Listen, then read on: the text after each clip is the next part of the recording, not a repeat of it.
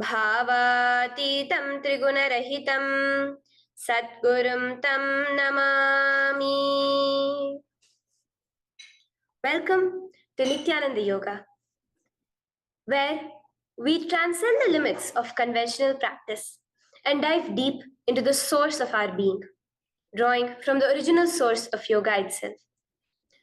Today, we're embarking on a journey of a simple 308 asanas, the Dvitiya Vinyasa Krama.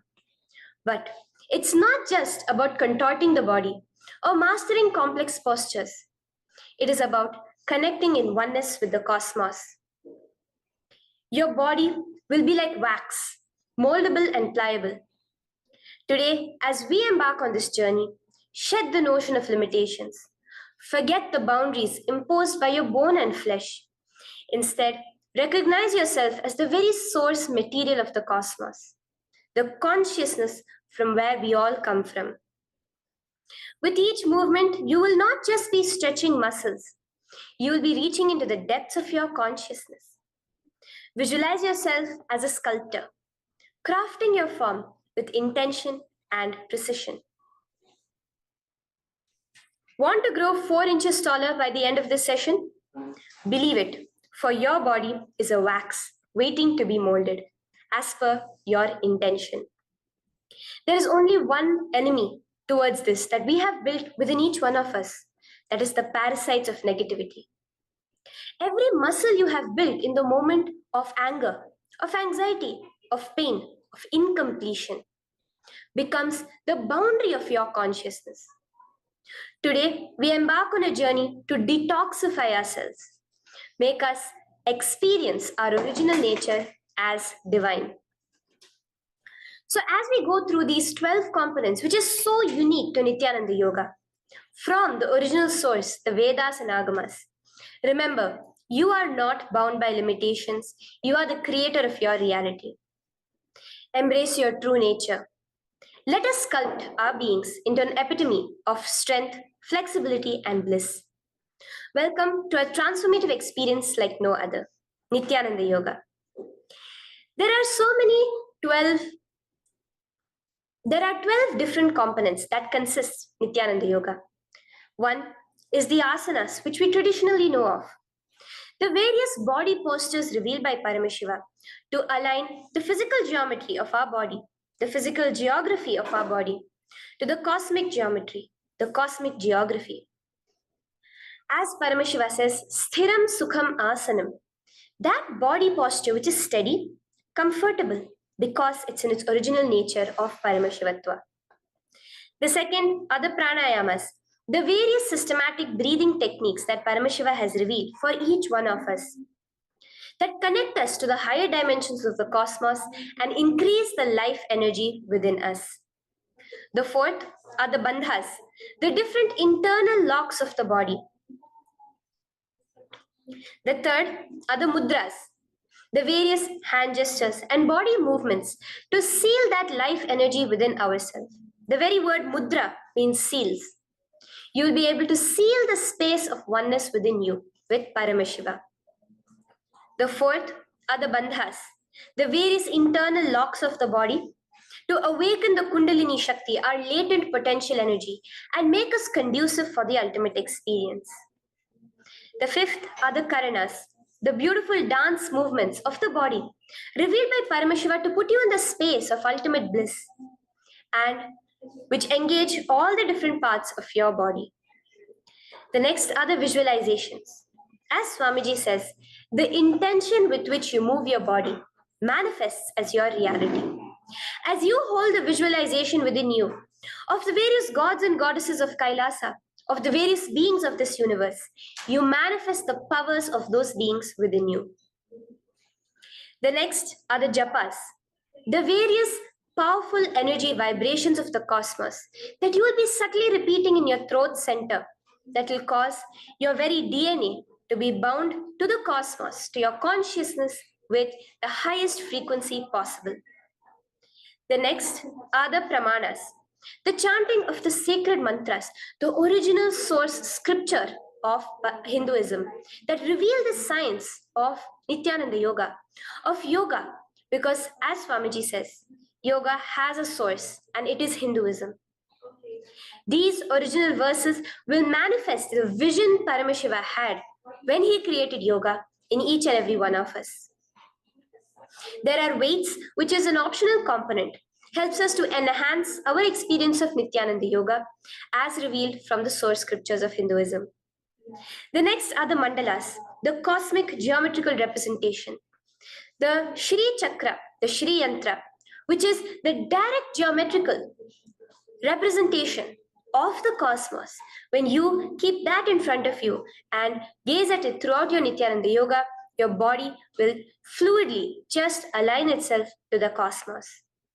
We have the Abharana, the Rudraksha, which we keep on our body, which acts as an energy battery, sucking in, storing the energy that we produce during this Nityananda Yoga and releasing it to us throughout the day to fuel our entire day with consciousness.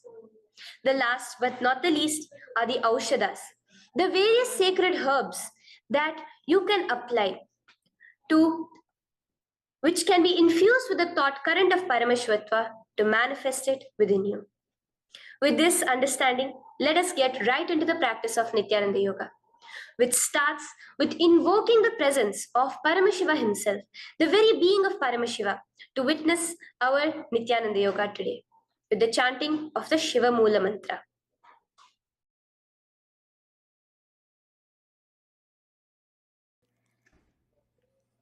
Let us now chant the Shiva Mula Mantra 11 times internally. Om Ham Hom Shivaya Namaha. Om Ham Hom Shivaya Namaha. Om Ham Hom Shivaya Namaha. Om Ham Hom Shivaya Namaha. Om Ham Hom Shivaya Namaha. Om Ham Hom Shivaya Namaha. Om Ham Hom Shivaya Namaha. Om Ham Hom Shivaya Namaha. Om Ham Hom Shivaya Namaha. Om Ham Hom Shivaya Namaha. Om Ham Hom Shivaya Namaha. The next step of this ritual of yoga, as Swamiji reveals, yoga is a ritual, a methodology to connect yourself with the divine. As every ritual in Hinduism goes, we cleanse the three elements of our body, of the world, and of the ultimate with the Tattvachamanam.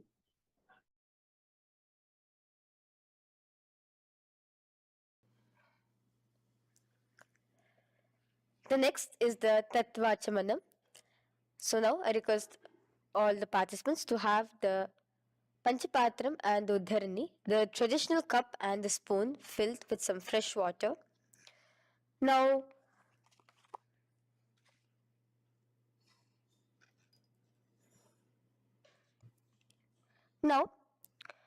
keeping your right hand in the shape of a cow's ear, the Gokarna Mudra, pour an Uddharani of water from the Panchapatram and chanting each of the following mantras internally, drink the water that flows through the base of the palm.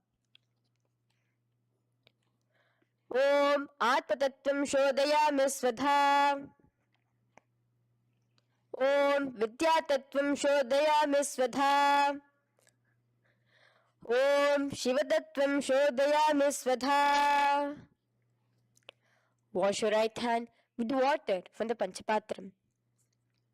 Now, chanting the following mantra internally, wipe the upper and lower lips twice using the base of the right hand thumb, moving the hand from right to the left of the lips.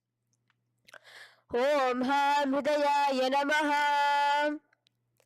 Wash your right hand with water from the Panchapatram. Now, with the tips of right hand index, middle and ring finger touch above the upper lips and below the lower lips. Wash your right hand with water from the Panchapatram. Now, with the tips of right hand index finger and thumb joined together, touch your right nostril, left nostril. With the tips of right hand ring finger and thumb joined together, touch your right eye, right ear, left ear. Wash your right hand with water from the Panchapatram. Now, with the base of the right hand thumb and little finger, touch the navel, right chest, left chest. With the right hand, fingertips together, touch the top of the head, right shoulder, left shoulder, and your heart center. With that, we have the Sankalpa. The Sankalpa, the manifestation of our conscious intention. What is it today each one of us want to manifest through Nityananda Yoga? Hold that in your inner space. Through this conscious intention, which directly happens with the blessings, with the grace of the Supreme Pontiff of Hinduism, Bhagavan Shri Nityananda Paramashivoham, you will just see your intention manifesting as reality.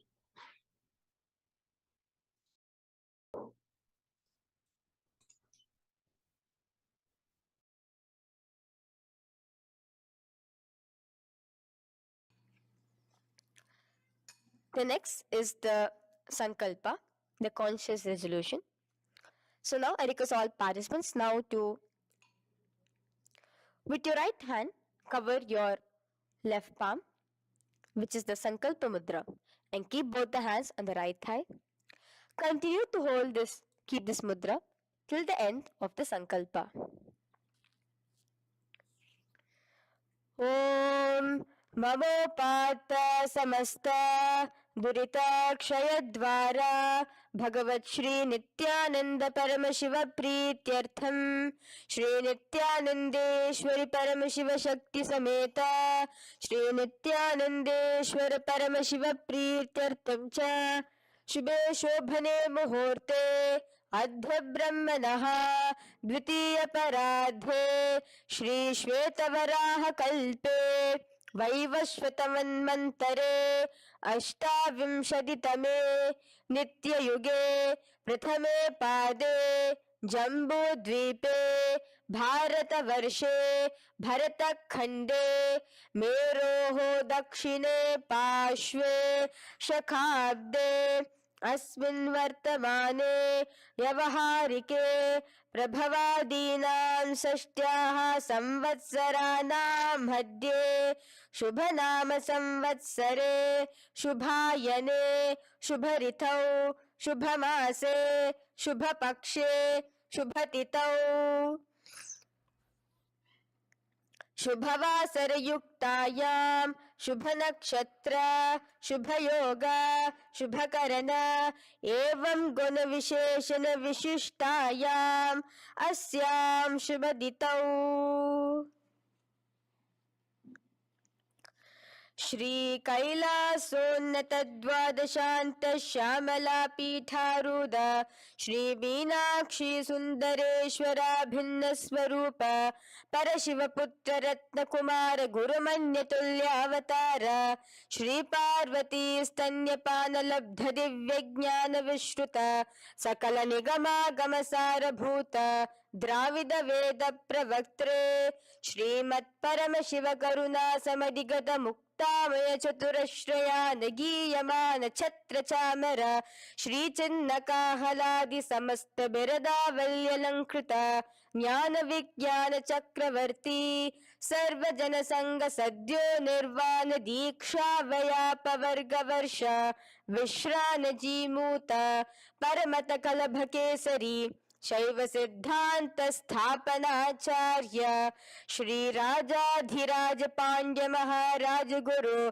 क्षपन शाक्यादि महांधकार निवारण ज्ञान भानु वीक्षणा नरहार ध्वजोच्छेदन पूर्वक श्रीमद वृषभध्वज स्थापक शैव समय कर्त्रे सर्वज्ञपीठारूढ श्री जगद्गुरु श्री ज्ञान संबंध देशिक स्वामी वागीश सुंदर माणिक्य वाचक स्वामिनां अवतार भूत श्री ज्ञान संबंध स्वामी पुनरुद्धृत श्यामलापीत सर्वज्ञ पीठ त्रिनवद्युत्तर द्विशततम गुरु महासन्निधान अरुणगिरि योगीश्वर परंपरागत अरुणाचल सर्वज्ञ पीठ गुरु महासन्निधान कैलास परंपरागत कांची कैलास सर्वज्ञ पीठ त्रयस्त्रिंशदुत्तर द्विशततम गुरु महासन्निधान नित्योत्सव नित्य मंगल नित्य कल्याण नित्य रजित कैलास परंपरागत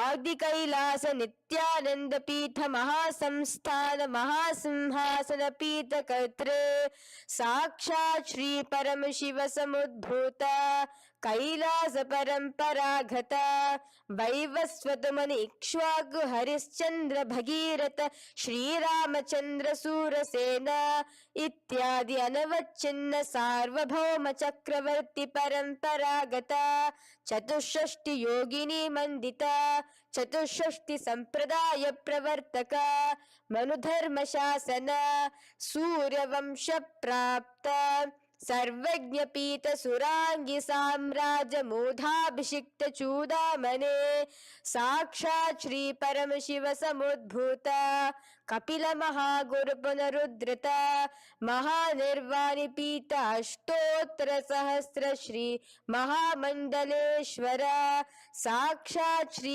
परम शिव समुद्भूत श्री महागणपति समारंभ अनवच्छिन्न पीताधीश्वर गुरु परंपरा प्राप्त अतल पीठ अष्टोत्तर सहस्रतम अष्टोत्तर सहस्र श्री अतल पीठाधीश्वर धर्म मुक्ति स्वर्गपुर स्वर्ण पीठ त्रयोविंश गुरु महासन्निधान कैलास परंपरागत आदिपीठ सर्वज्ञ पीठ जगद्गुरु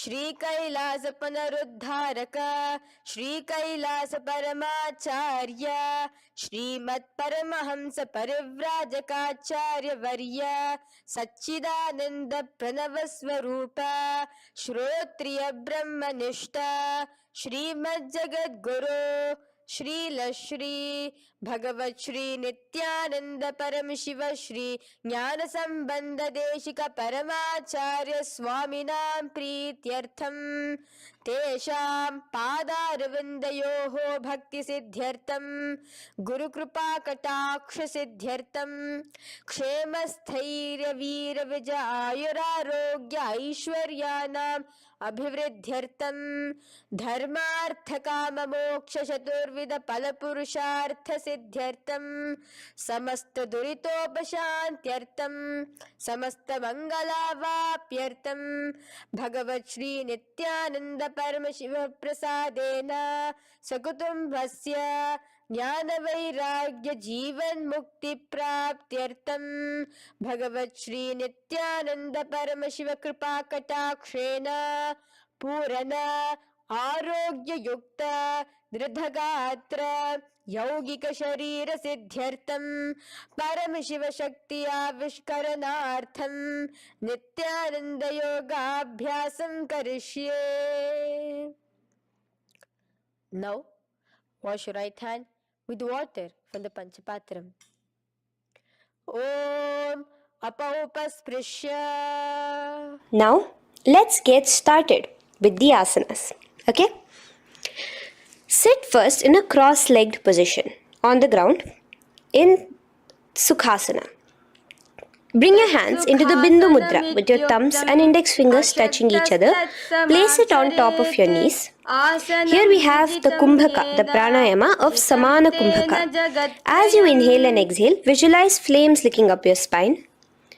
Do the bandhas, the locks, the Mahamudra Bandha, all three of the bandhas, where you are doing the Jalandhara Bandha, tucking in your chin to your chest, the Udyana Bandha, sucking in your stomach, and the Moola Bandha, clenching your perineum. For the first set of asanas, we have the japa Soham, which you'll be repeating in your throat center. As you do Sukhasana, visualize Lord Shiva in your inner space. The next asana is Parvatasana. Now, from the seated position, bring both your feet to the opposite thighs. Clasp your hands together in front of your heart center in the Anjali Mudra and raise it above your head. Keep your hands as straight as you can. Continue the Samana Kumbhaka and the Japa of Soham. Remain with all the three bandhas, the chin to your chest in Jalandhara Bandha, the stomach tucked in Udyana Bandha, and the clenched perineum in Mula Bandha. Here, visualize yourself as Mount Kailash. The next asana is Hali Pavasana. Now slowly bring your feet together in front of your body as you stretch it out a little further away. Now bring your hands behind your back and clasp the left hand by your right. Lean forward, placing your forehead on the ground as you continue to engage all the three bandhas. Here, gaze at your nose. Visualize Swamiji, the Supreme Pontiff of Hinduism, in your inner space. Now, in a similar position from Hali Pavasana, just release your hands, slightly get up and bring your hands in front of your body. Place them on the ground, cupping your hands, making a hollow in Nagi Pavasana. Visualize yourself as a snake, gazing at your nose. Continue the japa, the pranayama and all three bandhas engaged. Now, raise up. This is Kokilasana. Hold your big toes with your index and middle finger in the Prana Mudra. Stretch your legs straight out and upwards. Cross it into Padmasana. Bring it to your opposite thighs. Lean forward and down onto your elbows. Again, tuck your chin into your chest, suck in your stomach and clench the perineum in the Mahamudra Bandha. Visualize yourself as a bird in Kokilasana. The next is Nityasana. Now, raise up again. Bring one ankle to the top of the opposite knee. Hold the elbows with your hands. Hold the respective elbows with the opposite hands. Again, engage all the three bandhas and rotate your arms in a circular motion. Keep the spine completely straight and gaze towards your nose. Visualize Swamiji, the Supreme Pontiff of Hinduism, in your inner space. Next is Gajasana. Press your hands onto the ground. You can bring your feet a little back as you raise yourself up, your hips up high. Lower your head and then chest, scooping your body forward again and again. Here, engage the Udyana Bandha, where you suck in your stomach along with the Mula Bandha, clenching the perineum. Visualize yourself as an elephant. Gajasana. Now stop the movement slowly. In another dynamic asana, which is Rikshasana, you will start alternatively pressing the heel of one foot onto the ground while lifting the other heel up. Repeat this again and again. The next is Vaishyasana. Now slowly come to a standing position. Stand tall on the tips of just your big toes. Keep your head neck straight line. And bring the middle, index and ring fingers to your heart in the Hridaya Mudra. Continue engaging the Udyana Bandha. Visualize Swamiji in your inner space. Here we have a very interesting movement, which is the Karanas, the dance movements. So the first Karana is Urdhva Janu Karana, which literally means the raised knee. So now stand in the Aramandi position, which is your heels touching together, the toes facing outwards, almost at a 45-degree angle. Bend your knees low and keep both your hands at your chest, elbows parallel to the ground. Twist one knee towards the center of your body. Raise it up, back across the body back to the original position. Simultaneously with the leg movement, follow it with your respective hand, up and across the body. Repeat this alternatively on both sides. Now, in Balalingasana, come back to a standing position, straight, and interlace your fingers from outside in. This is the Sarva Vashankari Mudra. Hold on to your knee, pulling it up towards your chest. Pull it tight. Continue to keep your spine straight. Engage all the three bandhas, the Jalandhara bandha, the Udyana bandha and the Moola bandha. As you are holding your knee, visualize yourself holding, caressing a baby. Balalingasana. The next asana is Pada Pidanasana. Now the same foot which is raised, clasp it with your hands and pull it behind towards your body, holding it with both your hands. Again, engage all the three bandhas, standing tall. Visualize Swamiji, the Supreme Pontiff of Hinduism, in your inner space.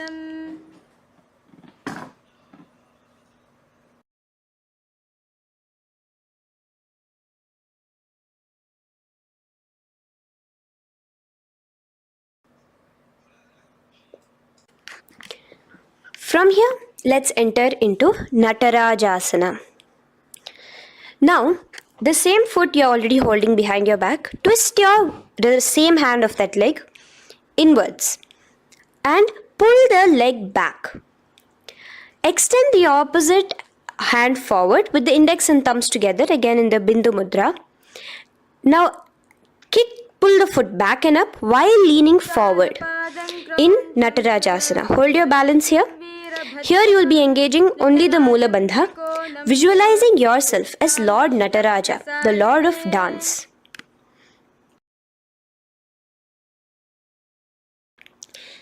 Now again let's repeat Balalingasana on the other side with the other leg. Pull it up towards your chest with the hands in the Sarva Vashankari Mudra.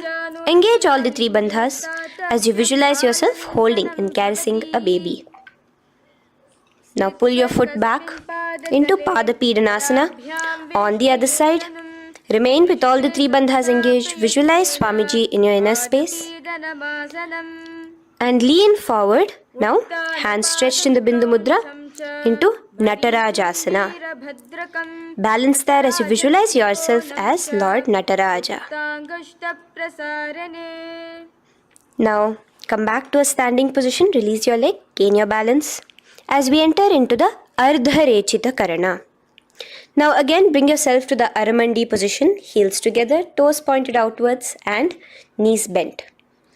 Now from this position, bring your right foot onto the tips of the toes behind the left heel. The heel should be up.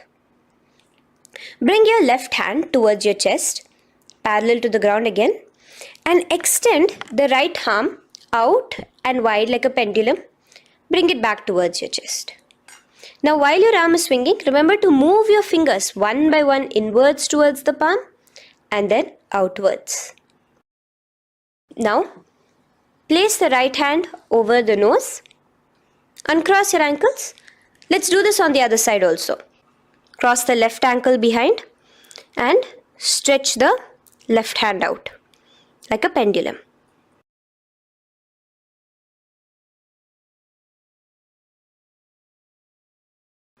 Bring it to your nose, uncross the ankles.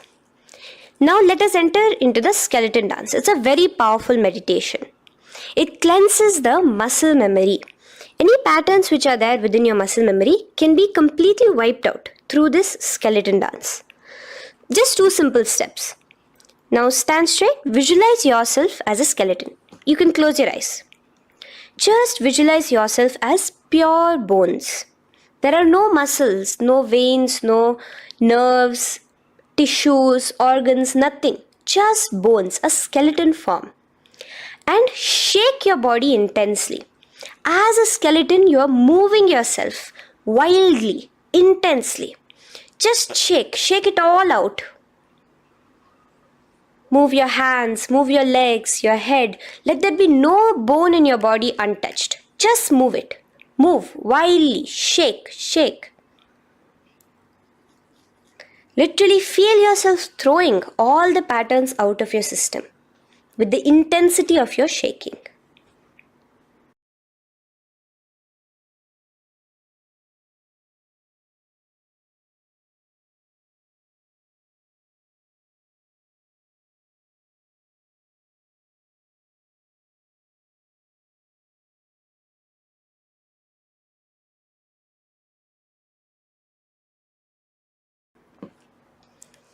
Now slowly calm down.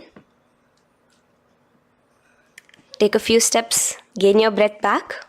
That's a powerful meditation we did. Let us do the next Karana. Again, come back to a standing position. Do the Aramandi.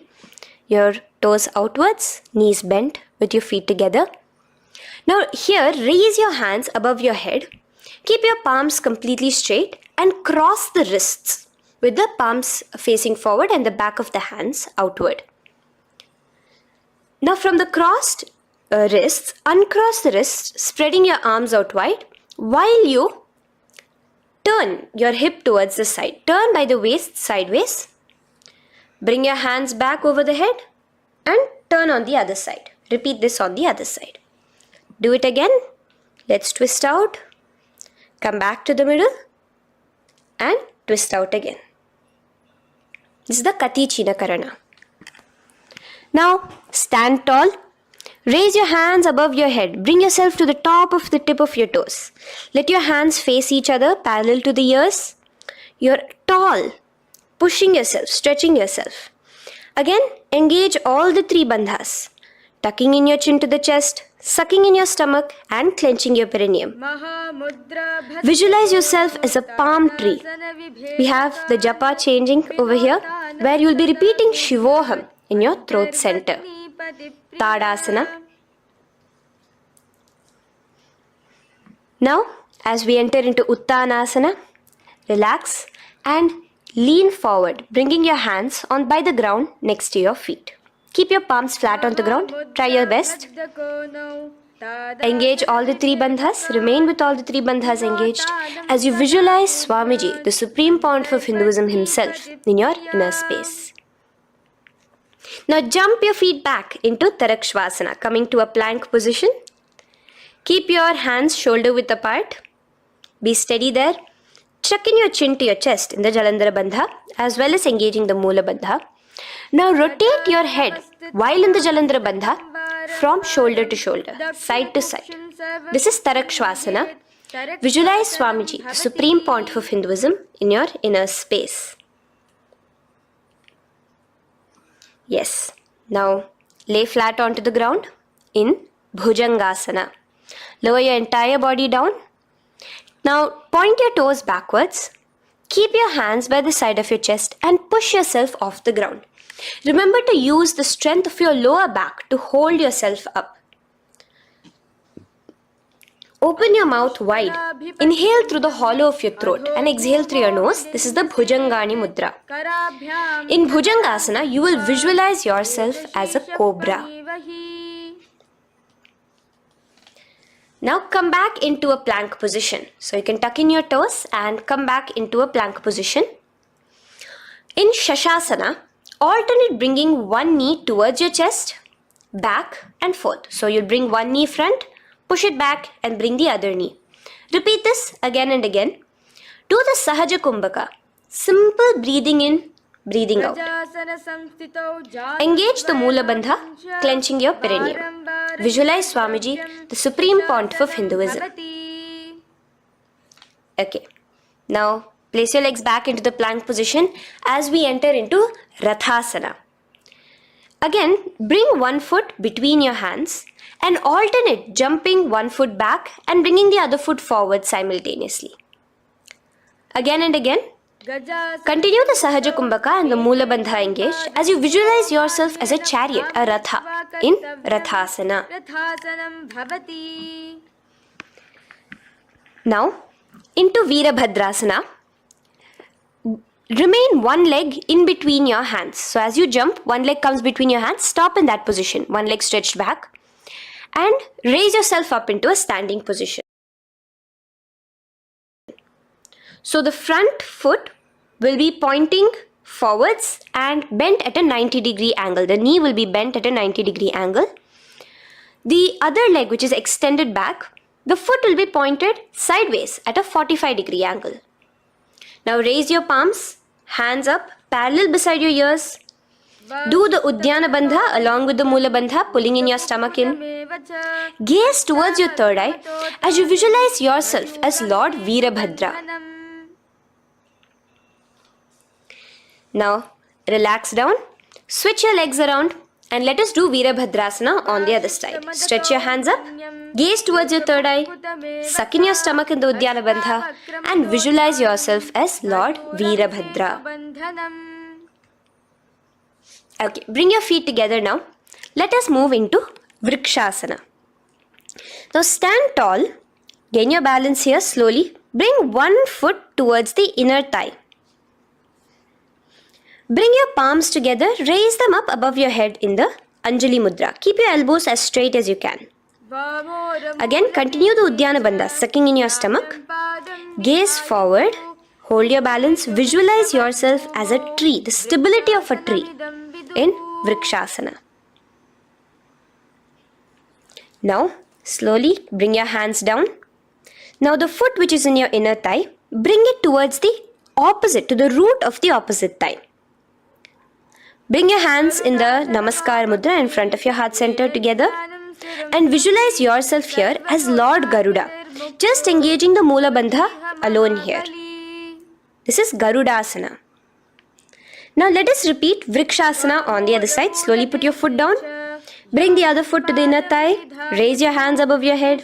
Suck in your stomach in the Uddiyana Bandha and visualize yourself as a tree. Let's repeat Garudasana on the other side. Slowly bring the foot to the opposite thigh and lower your hands to be in front of your heart center. Release the Uddiyana Bandha, just engaging the Moola Bandha, clenching your perineum. Visualize yourself as Lord Garuda, the eagle vehicle of Lord Mahavishnu. Okay, bring both your feet to the ground now and spread them far apart from each other. Now keep one leg toes pointing forward and the other set of toes pointing sideways. Straighten your arms out parallel towards the ground. Bring your front arm down towards the front foot, beside your foot, while the other arm extends towards the sky. Visualize yourself as a triangle in Trikonasana. Now raise up and let's repeat Trikonasana on the other side. Switch the position of your legs around and go forward. The other arm raised towards the sky. Visualize yourself as a triangle. Now come back to a standing position. Bring your feet together. We are having another Karana, the Nikuttaka Karana. Bring yourself to the Aramandi position. Feet together, knees out wide. Here now bring your hands towards your chest, but keep both your palms parallel towards each other. Bring your right foot onto the toes with the heels up. And simultaneously bringing the right hand towards the top. Now drop the right foot, simultaneously lifting the left foot onto the toes and switch the hands position. Now the left hand is on the top and the right hand is on the bottom. Repeat and let us do this repeatedly. Okay, relax now, come back to a straight position and sit down onto your toes. Sit on your heels with your toes on the ground, knees raised up off the ground, together in front of you in Angushtasana. Bring your hands together in the Namaskara Mudra in front of your heart center. We have a very interesting pranayama over here, which is the Bhramari Kumbhaka, where you will be subtly buzzing like a bee as you do this asana. The japa we will be entering into is Sadashivoham. In Angushtasana, engage the Moola Bandha as you visualize Swamiji, the Supreme Pontiff of Hinduism, in your inner space. Now in the same position, slowly bring your hands to the ground.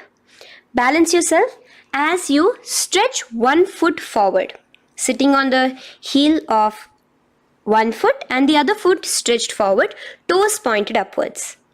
Bring your hands to the Vara Mudra, just the tips of the finger on the ground while the palm faces forward, both your hands. Continue to engage the Moola Bandha, clenching the perineum as you visualize Swamiji, the Supreme Pontiff of Hinduism, in your inner space. Now, Stretch, the leg is stretched forward, right? Stretch the same hand, the respective hand forward and clasp onto the big toe of that foot in the Prana Mudra with your index and middle fingers. The other hand, bring it to the back of the respective heel in Vidhunanasana as you visualize Swamiji in your inner space. Okay, bring your 2 feet back together as we repeat Saurasana on the other side. Stretch your left leg forward now. Palms in the Varamudra on the ground. Visualize Swamiji in your inner space. And lean forward into Vidhunanasana on the other leg. Clasp your toes. Bring the other hand to the back heel. Continue to visualize Swamiji.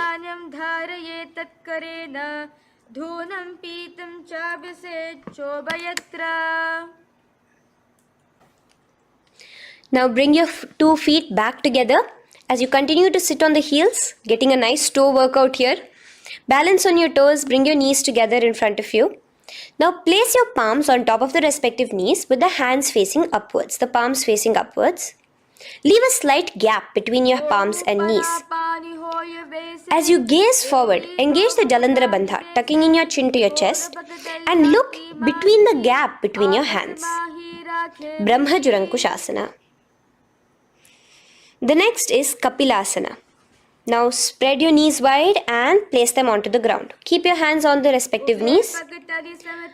Pull your stomach in and up in the Uddiyana Bandha. Gaze towards your nose as you visualize yourself as Maha Kapila Muni, the first man that ever started thinking. In the same position, just release that Uddiyana Bandha. Release the lock of the stomach, but continue to clench your perineum in Mula Bandha as you switch your gaze to your third eye. So from your nose, switch your gaze to the third eye. Visualize Swamiji, the Supreme Pontiff of Hinduism, in your inner space. Bhadra Gorakshasana. Next is Suryasana. Now, your toes are tucked. Just lift your knees off the ground, wide apart. Bring your hands together in the Padma Mudra with the little fingers and thumbs joined together. Engage the Uddiyana Bandha, suck in your stomach and raise your hands up tall above your head. Slightly lean back as you look towards the gap between your hands. Visualize Lord Surya in your inner space. Now relax, slowly bring your hands to the ground. Sit on top of your heels, the toes flat. Here, keep your hands on top of your knees and lift your tongue up against the roof of your mouth in the Manduki Mudra. Do the Sahaja Kumbhaka, simple breathing in and out. Engage the Mula Bandha, clenching your perineum. With the Japa Sadashivoham, repeating in your inner space, here you will visualize yourself as a frog in Mandukasana. Your tongue pressed against the upper palate.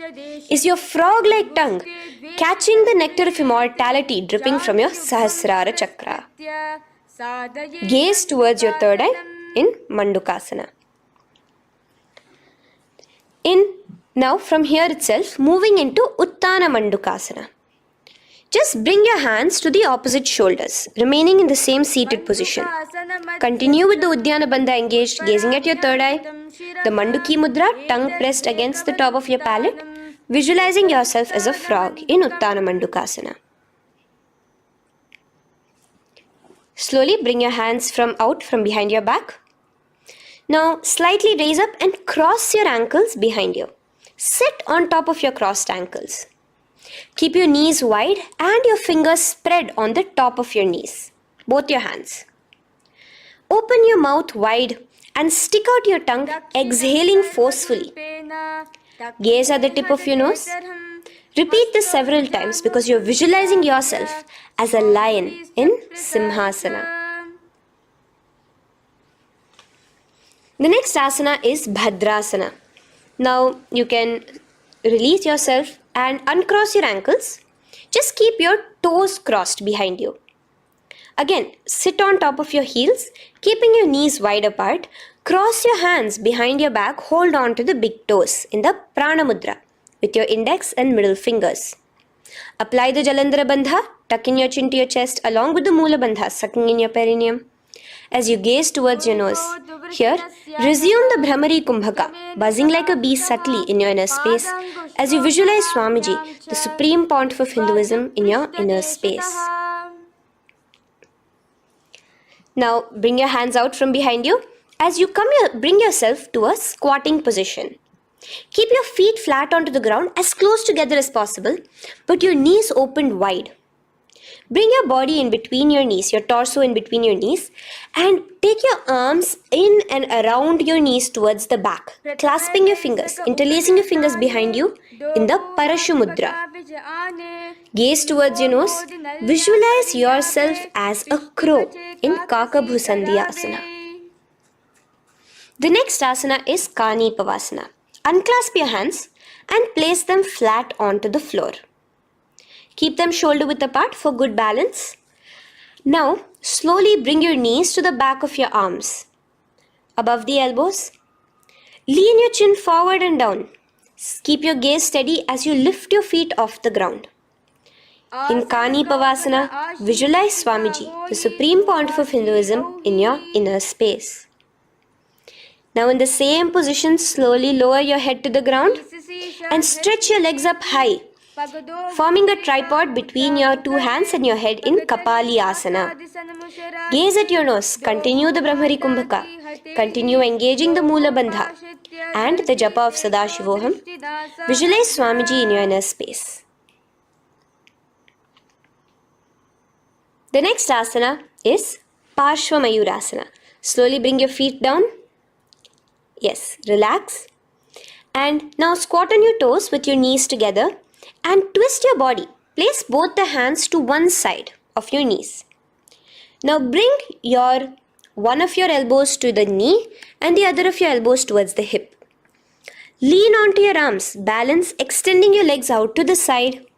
Gaze towards your third eye, visualizing yourself as a peacock. In Parshva Mayurasana, as you do the pranayama, the Rechaka Kumbhaka, let your exhalations be prolonged and your inhalations be slightly shorter.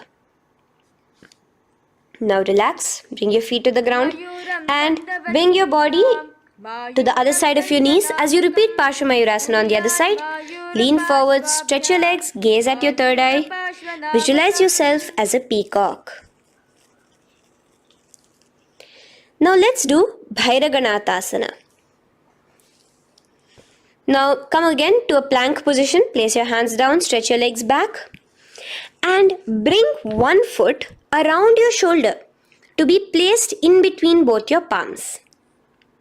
Gaze at your third eye. Just engage the Mula Bandha, clenching your perineum. Here, this is Bhairaganathasana. Visualize yourself as Lord Kala Bhairava. Slowly bring your foot out and bring the other foot in between your palms, remaining in the plank position. Continue to visualize yourself as Lord Kala Bhairava in Bhairaganathasana on the other side. The next asana is Unmukha Pithasana. Now from the same plank position, bring your forearms onto the ground. Be steady as you walk your feet closer towards yourself, forming like a slight mountain. In Unmukha Pithasana, gaze at your third eye. Continue the Rechaka Kumbhaka. Visualize Swamiji in your inner space. The next asana is Vashishthasana. Now, just raise yourself onto one of your hands. So, release your forearms off the ground and raise yourself onto your right arm. And keep your body completely parallel to the ground as you raise your left arm straight above your head. Visualize yourself as Rishi Vashishta as you do the Vashishthasana. Gaze towards the hand on the top. Now slowly bring that hand down. As you switch the hands, bringing your right hand up towards the sky. Balance there, completely straight on your toes. As you visualize yourself as Rishi Vashishta, the Guru of Bhagavan Sri Rama. Now, bring your feet forward into Anjani Asana. So here you will be sitting on your hips with your legs pointed forward And sit on top of your hands. So keep your palms facing upwards and sit on both your palms as you tuck your elbows into your body. Do the Rechaka Kumbhaka, continue the Rechaka Kumbhaka. Engage the Jalandhara Bandha. Tucking in your chin to your chest, gaze at your nose, visualize yourself as Lord Hanuman in Anjani Asana. Now, slowly release your hands from under your body as you lean forward into Paschimottanasana. Clasp your respective toes with your index and middle finger. Lean forward and down, bring your elbows to the ground, your forehead towards your knees. Engage all the three bandhas. The Mahamudra Bandha. As you visualize Swamiji, the Supreme Pontiff of Hinduism in your inner space, with a new japa, Mahasadashivoham, starting here.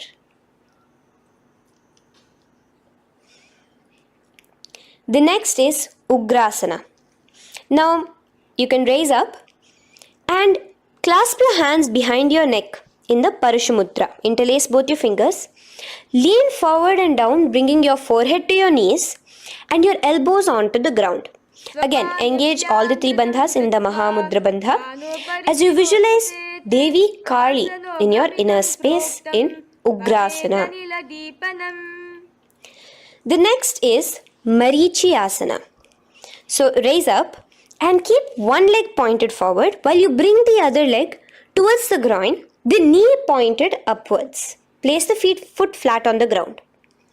Now lean forward, bring both your hands, wrap your arms around the raised knee, clasping your hands behind the back together. Bring your chest to the thigh with your head towards the knee. Here engage just the Moola Bandha, sucking in your perineum, as you visualize yourself as Rishi Marichi in Marichi Asana. The next asana is Mahamudrasana. Now slowly raise up and the raised knee, let it rest by your side with your leg towards the inner thigh of the opposite leg. Now again reach down, hold your foot, bring your elbows to the ground, your forehead to your knees.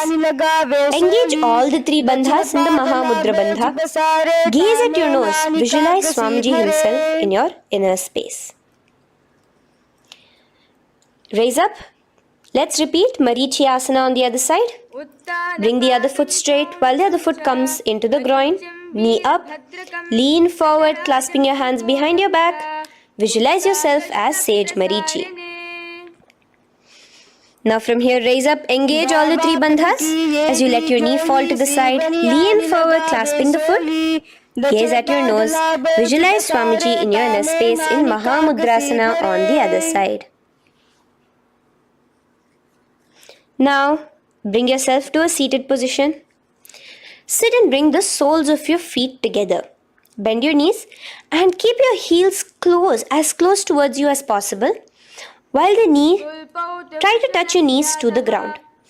Clasp your feet together with both your hands. Maintain a straight spine.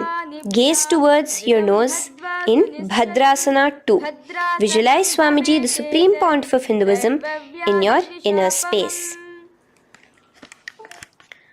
The next asana is Gwali Pavasana. Now, keeping your feet together, just bring your hands towards the respective knees. Just lightly place them there. Tuck your chin to your chest in the Jalandhara Bandha, continuing to engage the Moola Bandha, clenching your perineum. As you gaze at your nose, visualize Swamiji, the Supreme Pontiff of Hinduism, in your inner space.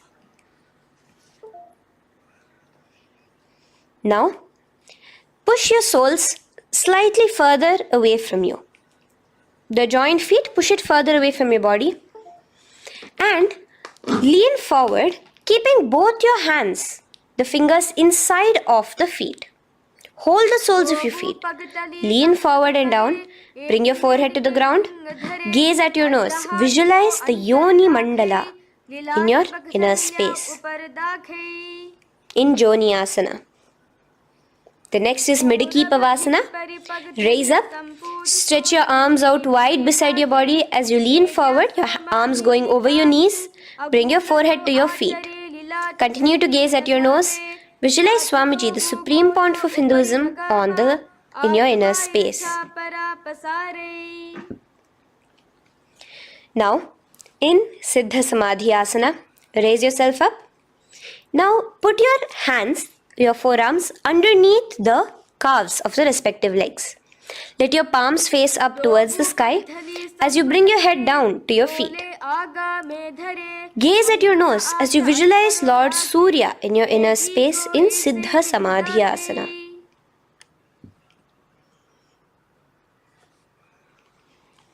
The next asana is Chinaki Pavasana. Raise up now. Bring both your feet together in front of you. Bring your feet back close to your body.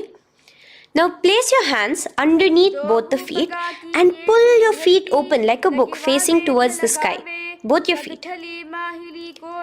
Press your elbows onto your thighs near the knees and gaze towards your nose, visualizing Swamiji in your inner space in Chinaki Pavasana.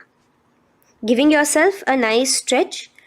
Now, release your feet and bring your hands to the respective knees. Gently push down on your knees, pushing it towards the ground. Suck in your stomach in the Uddiyana Bandha. Gaze at your third eye, visualizing Swamiji in your inner space. This is Charapata Chokasana. The next asana is Bhairavasana. Now, continuing to remain with your feet together, you can use the help of your hands to bring your toes onto the ground with your heels pointed upwards.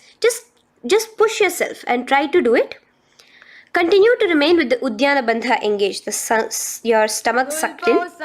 Bring your hands to the Bindu Mudra with the index and thumbs together on top of the knees. Gaze at your third eye. Visualize yourself as Lord Kala Bhairava in Bhairavasana. The next asana is Samanasana. So slowly you can bring your feet out from underneath.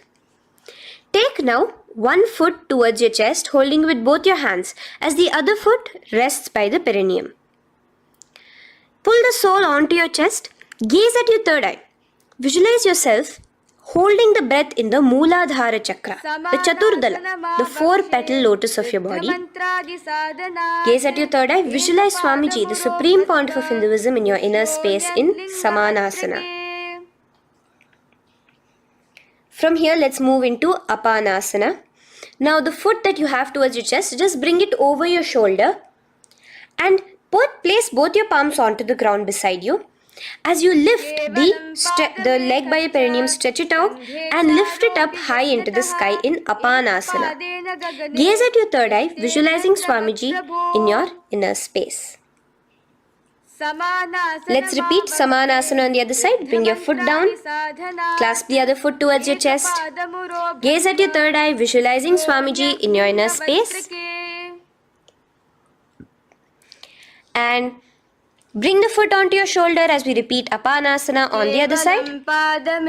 Stretch your leg out straight in front of you, up high towards the sky, gazing at the third eye, visualizing Swamiji in your inner space.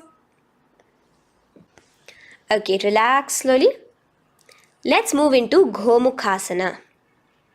Now, sitting in a seated position, cross one leg over the other, like over, and align the knees together at the center of your body and the feet by the opposite hips. Place both your hands on top of the stacked knees. Gaze at your nose. Here we have a beautiful pranayama, very cooling pranayama, which is the Sheetkari pranayama, where you will be inhaling through your clenched teeth with your tongue pressed against behind your teeth and exhaling through your nose, creating a hissing sound. The japa will be for the next sequence of asanas. Om Nityanandoham. Visualize the face of a cow in Gomukhasana. Now keep your knees crossed. From the knees, bring your hands towards the respective toes on the side of the body. Clasp the big toe in Pranamudra. Suck in your stomach in the Uddiyana Bandha. Visualize yourself as Rishika Anasuya in Anasuyasana. Now in Anusuyasana 2, just bring your hands behind your back, clasp together, interlaced fingers in the Parashamudra. Lean forward and down. Try to bring your nose to touch the ground in front of you. Just visualize yourself as Rishika Anasuya and gaze at your nose. Anusuyasana 2. Raise yourself up now. Now bring one foot towards the perineum, knee resting on the ground. Raise your other foot with the foot in front of the lying down foot, knees pointed upwards towards your chest. Place your hands on the respective knees. Keep your spine tall, chest out. Gaze at your nose. Visualize yourself as Lord Garuda, the eagle vehicle of Bhagavan Mahavishnu. Garudasana 2. From here, moving into Naradasana. Now, keep both your hands, bring both your hands behind your neck and clasp them in the Parashamudra. Interlace your fingers behind your neck. Twist outward of the raised knee. Just keep your whole body outside of the raised knee. Gaze towards your third eye, visualizing yourself as Devarishi Narada in your inner space. From Naradasana, let's enter into Matsya Pithakasana. Place one foot on the top of the opposite thigh. Wrap your respective arm across the knee, holding on to the opposite shin. Extend the opposite hand straight. Hold on to the respective toe with the index and middle fingers in Prana Mudra. Gaze towards your nose. Visualize Matsyavatara, the fish form of Bhagavan Mahavishnu in your inner space in Matsya Pithakasana.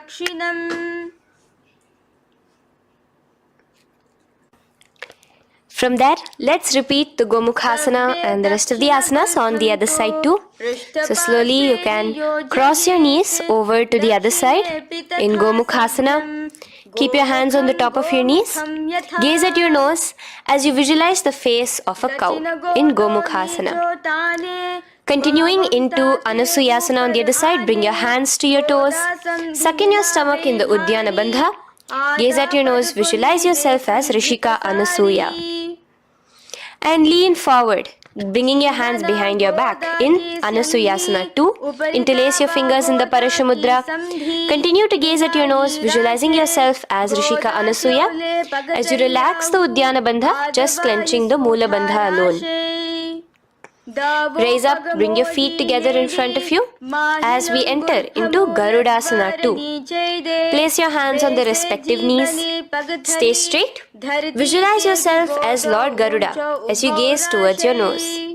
And twist your body out of the raised knee, hands clasped in the Parashamudra behind your neck. Gaze at the third eye, visualizing yourself as Devarishi Narada. And bring the foot to the opposite thigh as we enter into Matsya Pithakasana on the other side. Clasp your toe in Prana Mudra. Gaze at your nose, visualizing Matsya Avatara, the fish avatar of Lord Vishnu in your inner space. Now let's enter into Matsyendrasana. Remaining in the same position with one foot on the opposite thigh, place the other foot on the ground on the far side of the other thigh. Twist. Bring your elbow outside the raised knee. Keep the raised arm by your neck. Turn backwards. Gaze towards your third eye, the other hand straight out. Visualize Matsyendranatha, the great Rishi and master of Hatha Yoga in your inner space.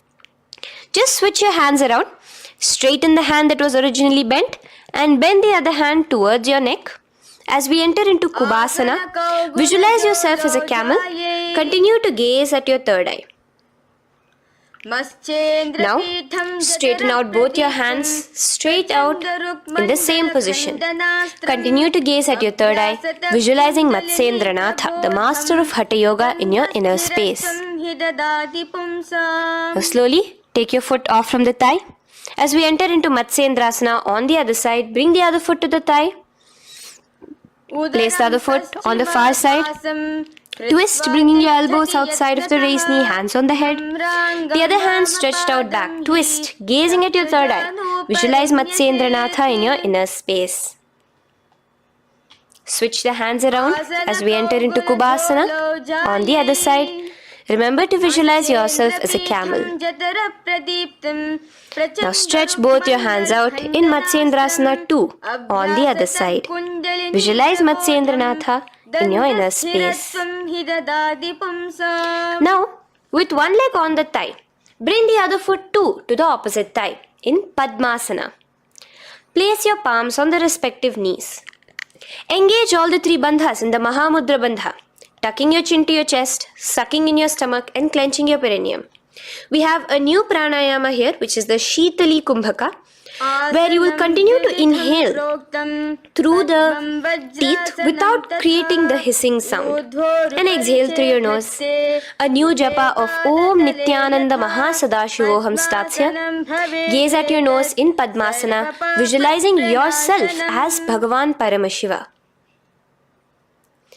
Now, keeping your legs in the same position, just cross your hands over each other, clasping onto the toes with your index and middle fingers in the Prana Mudra. Gaze at your nose, visualize yourself as Devi Parvati, the consort of Lord Paramashiva in Padmasana 2. Now, uncross your hands. Take your hands and insert it into the gap between your thighs and your calves. Put both your hands within and pull it out on the other side. As you balance on your hands, lifting your whole body off the ground, visualize yourself as a rooster in Kukkutasana. Now relax. Take your hands out from inside your feet as we enter into Baddha Keki Asana. Place your hand onto the ground as you raise up on your knees. Place your palms on the ground, fingers pointing towards the legs. Now keep your elbows together, pressed against your navel. Slowly lean forward, balancing, and extend your knees off the ground, visualizing Swamiji in your inner space. In the same position, stretch your legs out behind you. In Mayurasana, visualize yourself as a peacock. Hold your balance. Relax now. Yes, relax flat onto the ground into Makarasana. Lay down completely flat. Keep your feet pointing outwards, far away from each other. Place your forehead on the mat. Interlace your fingers behind your neck in the Parishamudra. Just relax, visualizing yourself as a crocodile as we go back to the Sahaja Kumbhaka, the simple breathing in, breathing out. Just keep the Moola Bandha alone engaged.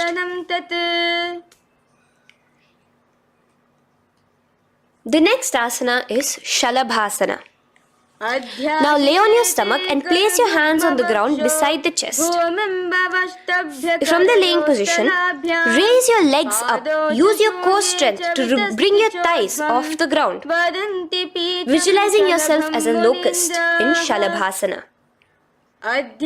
Relax your feet down and bring your hands to your feet, pulling your feet down towards the ground beside your hips. In Ushtrasana, visualize yourself as a camel. Now slowly kick your legs back. While your hand is clasping your feet, pull your feet towards the sky, lifting your chest and thighs off the ground. In Dhanurasana, gaze at your third eye. Visualize yourself as Paramashiva's bow. Relax slowly and come up to a sitting position. In Bhagasana, sit on both your knees with your head, neck and spine straight. Clench your perineum in the Moola Bandha. Place your hands on top of your knees. Gaze towards your third eye, visualizing Swamiji, the Supreme Pontiff of Hinduism, in your inner space. From here, we enter into Gohyasana. We have a couple of headstand postures here, so get yourself ready. Now, place your forearms on the ground with your fingers interlocked. Ensure your elbows are at shoulder width for the best balance. Place the top of your head on the ground, holding your head with your hands. Slowly walk your toes forward until your hips are in a straight line with your shoulders, and just kick your feet up slightly. Make sure not to lose your balance. Keep your knees bent together at your chest, toes pointed upwards. Gaze to your nose, visualizing Swamiji in your inner space. From here, stretch your legs out into Shirasasana, continuing to hold the balance there as you continue to gaze at your nose, visualizing Swamiji in your inner space. Bring your feet to the ground, relax slowly. The next asana is Podhyasana. So come to a seated position. Bring your hands behind your calves, stretching your legs up and your forehead to your knees.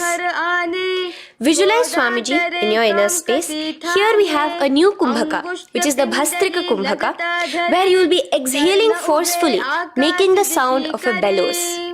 Podhyasana.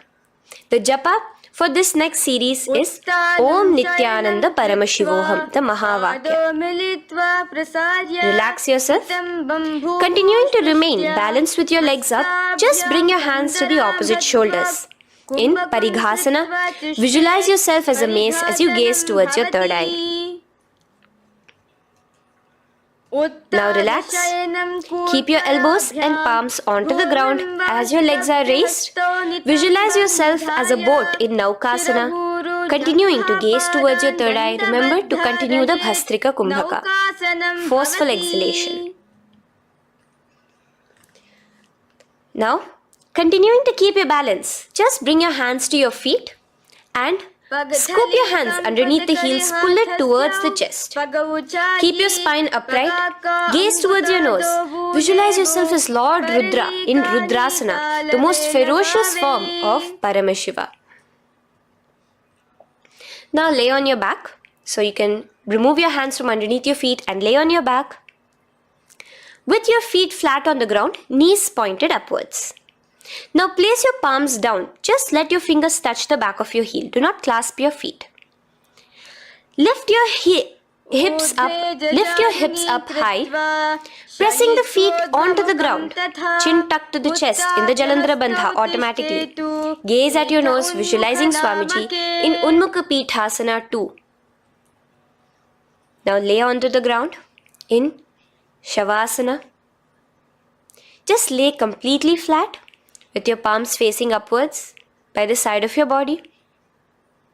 Just unclutch from any movement happening within you. Visualize your body is dead. The Supreme Pontiff of Hinduism, Swamiji, is just liberating you.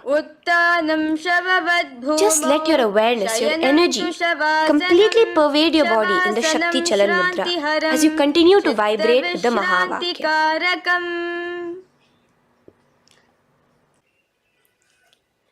Roll over to one side and come to a seated position. Feel the life entering your body back. In a seated position, let us get continued with the sequence. We have 200 asanas more to go, starting with Yatha Sanishtasana. In Yatha Sanishtasana, sit in any posture you are completely comfortable in, bringing your hands into the Bindu Mudra with the thumbs and index touching. Start off with the Samana Kumbhaka. As you're inhaling and exhaling, feel flames licking up your spine. Clench your perineum in the Moola Bandha with the japa Om Nityananda Paramashivoham for the remaining of the sequence. Visualize Swamiji in your inner space.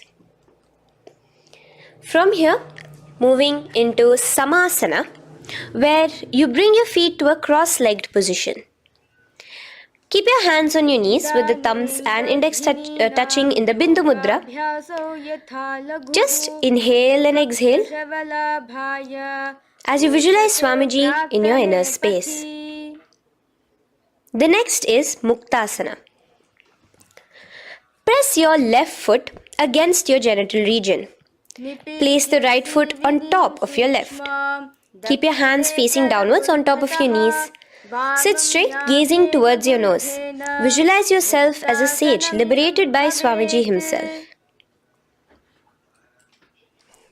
Now, continue to remain in the same position as we go into Siddhasana, where your gaze will be switching from the nose to your third eye. Continuing to visualize Swamiji in your inner space, ensure the Moola Bandha, the perineum, is locked. In Siddhyasana now, continuing the same position. Engage all the three bandhas, sucking in your stomach, bringing your chin to your chest in the Mahamudra Bandha. Switch the gaze to the ground in front of you from your third eye. Visualize Swamiji in your inner space. Now, relax the Uddiyana Bandha and Jalandhara Bandha. Just keep the Moola Bandha, the perineum alone, clenched as we enter Rudrasana 2, where Your legs will remain in the same position, just your hands alone, from resting on your knees, will turn around to the Bindu Mudra, the thumbs and index touching. Gaze towards the third eye, visualize yourself as Lord Rudra, the fierce dimension of Paramashiva. The next is Santadhunasana. Keep your hands in the Bindu Mudra, your legs crossed in the same position. As you switch your gaze from your third eye to your nose, visualizing Swamiji, his tranquility, unshakable nature. Now, relax the Bindu Mudra, keep your legs in the same position, and bring your hands to your navel, cupping one palm over the other in the Samputa Mudra. It looks sort of like a lotus bud. Continue to visualize Swamiji in your inner space in Siddhasana 2. The next asana is Bandha Yoni Asana. Maintaining one heel over the other in the same position of the legs, bring your hands to your face in the Shanmukhi Mudra. So just listen carefully now. Bring your little fingers beneath the bottom lip of both hands. Your ring fingers above your upper lip. Your middle fingers closing your nose, your nostrils. Your index finger covering your eyes. And your thumbs pressed into your ears. This is Bandha Yoni Asana, visualizing Swamiji in your inner space.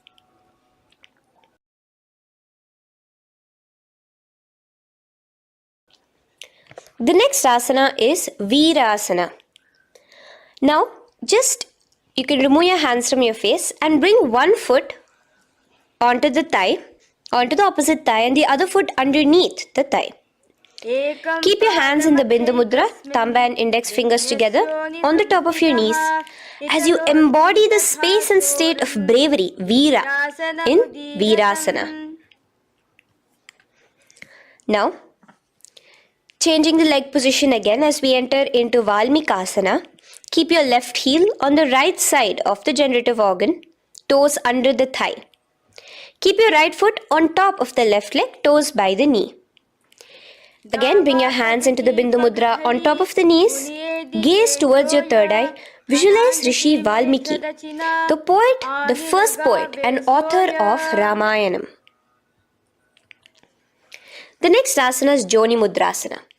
So you're going to remain here as you switch your gaze to your nose, visualizing the Yoni Mandala, a beautiful formation, divine cosmic geometry, representing Devi, Shakti, a symbol of the creative energy of the universe in Joni Mudrasana.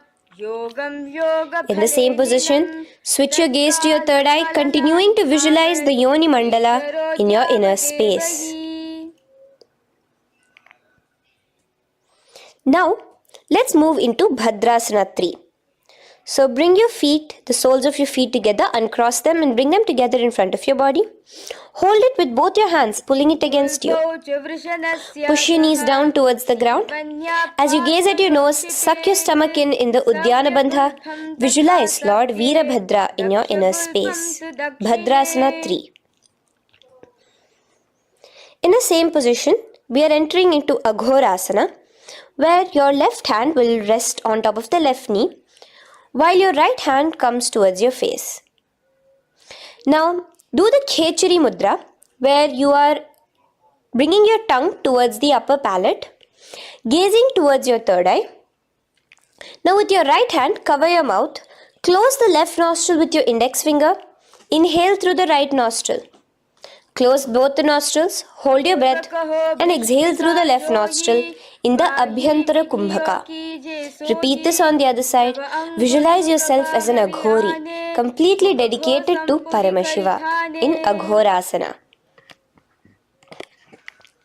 The next asana is Kaneri Pavasana. So you can distance your feet a little away from your body. As you lean forward, place your elbows onto the soles of your feet and rest your chin on your palms.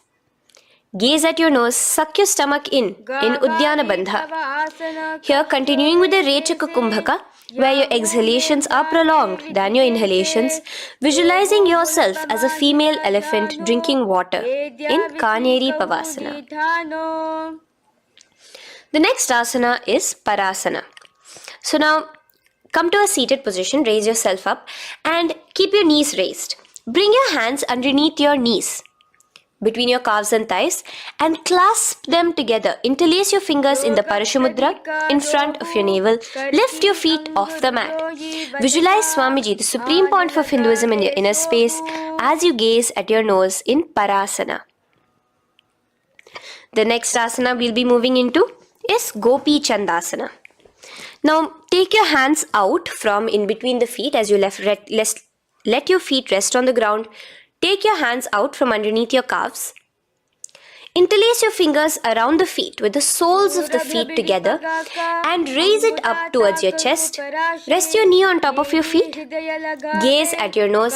Embody the state and space of a king in Gopi Chandasana. The next asana is Udarasana. So now just quickly release your legs, bring your hands underneath your calves and hold on to your feet again from inside out. Both your feet together. Bring your feet up to your chin, resting your chin on top of the interlaced fingers. Bring your feet to your chest, gaze at your nose, visualizing your body, the Supreme Pontiff of Hinduism, free from any defects in Udarasana. Now, in the same position, just lift your legs up towards your head.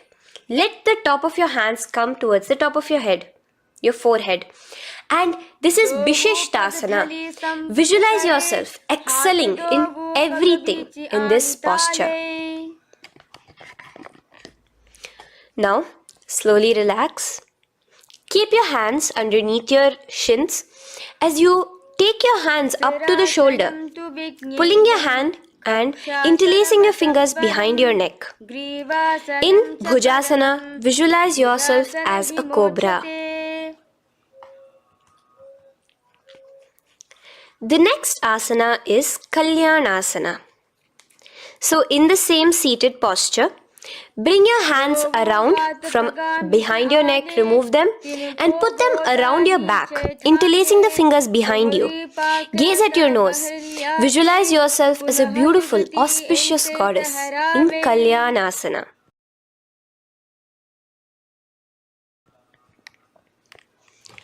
The next posture is Sankatasana. So now, uncross your hands from behind you.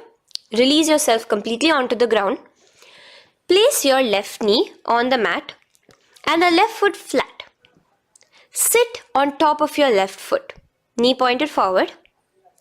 Raise your right leg on top of the left, bringing the right heel to the left hip. Place your hands on the opposite knees. Here, do the Ujjayi Pranayama. As you inhale and exhale, make the sound of an ocean. Visualize yourself as a swan, a beautiful swan in Sankatasana. The next is Dhenukasana. Just in the same position, slide your left heel to the left hip.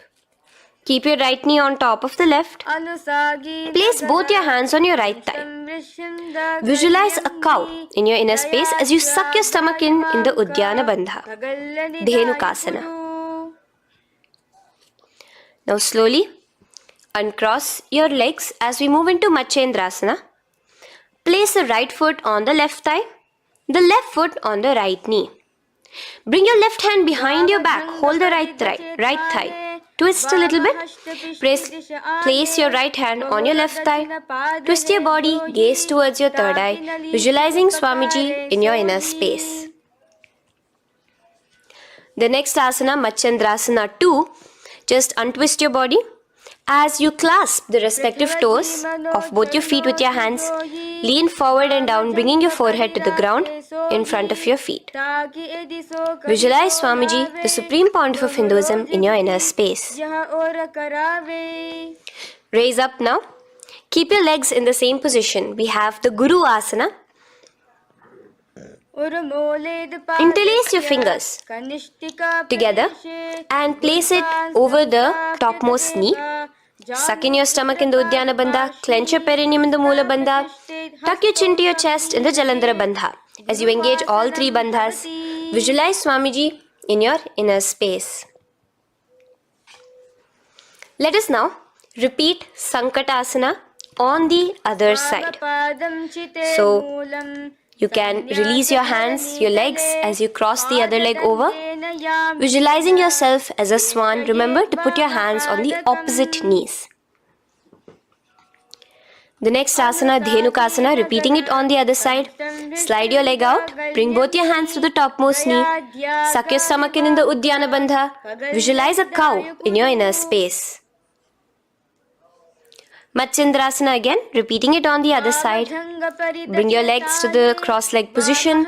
Twist your body around as you gaze at your third eye, visualizing Swamiji in your inner space. Untwist as we enter into Matsyendrasana 2 on the other side. Hold on to your feet, bring your forehead to the ground, continuing to visualize Swamiji in your inner space. Slowly raise up and let us do Guru Asana on the other side. Engage all the 3 bandhas in the Mahamudra Bandha. Interlace your fingers, place it on top of your knee. Continue to visualize Swamiji, the Supreme Pontiff of Hinduism, as we do Guru Asana. Now, slowly uncross your feet and place them flat on the ground, knees towards the chest in Pashasana. Keep your hands holding the opposite knees, thighs together, and keep your spine completely erect. Continue the Khechari Mudra, where your tongue is pressed against the roof of your mouth. As you gaze at your third eye, visualize Swamiji in your inner space. Continue the Ujjayi Kumbhaka. As you breathe in and out, make the sound like an ocean. Now in the same position, just bring your chin towards your knees in Bodha Shokasana. Lean forward, gazing at your nose, and visualize Swamiji, the abode of bliss in your inner space. Now raise up and bring your hands, uncross your hands, bring your hands underneath your knees, clasping the opposite elbows in Kurakatasana. Gaze at your nose, visualizing Swamiji in your inner space.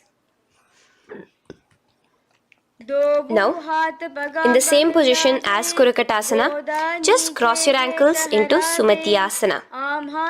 Toes pointed upwards. Gaze at the nose.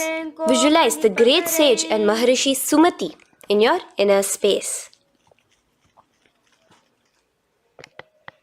The next asana is Dandasana. Extend your feet out straight in front of you. Keep your arms straight above your head. Interlace the fingers from inside out. Let your wrists point outwards. Engage the Mahamudra Bandha, all the 3 bandhas. As you gaze at your nose in Dandasana, visualize Swamiji in your inner space. The next is Arambhasana. Now keeping your legs straight, release the Jalandhara Bandha and the Uddiyana Bandha, keeping your perineum clenched in Mula Bandha. Lean forward and down. Hold your big toes in the Prana Mudra with your index and middle fingers. Head to your knees. Do here the Nadi Shodhana Pranayama. Inhale through the left nostril, hold and exhale through the right. Visualize Swamiji in your inner space. The next is Bhidokasana. So slightly raise your body up and bring your hands underneath your knees, extending your knees slightly up. Keep your heels a bit apart from each other and clasp your feet. Bring your shoulders down, wrapping your hands around your legs. Gaze towards your third eye, visualizing Swamiji in your inner space. So from here, let's enter into Jalandhari Pavasana. So you can actually remain in the same position with your hands underneath your calves and just bring the soles of your feet together. You might want to bring your body closer. Place your head on top of your feet with the palms facing upwards on the ground. Gaze at your nose. Visualize Swamiji in your inner space. Now slowly bring your hands out from underneath and come to a seated position. Stretch your legs out as we enter into Urdhva Paschimottanasana.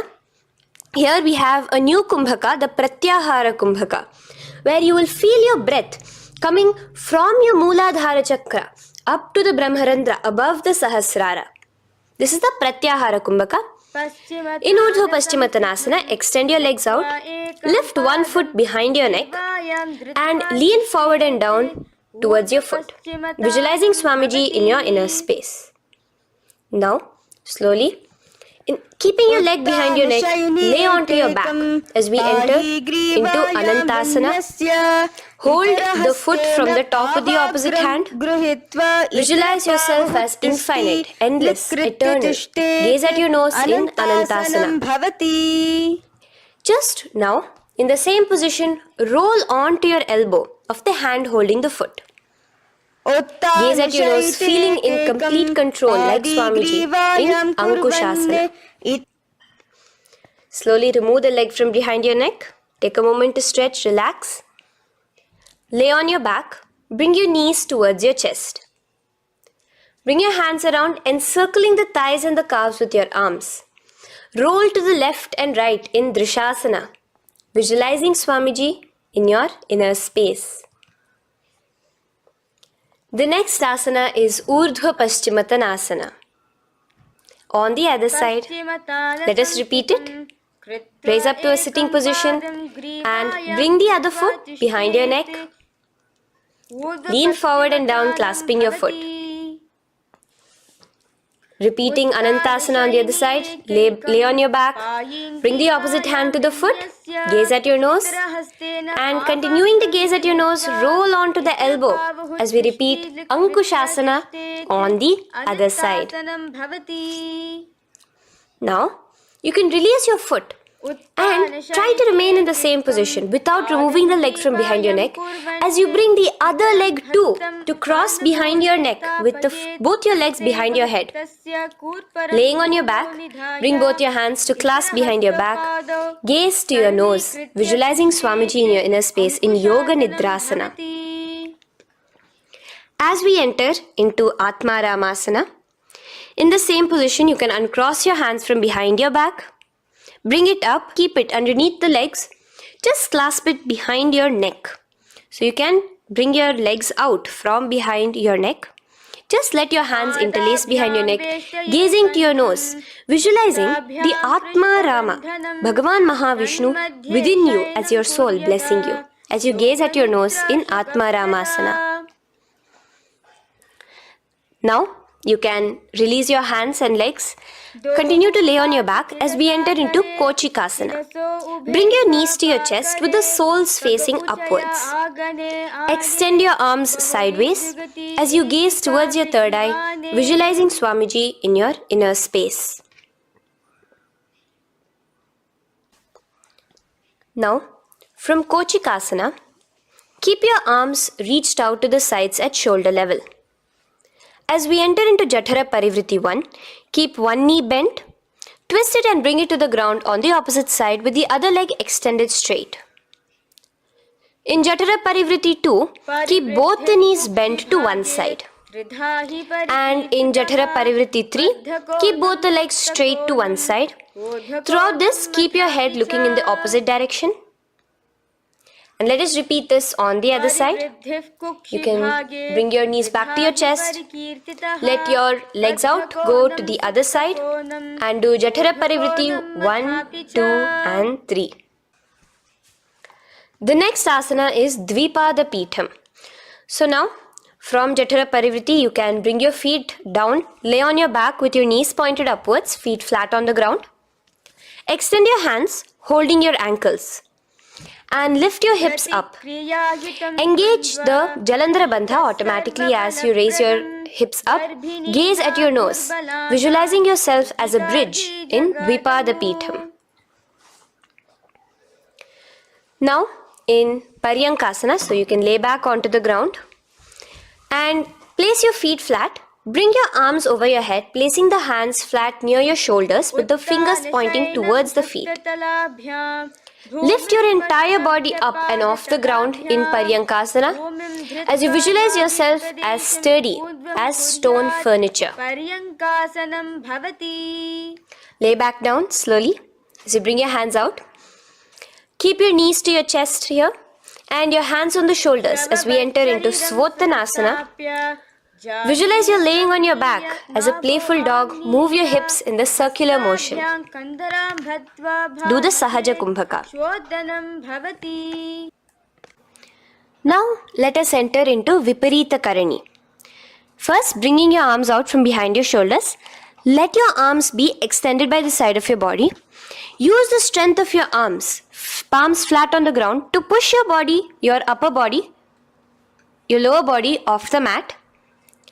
And keep your legs straight above you, extended.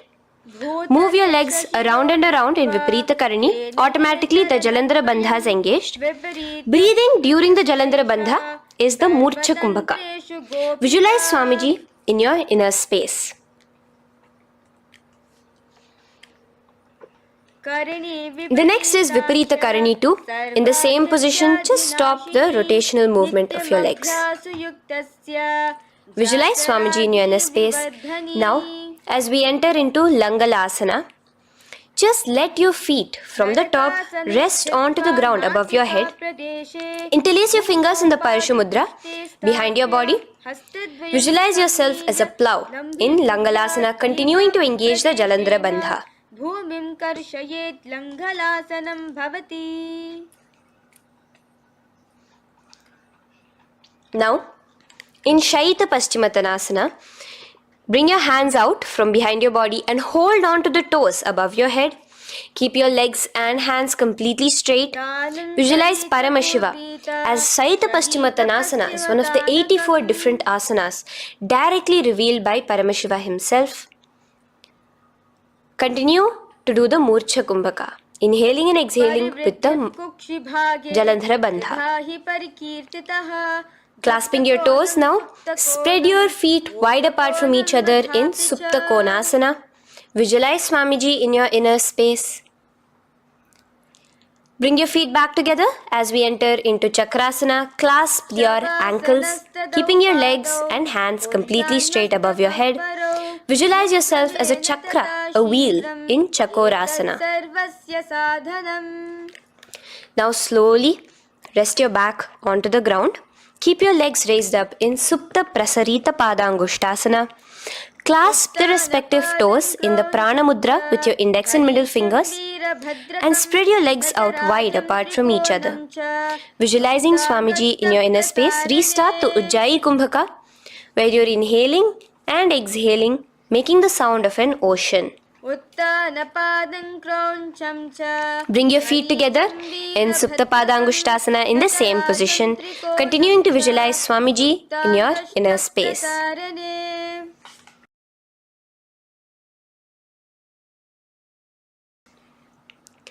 Now, bring your feet, release your feet and bring them into Padmasana.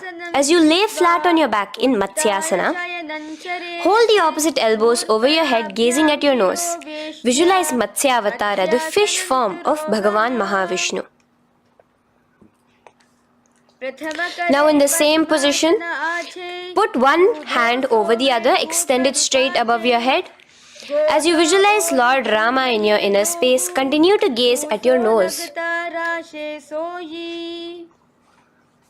Now, slowly bring your hands to your hips as we enter into Sarvangasana.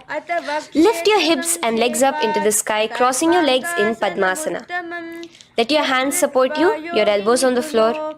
Do the Jalandhara Bandha as you gaze at your nose in Sarvangasana. Now, bring your hips back onto the ground in Vrishchikasana. So, in the Padmasana, just remove one foot alone. Keep one foot on the opposite knee as you pull the knee towards your face. Let your hands stretch out above your head, hooking forward as you raise your upper back off the ground, visualizing yourself as a scorpion in Vrishchikasana, gazing at your third eye. Do the Jalandhara Bandha, tucking in your chin to the chest. Now just switch your legs around as we repeat Vrishchikasana on the other side. Continuing to visualize yourself as a scorpion, gaze at your third eye. The next asana is Vrishapada Kshepasana. So come now to a complete flat position on your mat. Come down to a complete lying down position and interlace your fingers around your neck. Now raise both your feet off the ground. Extend one leg straight and the other knee to the chest in a bicycle motion. Alternate between extending and raising the knee again and again, bringing your opposite elbows to the respective knees. Visualize Swamiji in your inner space. Breathe in and out in the Sahaja. From Vrishapadakshepasana, now lay flat onto the ground with your hands by your side as we enter into Marottanasana, where you will be lifting your legs one by one, touching the ears with your knees. Visualize Swamiji in your inner space. The next asana is Vrikasana. Now what you'll be doing is laying on your back. Bring the soles of your feet flat onto the ground. Stand up completely and lay back down. Visualize yourself as a wolf in Vrikasana.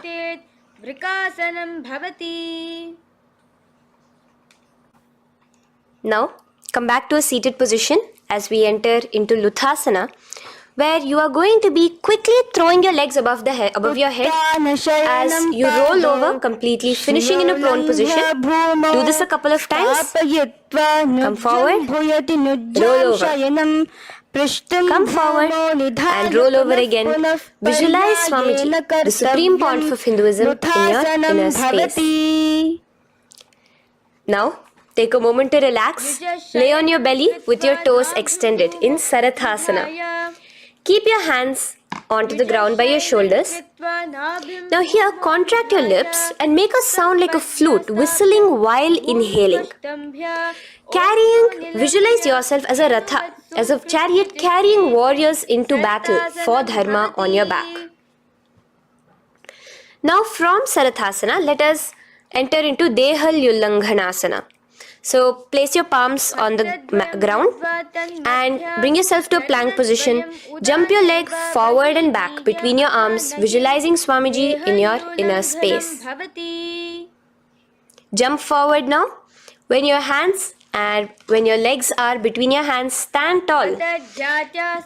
Holding your toes with your hands, walk back and forth. Visualize yourself as a wise 60-year-old elephant in Jatyasana. Now come to a standing position. The next is a beautiful Karana, the Lolitika Karana.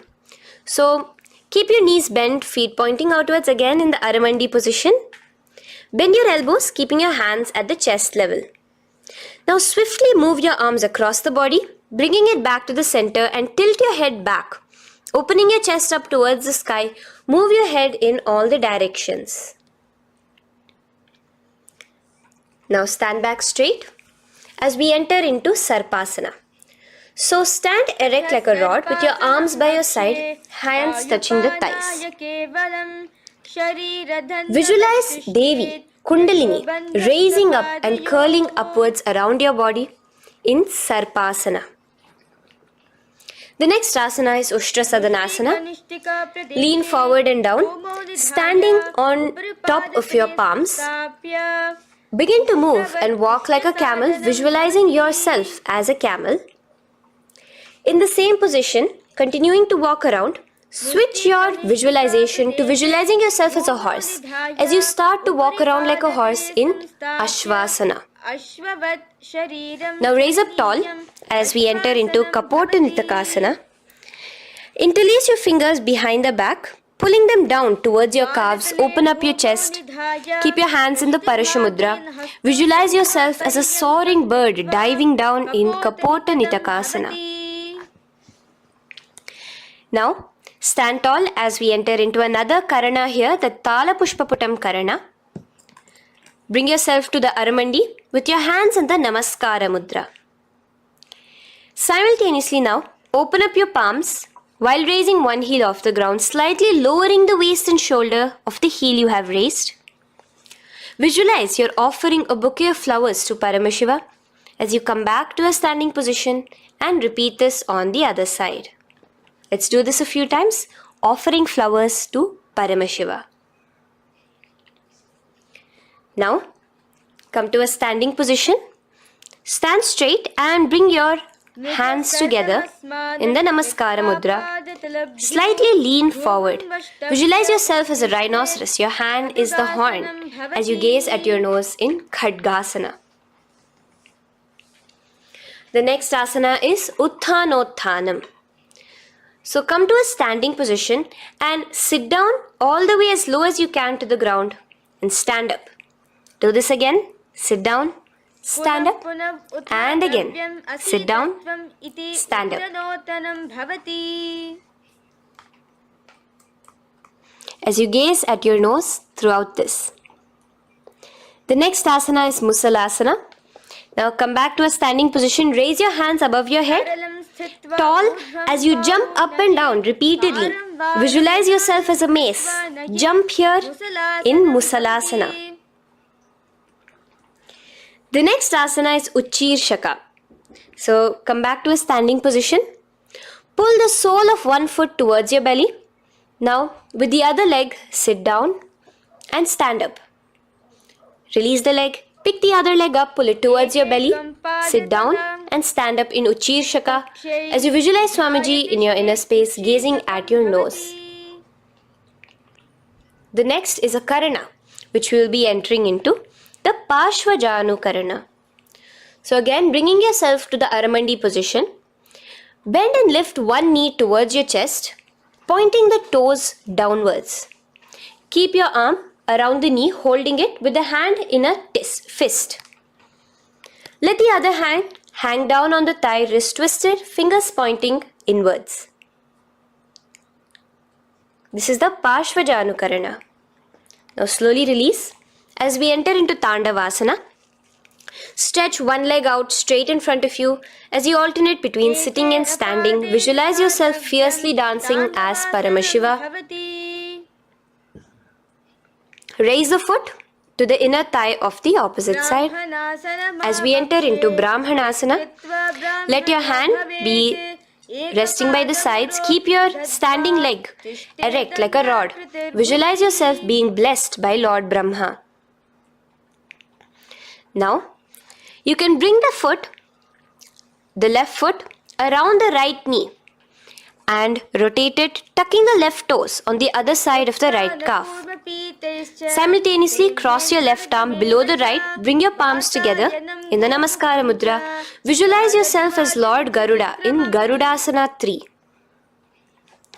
Now slowly uncross your legs and hands as we enter into Ekapadasana, coming to a standing position. On the right leg, bring your left foot to the opposite thigh with your hands relaxed by the knees.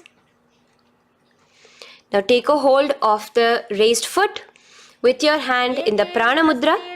Stretch your leg out wide, out to the side and rotate your body quickly on the standing leg. Visualize yourself as the North Pole star in Dhruvasana. From here now, in the foot which is in your hand, just slowly, once you finish the rotating movement, in Trivikramasana, bring it up towards the back of your neck. Stand as tall as you can and alternate between sitting and standing. Visualize Bhagavan Mahavishnu in your inner space. Now you can take the leg out from behind your neck and stand straight. As we repeat the Parshvajanu Karana on the other side, bring your knee up to your chest, clasp your knee in a fist while the other hand comes to the opposite thigh. Hold there for a second and stretch your leg out. In Tandavasana, sit and stand. Visualize yourself fiercely dancing as Paramashiva. Bring the foot to the inner thigh, standing straight like a rod. Get your hands by your sides. Visualize yourself being blessed by Lord Brahma. In Brahmanasana on the other side. Move into Garudasana 3 on the other side as you rotate your leg over, your hand under. Visualize yourself as Lord Garuda. And uncross yourself as we move into Ekapadasana on the other side. Bring your foot to the inner thigh, to the root of the thigh and stand straight. Clasp your toes, stretch it out as we go into Dhruvasana on the other side. Visualize yourself as a pole star rotating quickly. Come back to a standing position and bring your foot behind your neck. In Trivikramasana, sit and stand. Visualize Vishnu, Bhagavan Mahavishnu in your inner space. Now, stand tall as we do the Samanakha Karana. Stand with your feet close together, toes slightly pointed outwards. Keep both the hands to the side of the body. Take a moment to breathe in and breathe out and relax. Now, slowly relax and from the standing position, slowly bend forward, bringing both your hands underneath your knees. Now once you have squatted down fully, interlace the fingers together in the Parashamudra. Bring that interlaced fingers in front of your navel. In Ghorakanjali Asana, visualize the great sage Goraknatha, the founder of the Natha Yoga Hindu Sampradaya. As you do the Jiva Chala Kumbhaka, engage the Moola Bandha. The next asana is Kanchyasana. So now just slowly unwind your hands from each other, from your navel, and now bring your hands from the opposite side inwards underneath your calves and wrap your hands around your back. Hold them together in the Parashamudra. Keep your body, your upper body, upright, visualizing the Supreme Pontiff of Hinduism in your inner space. The next is Bhairu Asana. So slowly unclench your hands and bring them out from underneath your legs. Keep your feet and knees together and in a squatting position, bring your hands behind your back, clasping them together, remaining in the Parashamudra. As you gaze at your navel center, visualize Bhagavan Kala Bhairava, the Lord of Time, in your inner space. The next asana is Varahasana. Now to gain your balance, you can lightly spread your legs apart and bring your hands to the back of behind you in the Anjali Mudra, palms together. Visualize a boar, one of the 10 incarnations, the Varaha Avatara of Mahavishnu, gazing at your nose. Now slowly relax, bring your hands out from behind you as we move into Pripithasana. With your hands in the Prana Mudra, with your index and middle fingers, clasp the respective big toes and come to a half squatting position where your hips are at your knee level. Visualize Swamiji in your inner space as you do this asana, Pripithasana. Slowly let go of your feet and place your palms flat on the ground in front of you with the fingers wide for balance. We're going to be balancing here in Bakasana. Place your knees on the back of your arms. Focus your eyes on one spot as you raise your feet off the ground, balancing here. Visualize yourself as a crow. The next asana is Shushtanga Kapali Asana. So now come to a kneeling position. So from there itself, you can directly put your head onto the ground, or else come to a kneeling position and place your head onto the ground. Palms spread for support. Raise your body onto your head, bringing your legs into the Padmasana. Gaze at your nose. Visualize Swamiji himself in your inner space. Come down now, uncrossing your legs as you come down. Sit onto your knees, keeping the toes flat. Now, let your heels come outside of the hips. Keep your hands on your knees. In Guptasana, sit straight. Keep your gaze on your nose. Visualize you're sitting in the sacred secret seat with Paramashiva and your Guru, Swamiji himself. Now we are going to be kicking up into a handstand. So get ready. Place your palms on the ground, fingers wide for support. Do take support of a wall if you need it. And lift your body up straight above your hands. Visualize you are a tree in Vrikshasana 2 with deep roots into the ground. Breathe in and breathe out slowly. In the same position as we move into Shibhu Asana, switch your gaze to the third eye. Hold it there for a few seconds and relax. Bring your feet back to the ground. Now lay flat onto the ground in a plank position And slowly lower your body towards the ground and push yourself up again. In Matsyasana 2, go down and come up, visualizing yourself as a fish. The next asana is Sarpasana 2. So here you're going to lay prone, completely flat now. You can lower yourself to the ground. Bring your hands to the hips. Extend your legs together and point your toes backwards. Lift your chest up and move left to right. You're moving like a snake while visualizing yourself as a snake in Sarpasana 2. Relax slowly, bringing your chest back to the ground. Now, keep your feet together, pointing backwards. As you bring your elbows onto the ground, rest your upper body on your elbows.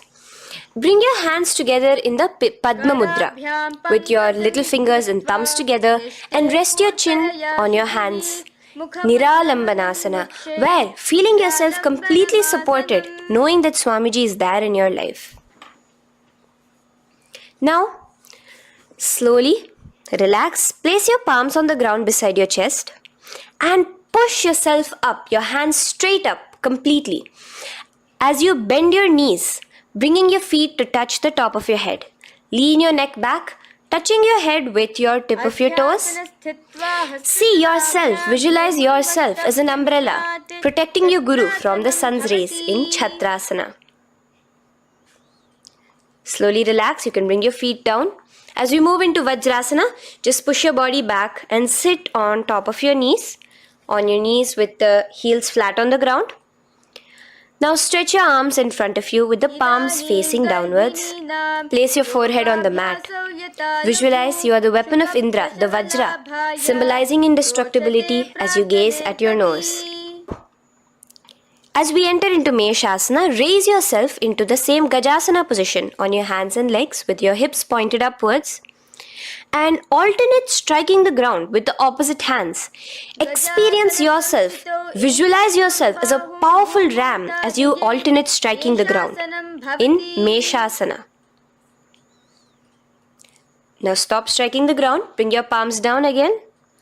As we move into Ajasana, kick your legs off the ground and lower your forehead to the mat. Let's do it again. Kick your legs off the mat. Lower your forehead to the ground.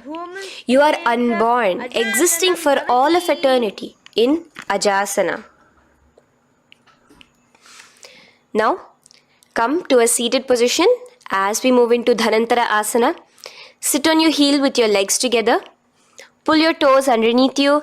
As you bring your hands top of the knees, gaze at your nose, visualize Swamiji in your inner space. Here, do the Ujjayi Pranayama, inhaling and exhaling like an ocean, Dhanantara Asana. From Dhanantara Asana, now interlace your fingers in front of you and then behind you. Stretch your arms towards all the sides, backwards, forwards. Giving a massage to the various different joints and muscles in your body. Lean forward, get up again. Continuing to visualize Swamiji in your inner space. Relax your hands and now take your respective heels and point them outwards, outside the side of your hips. Keep your hands on your knees with your thighs and knees resting on the ground, spine straight. Visualize yourself as Lord Garuda in Garudasana 4. You have Mahavishnu and Mahalakshmi on your back as you are flying. The next asana is Ananda Mandirasana. Now you can continue to remain in the same position. You can bring your feet pointing inwards. Use your hands to clasp underneath your ankle. Make sure your knees are spread out wide. Gaze at the third eye. Visualize residing in the blissful space of a temple. You are in a temple in Ananda Mandirasana. Now, as we move into Mandukasana, keep your knees wide and sit on top of your ankles. Your hands underneath your knees. Gaze to your nose. Visualize yourself as a frog. Suck in your stomach in the Udyana Bandha and remember to do the Manduki Mudra, your tongue your frog-like tongue, catching the nectar dripping from the Sahasrara Chakra in Mandukasana 2. Now, as we move into Narasimhasana, tuck your toes in and sit on top of the heels. Place your palms on the ground, spread your fingers wide and spread your knees apart onto the ground too. Gaze towards your nose, stick out your tongue and exhale forcefully, visualizing the Narasimha Avatara, the form of Mahavishnu as a half lion and half man. Now just raise up, bring your hands off the ground. Here we'll be doing a new pranayama, which is the Bhishraka pranayama, as we enter into Bhishrakasana.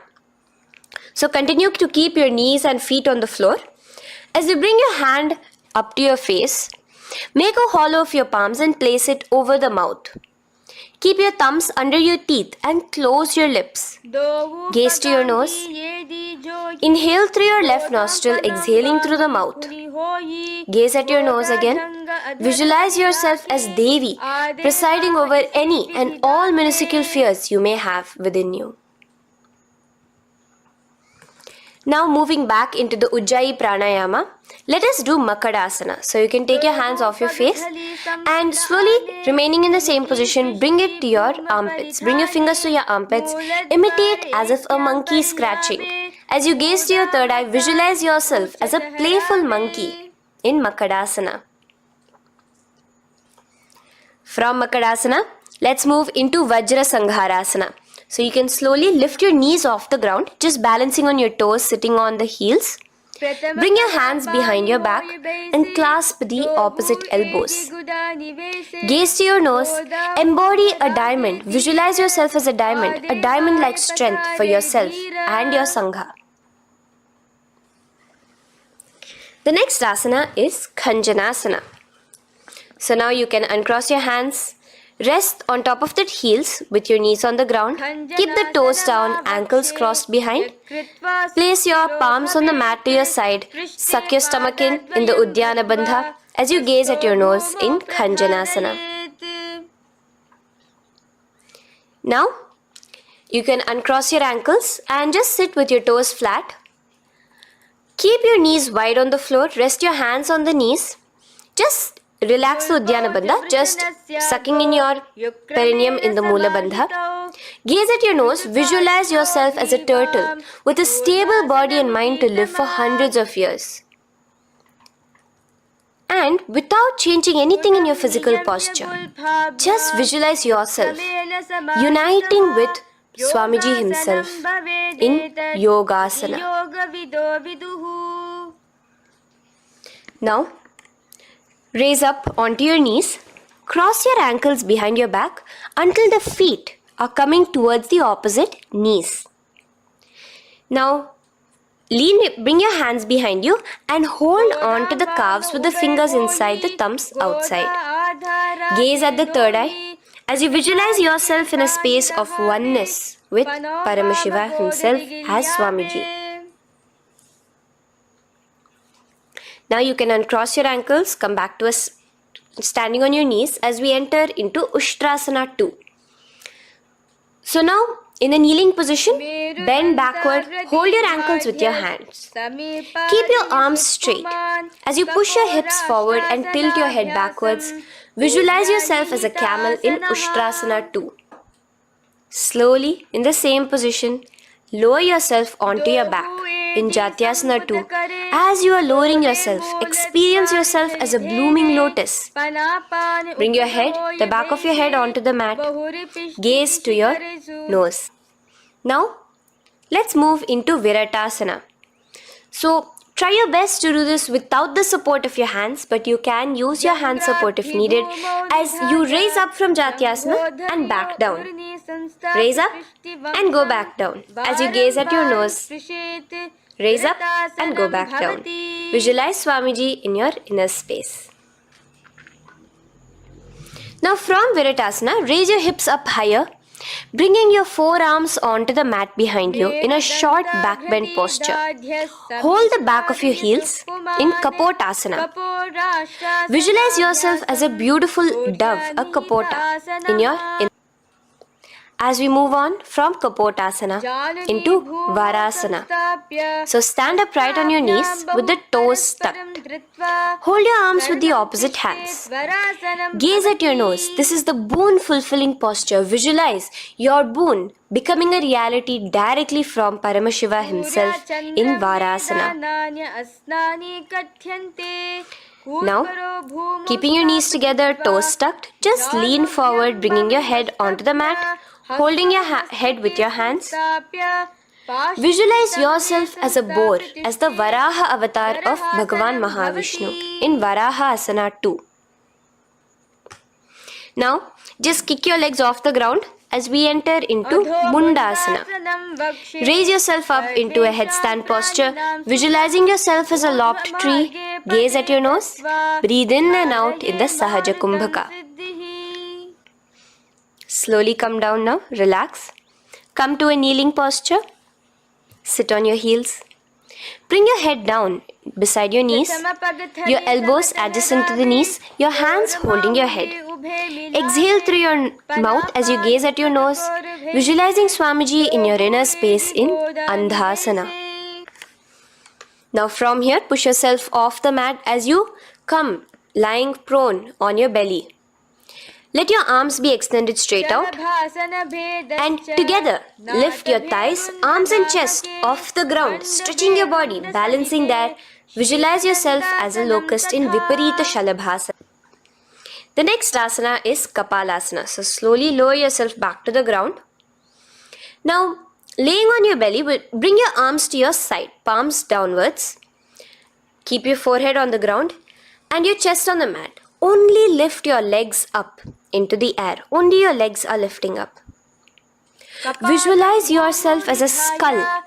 You are a mind with purified thoughts, a strong will to attain enlightenment in Kapalasana. The next asana is Akasha Kapotasana. So now, in the same position as you are, let your arms be straight out behind you. As you kick your legs up and over your head, bring your feet slowly to the mat in front of you. Push yourself, balance there. Visualize yourself as a free and open flying dove in Akasha Kapotasana. Bring your legs back out as you lay flat on the mat. Now push yourself onto your knees. Place your forearms on the ground and your chest down such that your navel is touching your knees. Be sturdy, visualizing yourself as a sparrow in Chatakasana. The next asana is Vrishchikasana 2. So your forearms are on the ground. Now slowly raise to your toes and kick your legs off the mat. Slowly lowering your legs to your head. Visualize yourself as a scorpion as you balance in Vrishchikasana 2. Slowly release yourself, coming back to the ground as we enter into Vrishasana. Sit down on top of your right heel and let your left foot remain outside of the hip, the ankle to the side. Place your hands on the mat, visualizing yourself as a bull in Vrishasana.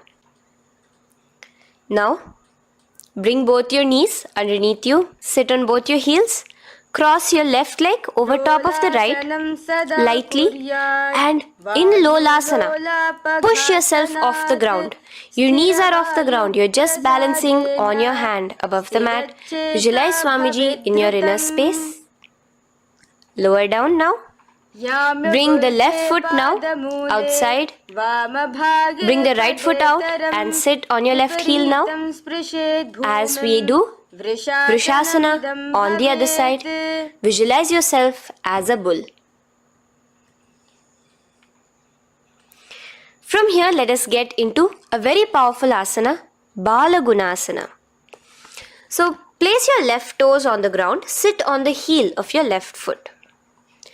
Place the right foot flat with the knees raised towards your chest.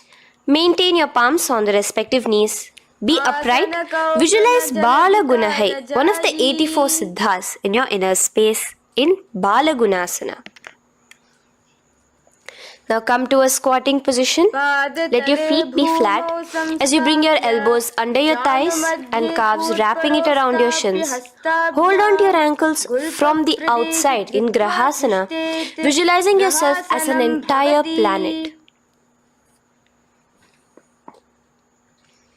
Now, you can unwrap yourself as you sit on top of the opposite heel in Balagunasana on the other side. Maintain your palms on the respective knees. Visualize Balagunahai, one of the 84 Siddhas in your inner space. Now, sit upon both the toes with the heels up and knees off the mat, knees pointing forward. Now, keep your hands downwards on the respective knees. Keep your spine upright as you visualize Swamiji in your inner space in Utkatasana. The next asana is Vajra Sangharasana. Just spread your knees out wide in Utkatasana. Spread your knees out wide. Clasp the elbows behind your back. Visualize Swamiji in your inner space in Vajra Sangharasana too. The next asana is Anilasana. Now, sit with your feet hip width apart. Bring your hands under the soles of your feet from inside. Your palms facing downwards. Step onto your hands. Keep your arms straight, elbows together at the navel. Gaze to your nose. Visualize yourself able to consume and live off of air alone in Anilasana. The next is Padukasana. So from Anilasana, you can release your hands. Place the back of your hands on the mat with your fingers facing upwards. With your fingers facing towards your body, palms upwards, step your feet on top of your hands and wrap your hands around your feet like a shoe.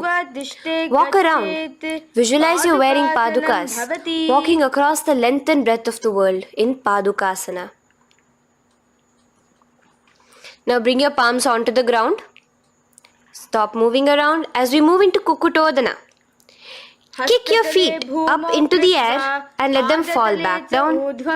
Let's go up again and come down. Kick up and go down. Visualize yourself as a rooster in Kukutodana. The next is Viparita Nrityasana. So as you're kicking yourself up, you can go up into a complete handstand posture, which is Viparita Nrityasana. Do take support if needed. And move around on your two hands as if you are dancing in Viparita Nrityasana. Slowly come back down to a standing position. Lean forward and let your feet be slightly apart from each other. Bring one palm down on the mat with the arms straight. Bring the opposite hand to your head and be stable in Kunjarasana. Now just put that hand down as you bring the other hand to your head, repeating Kunjarasana on the other side. Be stable here. Now you can squat back down onto the ground. Keep your feet flat.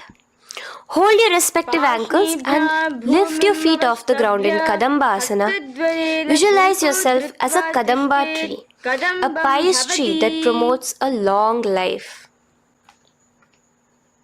The next asana is Pavana Muktasana. Now sit back down onto the ground, bring your knees towards your chest. Let your hands wrap around your knees, hold it close to your body. Visualize all the excess vata, air, just balancing and releasing in your system in Pavana Muktasana. Now, let us move into Chakorasana. So first stretch your legs out in front of you. Bring one leg behind your head. Now place both hands on the ground and lift your body off the ground while lifting the other leg too, up straight. Visualize yourself as a powerful source of energy. Gaze at your third eye in Chakorasana. Slowly relax back down. Now hold your left toes with the left hand, index and middle fingers. Pull the foot to the left ear. We are entering into Dhanurasana 2. Extend your right leg out, keeping straight. Hold the big toe with your right hand. Visualize yourself as a bow in Dhanurasana 2. The next is Ashtavakrasana. So lift your left leg over top of the left shoulder. After releasing your hands, bring the right foot across and hook it on top of the left foot. Lean forward and down, keep your palms onto the ground. Extend your legs out to the left, lift your head up and chest. You're completely balancing only on your hands as you visualize yourself as a flying crane in Ashtavakrasana. Now slowly relax down. From here, bring your right foot to the left thigh and your left foot flat onto the ground. Knees raised up. Have your left shoulder underneath the respective leg and place your hands flat on the ground. Gaze towards your third eye. Visualize you are immortal, able to exist solely from prana alone in pranasana. From here, moving into Parshva Matsyendrasana. Place your right foot at the root of the left thigh. Then the left leg by the side of the right knee. Hold the left leg by the right hand. Twist your body out.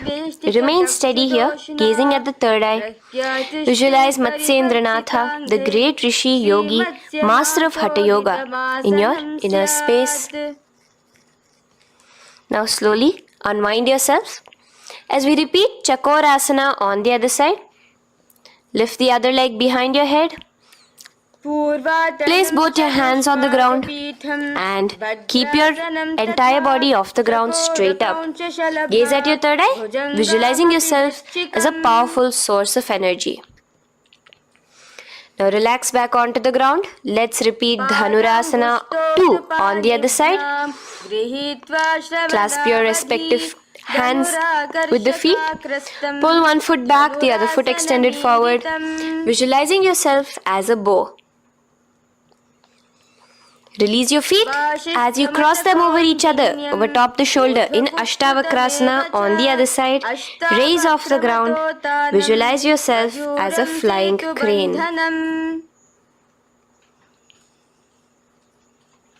The next asana, we'll be repeating Pranasana on the other side. Bring the right foot to the left thigh. Bring your hands onto the ground with the knee raised. Gaze at your third eye, visualizing yourself able to live off just prana, just air alone. And relax as we do Parshva Matsyendrasana on the other side. Twist yourself, visualizing Matsyendranatha, gaze towards your third eye. And from there, let us enter into Ardha Paschimottanasana. Keep one leg straight and press your perineum with the other heel. Bring your chest forward and down. Hold your toes and feet and bring your head towards your knees. Here in Ardha Paschimottanasana, visualize Swamiji in your inner space. Now raise up and the foot which was at the inner thigh, now rotate it outside of the hip. Now hold the sole of your other foot and lift your leg up towards your forehead. Try to bring your knee to your forehead as you keep your knee straight. Gaze to the nose in Kraunchasana. Visualize yourself as a crane. Now slowly relax down your leg. Now the leg that is now straight, you can bring it to the inner thigh as you straighten out the other leg. As we repeat, Ardha Paschimottanasana on the other side. Lean forward and down, clasping your foot. Bring your forehead to your knee. Visualize Swamiji in your inner space. Slowly raise up. Place your right ankle outside of the hip now. Hold the sole of the left foot, lifting the leg up towards your forehead. Stretch yourself there. Gaze at the tip of your nose. Visualize yourself as a crane in Kraunchasana on the other side. Now from here, bring the soles between the thighs and calves. So once you have relaxed yourself, bring your soles between the thighs and calves. Keep your spine straight. Palms resting on your knees. Visualize a swastika, embodying peace, well-being, good fortune and prosperity as you gaze at your nose in swastikasana. Now, without changing anything about your position, just take your hands alone. Cover the respective heels with your hands in Gorakshasana as you tuck your chin to your chest in Jalandhara Bandha. Gaze at your nose. Visualize the great Rishi Gorakhnatha, the founder of the Natha Yoga Hindu order. Now release the Jalandhara Bandha. Continue to keep the Mula Bandha engaged throughout the whole sequence. As you raise one foot to the opposite thigh, bring your hands to your face in the Shanmukhi Mudra, closing your eyes with your index finger, nose with the middle finger, ears with the thumbs. Gaze at your third eye as you meditate on Swamiji himself, the Supreme Pontiff of Hinduism. Now release the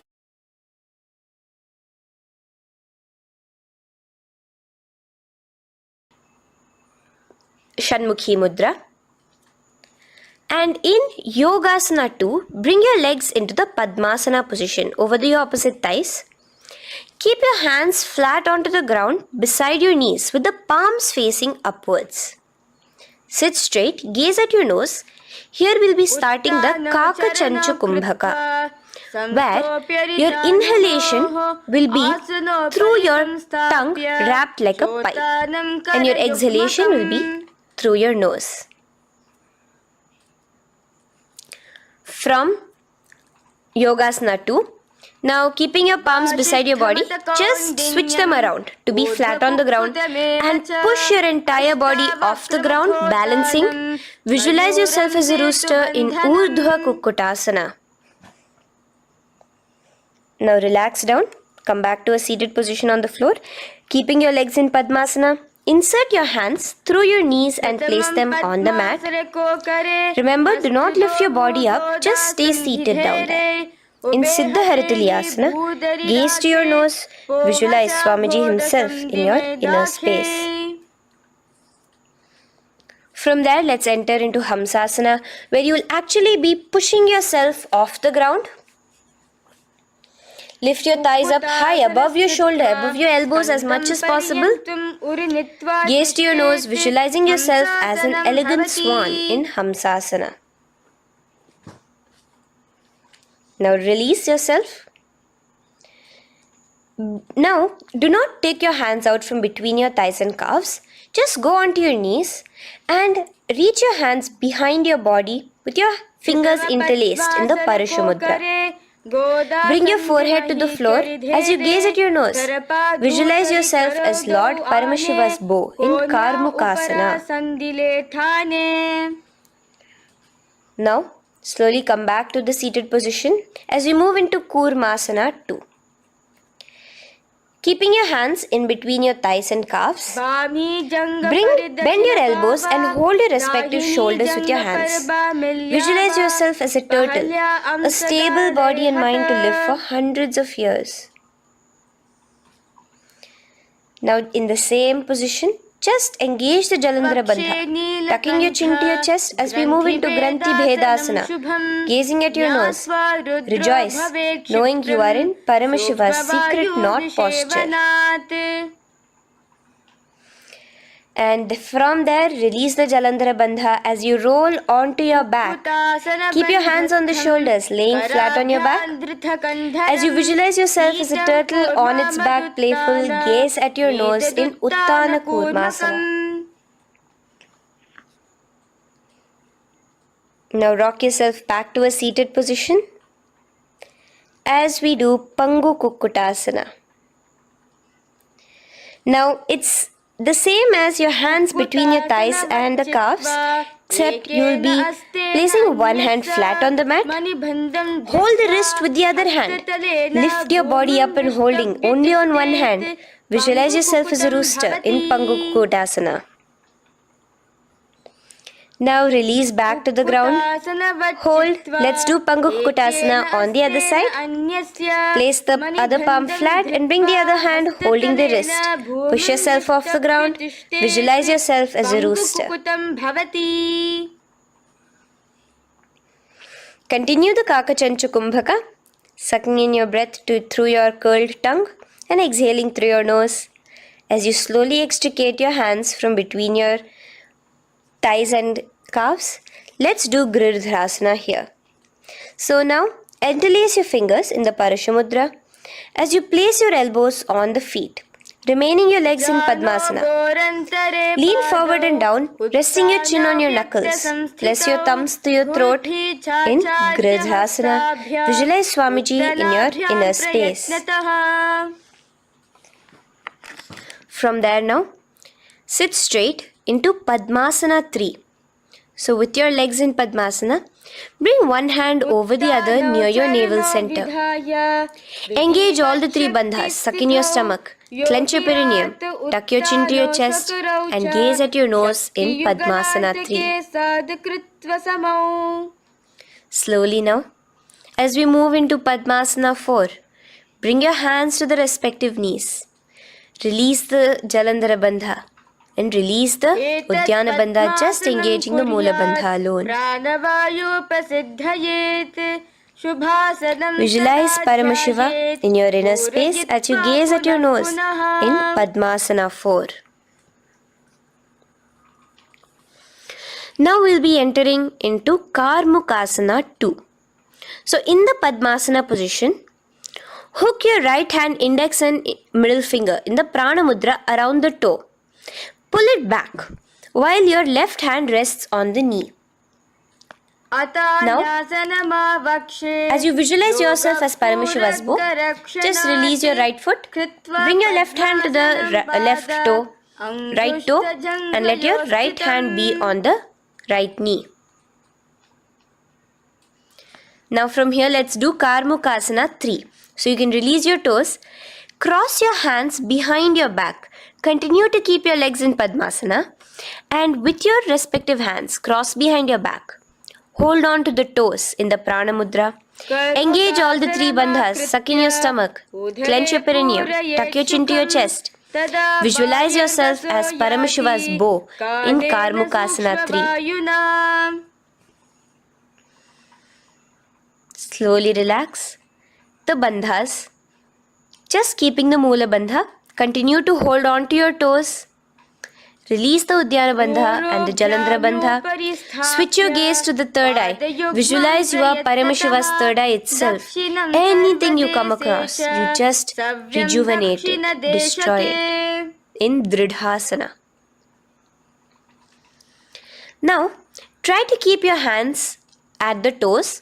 If not, just keep your hands crossed behind you as you lean onto your back in Padmasana, where you are entering into the Nagrasana position. Lay flat onto the back, visualizing yourself as a snake, gaze at your nose in Nagrasana. Do the Sahaja Kumbhaka, simple breathing, inhaling and exhaling.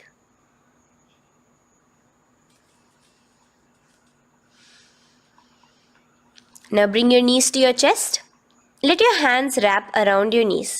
Slowly uncross your Padmasana and bring your knees to your chest. Bring your hands to the Parashamudra, the fingers interlocked on top of your knees.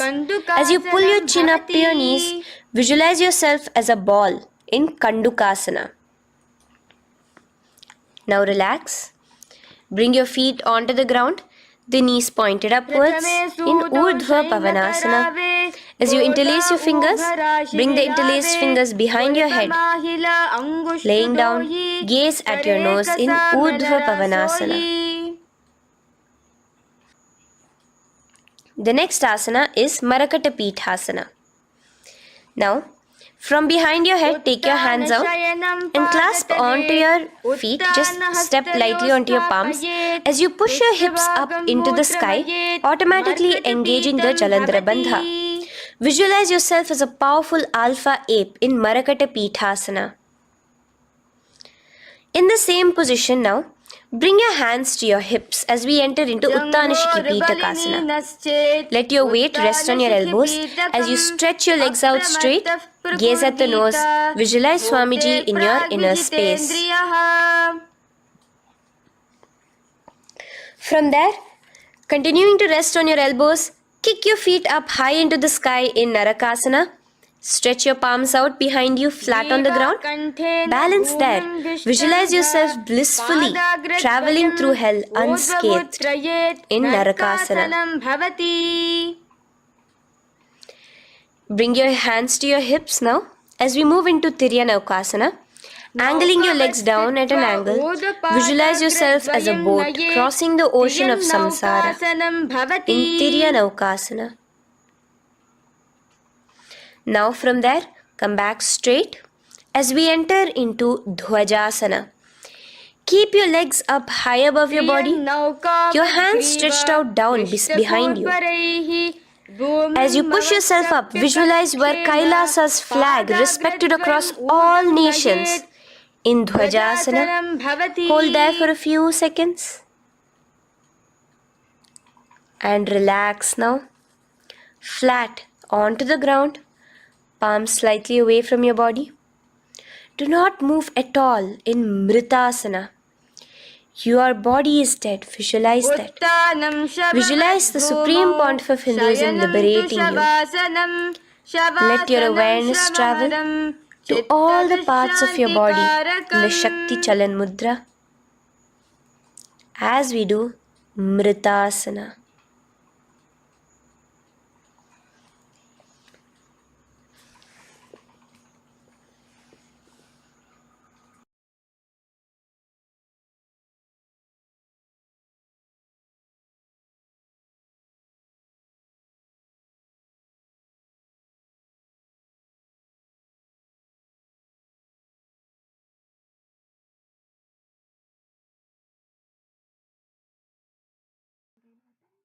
Om Purnamadah Purnamidam Purnat Purnamudachyate Purnasya Purnamadaya Purnamevavashishyate Om Shanti Shanti Shantihi Harihi Om Tat Sat Sarvam Bhagavat Shri Nityananda Paramashiva Padukarpanamastu Om Nityanandam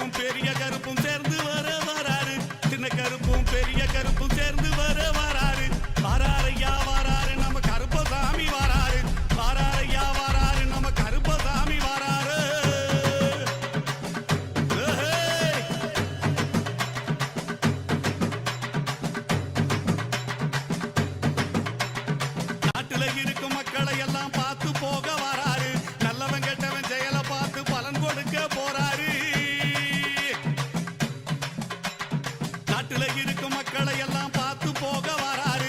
நல்லவன் கெட்டவன் செயலை பார்த்து பலன் கொடுக்க போறாரு. தப்பு செஞ்ச யாருக்குமே ஜாமீன் கொடுக்க மாட்டாரு. எங்க ஐயா தப்பு செஞ்ச யாருக்குமே ஜாமீன் கொடுக்க மாட்டாரு. நேர்மையாக இருப்பவரை கைவிடவே மாட்டாரு. நேர்மையாக இருப்பவரை கைவிடவே மாட்டாரு. வாராரையா வாராரு நம்ம கருப்பசாமி வாராரு. வாராரையா வாராரு நம்ம கருப்பசாமி வாராரு. வானத்துக்கும் பூமிக்கும் புது வடிவம் தாங்கி வாராரு. தீச்சருவா கையில ஏந்தி வேகமாக வாராரு. தீச்சருவா கையில ஏந்தி வேகமாக வாராரு. வீரபத்திர சாமி கூட விறுவிறுன்னு வாராரு. வீரபத்திர சாமி கூட விறுவிறுன்னு வாராரு. வாராரையா வாராரு நம்ம கருப்பசாமி வாராரு. வாராரையா வாராரு நம்ம கருப்பசாமி வாராரு.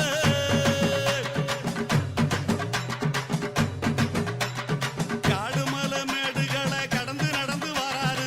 கண்ணு முடிய உருட்டினாலும் கருணை கொண்டு தாராரு. செவக்க செவக்க வெத்தில போட்டு சிரிச்சுக்கிட்டே வாராரு. செவக்க செவக்க வெத்தில போட்டு சிரிச்சுக்கிட்டே வாராரு.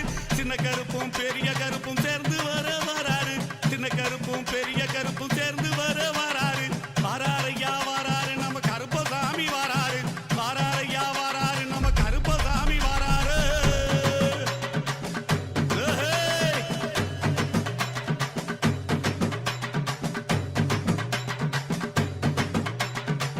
நேர்மையாக இருப்பவரை கைவிடவே மாட்டாரு. நேர்மையாக இருப்பவரை கைவிடவே மாட்டாரு. வாராரையா வாராரு நம்ம கருப்பசாமி வாராரு. வாராரையா வாராரு நம்ம கருப்பசாமி வாராரு.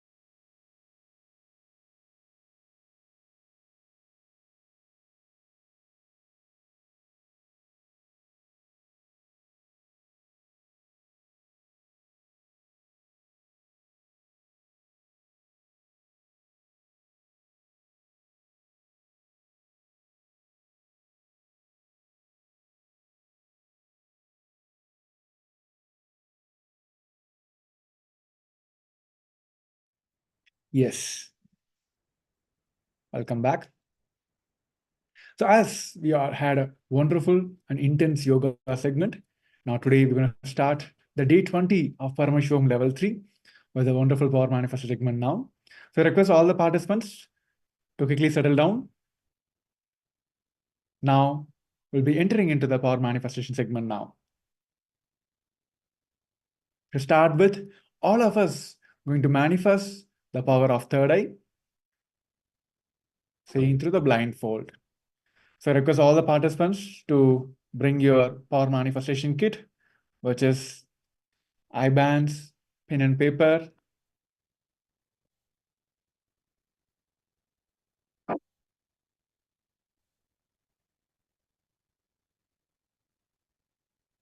Yes. As we did the yoga segment now, the entire biological, the entire body is aligned with the superconscious power, that all the chakras are awakened now and will be able to manifest the power very easily now. So that is why we are starting with the for manifestation now. So I request all the participants to quickly settle down.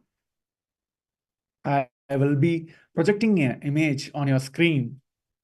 So all of you can start putting your blindfolds and make sure there is no gaps. Make sure it is light tight, so there is no light penetrating inside.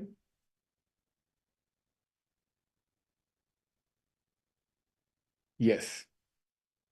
Sit straight, head, neck, spine in the straight line. Visualize Swamiji in your third eye, intensely manifesting as Paramashiva with 25 heads, 50 hands and 75 eyes, intensely manifesting through you. And start chanting the Vakya, Om Nityananda Paramashivoham. Om Nityananda Paramashivoham. Om Nityananda Paramashivoham. Om Nityananda Paramashivoham. Continue chanting the Mahavakya intensely. Let Swamiji reveal what has been projected on the screen to you.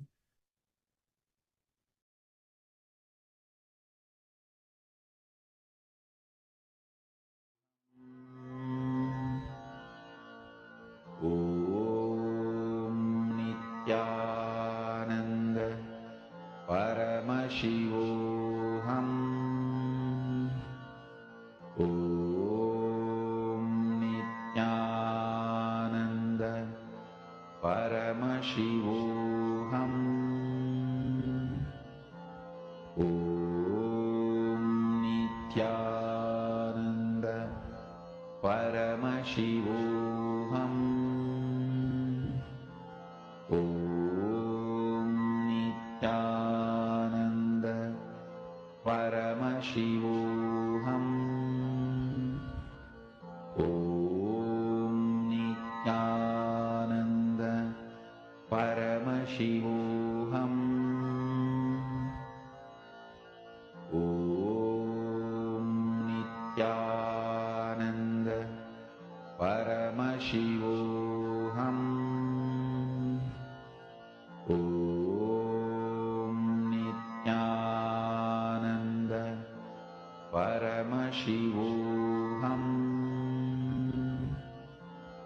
Om Nityananda Paramashivoham. Om Nityananda Paramashivoham. Om Nityananda Paramashivoham. Om Nityananda Paramashivoham. Om Nityananda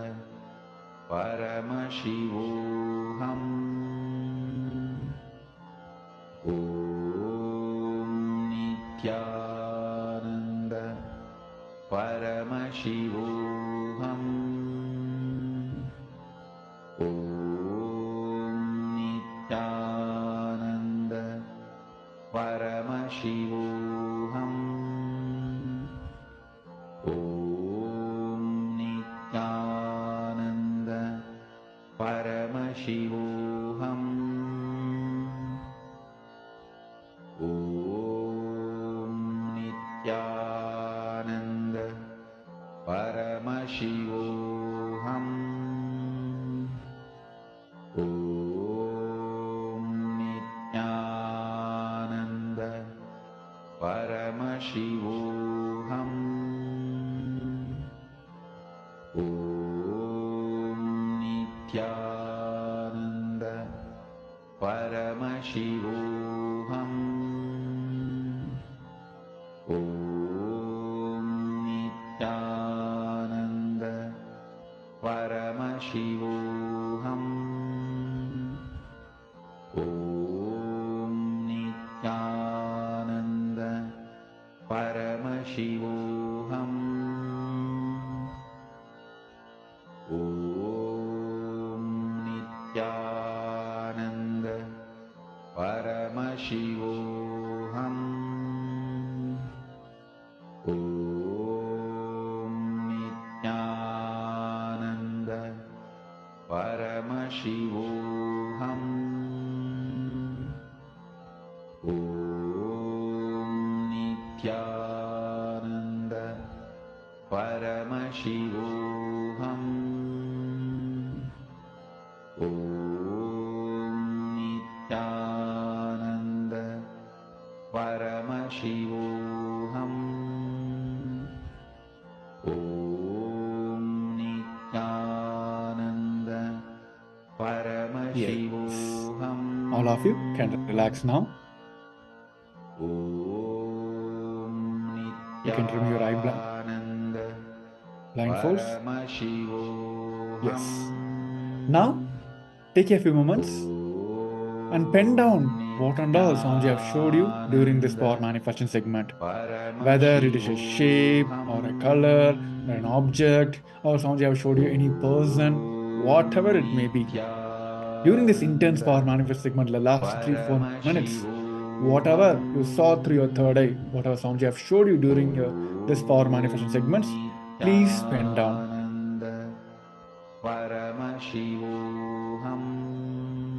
Write in details. Before I share the image which has been projected for all of you, you can go ahead and post what you saw through your third eye in the Zoom chat as well. And all the viewers who are watching us from Facebook, YouTube, and Twitter live, you can use the comment section below the live to share what you saw through your third eye during this segment now. So let us take a few moments to share what you saw through your third eye.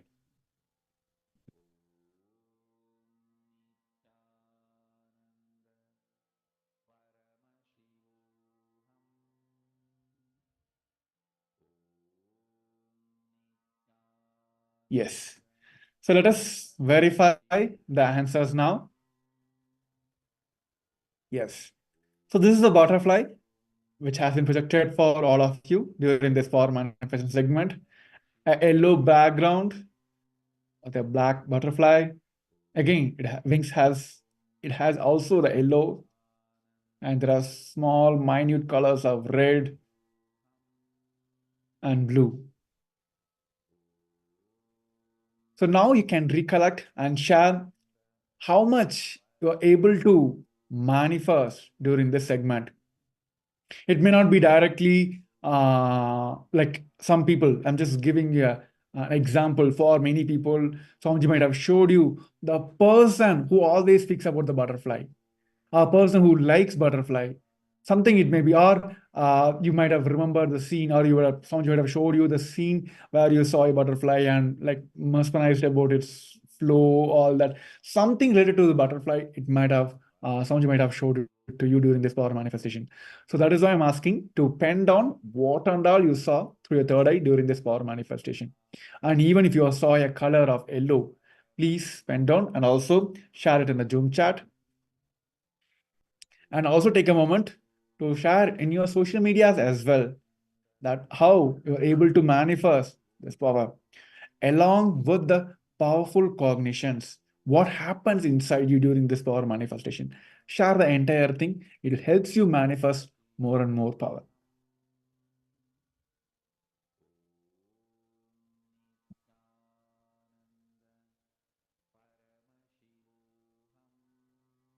Okay. Meenakshi Santosh Venkatraman saying these are tough ones, not for beginners like us. Okay.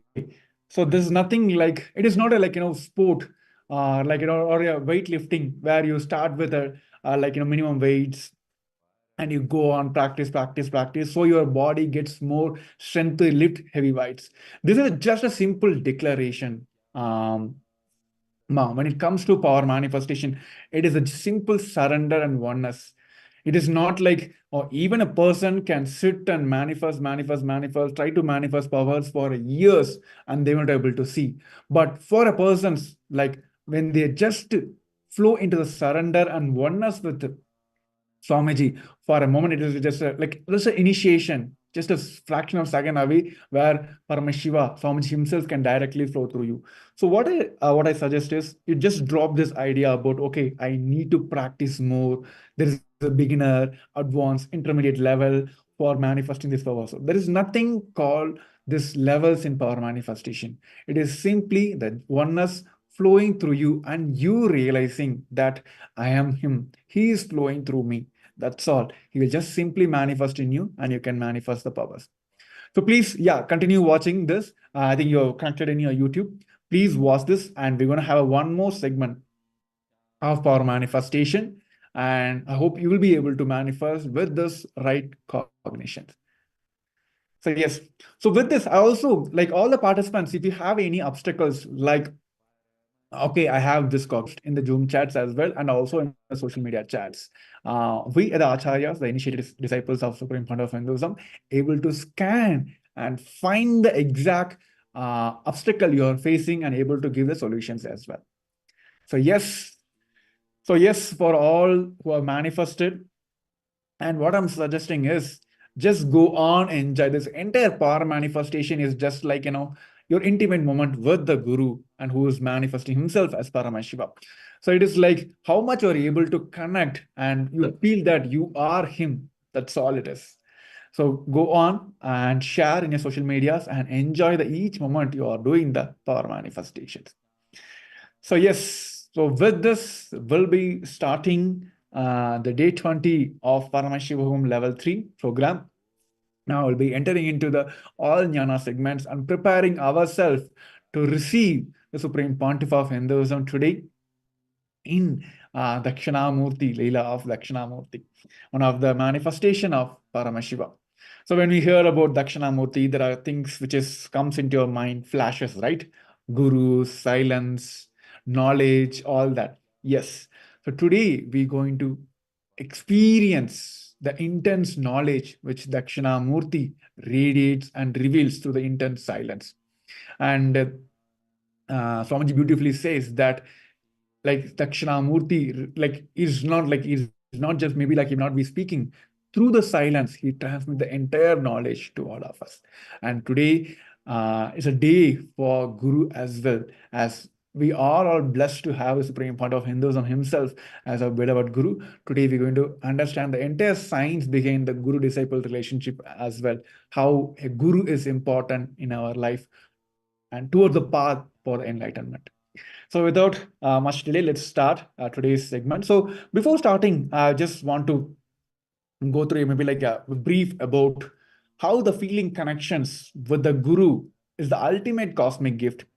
Those who are joining us today in Hinduism, I would say like even though it went through multiple attacks, everything, Hinduism is still like standing and it is keep getting revived because of this unbroken lineage of guru-disciple relationships.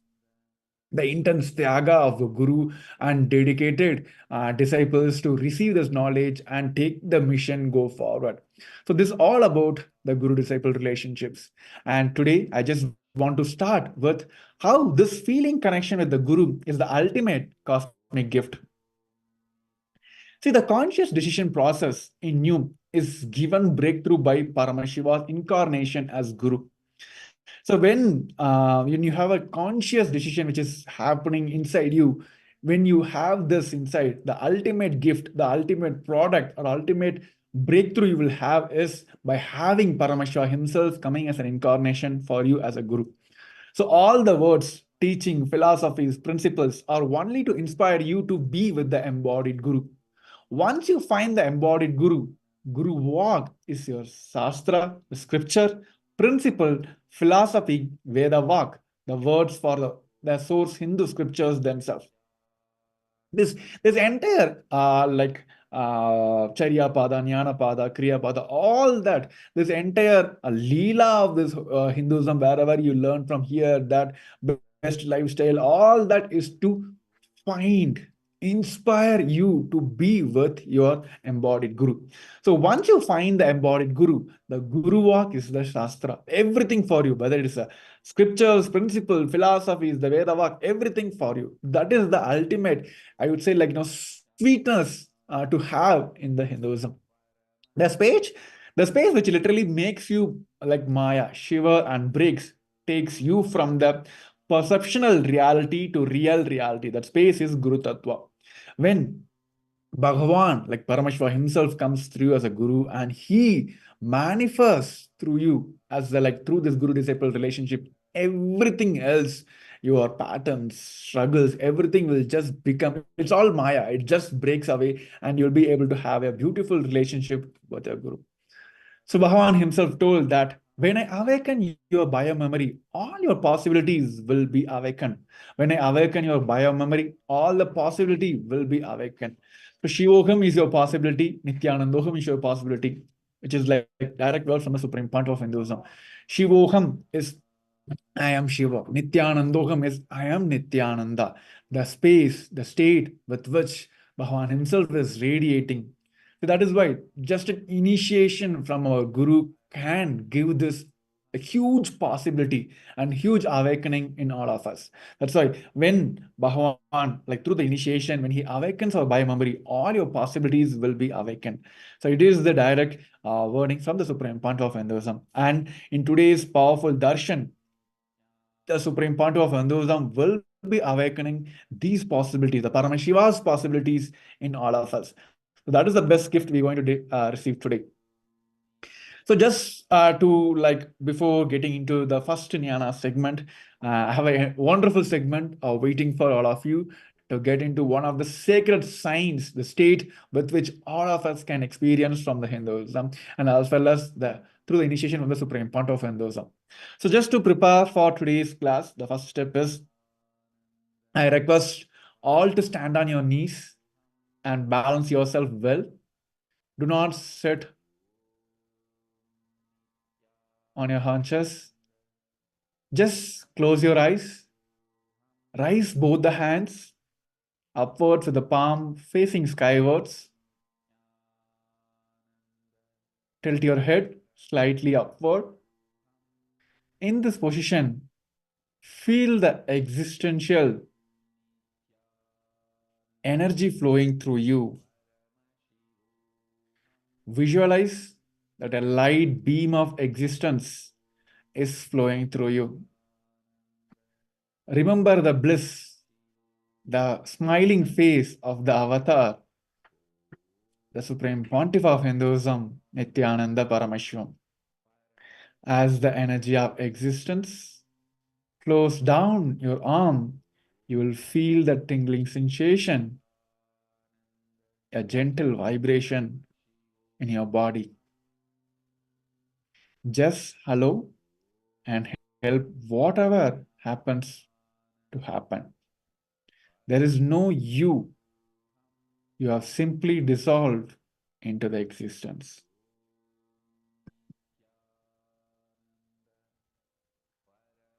I request all the participants just flow along with me.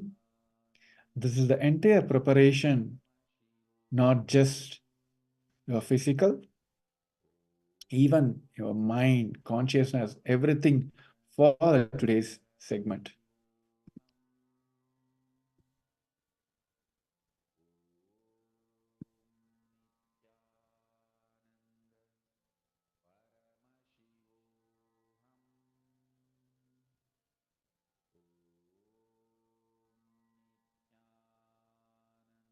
After a few minutes, you just feel that your entire being is completely filled with the energy of existence.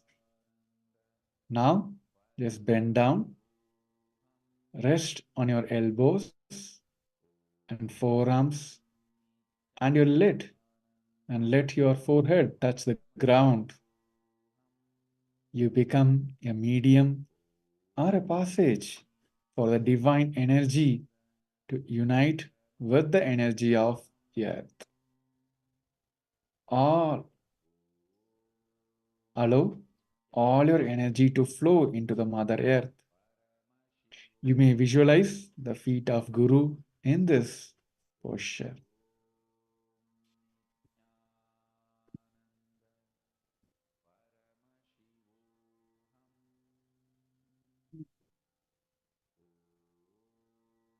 Now regain your original posture and repeat the entire step 1 and step 2 for 6 times.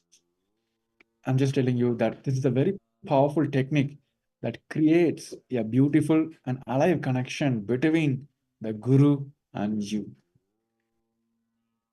So let us take a few moments to repeat the step 1 and step 2.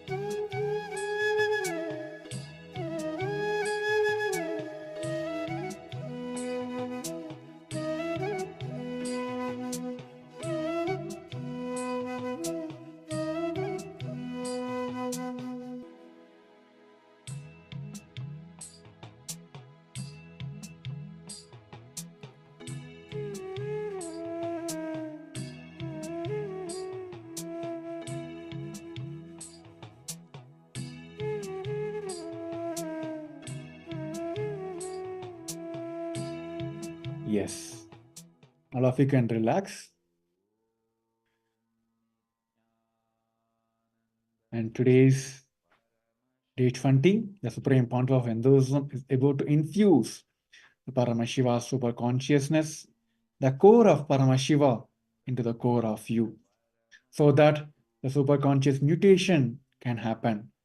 Today, all of you will be receiving the following 5 initiations and powers from the Supreme Pontiff of Hinduism, Bhagavan Sri Nityananda Paramashivoham, which is the Nityanandoham, awakening of the God particle through anti-sound. And also we'll be having Guru Diksha, Shukra initiation, power of Sarvanyatva, power to grasp and store large amount of informations. So these are the 5 secret initiations and the powers we'll be receiving from the Supreme Pontiff of Hinduism today. So yes, so with this context and the preparation, let us enter into the first segment of today, the day 20 of Paramashivoham Level 3. Yes. So today, the first segment is all about the Nirvikalpa Samadhi, perpetual completion. I think we have heard this terms multiple times, and Bhagavan have initiated millions of disciples into this sacred experience. So for all those who are new, today we're going to listen and also understand the entire science of Nirvikalpa Samadhi. To give just a brief introduction, what Nirvikalpa Samadhi brings is, and the entire world, we all struggle with this binary logics, right? 0 and 1 when it comes into the everything, whether it's yes or no, like good or bad, this or that. So always like our entire mechanism is running on our binary logics. This operating from this and you manifesting this Nirvikalpa Samadhi helps you realize that this entire binary existence is just, it's not ultimate truth. There is something more than this. See, first one thing is more and more you operating from this Nirvikalpa Samadhi, you will it will make you realize that the entire binary system with which the whole world is operating, whatever you call it as like a science or a logic, rational, good, bad, right, wrong, everything, almost everything you know in your life, between, like, below the earth, above the earth, in the earth, or above the sun, whatever, like everything, as per your knowledge and understanding, you feel that everything comes under this binary logic, and everything is not just an ultimate truth. So when you practice this Nirvikalpa Samadhi, everything in your control, it becomes the consciousness. It becomes powerful and right and best for you in the world. So let us first hear the entire knowledge, the science of Nirvikalpa Samadhi, how we can manifest this in our life in the Supreme Pontiff of Hinduism.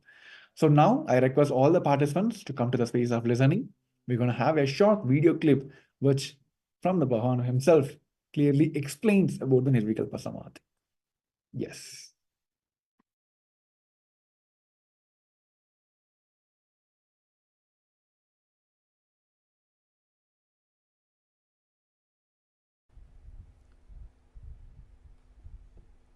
Please understand few things. Practice Samadhi. Just like country Enrich functions the world with certain with laws, Samadhi. Cosmos functions Listen. with certain laws. Whether Not the knowing the law of the individual country problems you are facing, cannot be an excuse for your you not following personal the health laws. related issues, Whether you know it or not, the or laws of the country binds you. the whole You are world expected health to related know the issues, laws and abide by the laws. Same way, whether not knowing you the are laws of the facing your cosmos personal cannot economic be the excuse problems, or the world health to escape from crisis, those laws. Every human whether being you are facing happened in the planet personal Earth relationship is issues, expected or to know the laws of the the cosmos relationship issues between the and align the countries life in tune globally, with the law of the cosmos. Please understand. for If you know the law of the country everything. and align yourself with that law Practicing Samadhi is the express your creativity, most not powerful only solution. you will create wealth, Please understand, the country's infrastructure will support you to live blissfully. when you practice If you Samadhi, are not aligning yourself with the law, naturally everything unexpected in calamities. your control Same way, with the cosmic law, becomes know the law, align yourself, the whole cosmos will conscious, support you. You are powerful, the ambition of cosmos. Your right, fulfillment and is a joint best venture between for you and you cosmos. and Please for the understand. world. Your fulfillment is not just your responsibility. I'll give you an The example. whole universe, If you start you may practicing call it Samadhi, God, Shiva, Krishna, Rama, your health Venkateshwara, will become whatever best, name you may use. and all the But the people whole cosmos who are under you, waiting like for to example, fulfill if you are itself heading a to you. family, So all you the are family members are under you. You will make sure they are all healthy.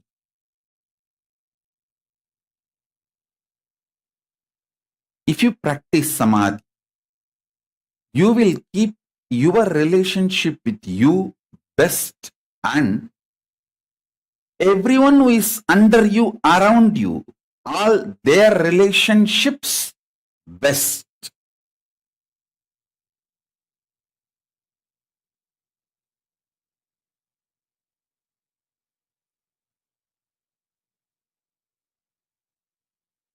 If you practice Samadhi, you will keep yourself highly conscious. See, unconscious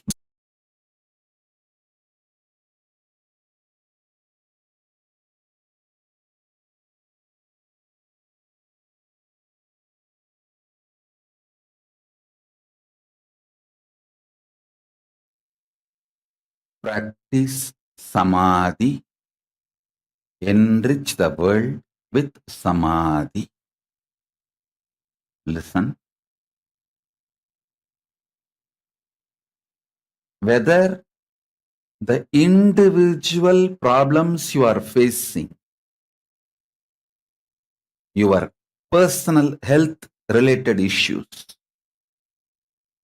or the whole world health related issues,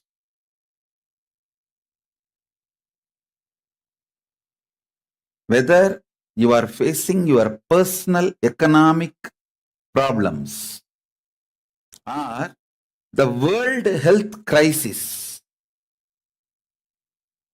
whether you are facing personal relationship issues or the relationship issues between the countries globally,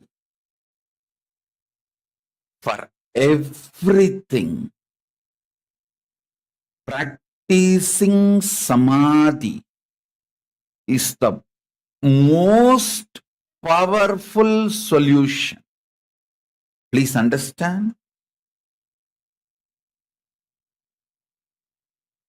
When you practice samadhi,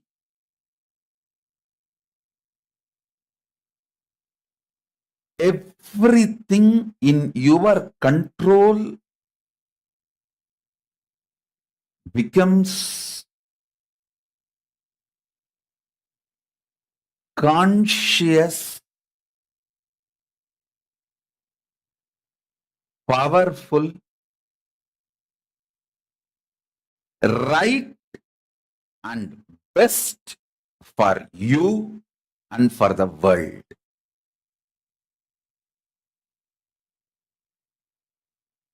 I'll give you an example. If you start practicing samadhi,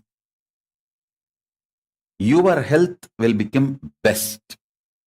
And all the people who are under you, like for example, if you are heading a family, all the family members are under you. You will make sure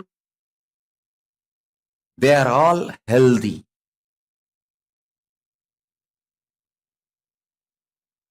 If you practice samadhi, you will keep your relationship with you best, and everyone who is under you, around you, all their relationships best.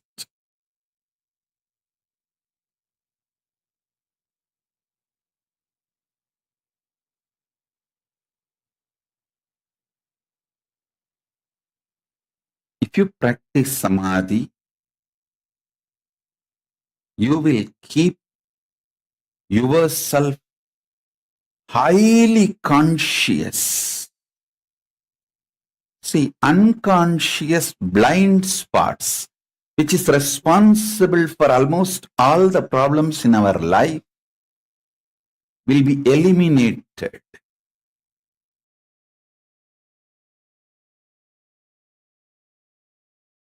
Nirvikalpa samadhi is silence, soaked in silence, soaked inside the silence,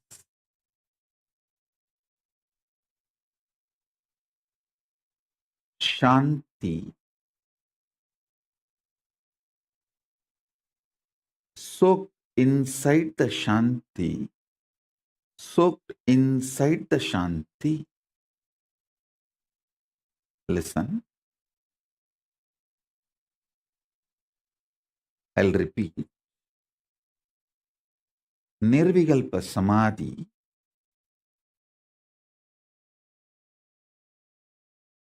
is silence, soaked inside the silence, soaked inside the silence.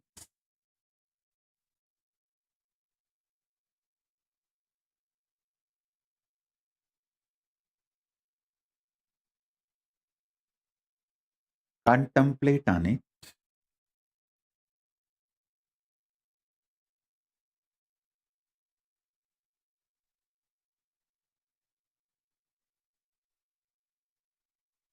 contemplate on it.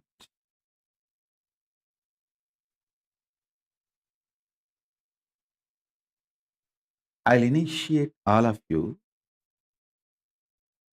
into Nirvikalpa Samadhi as a living experience today.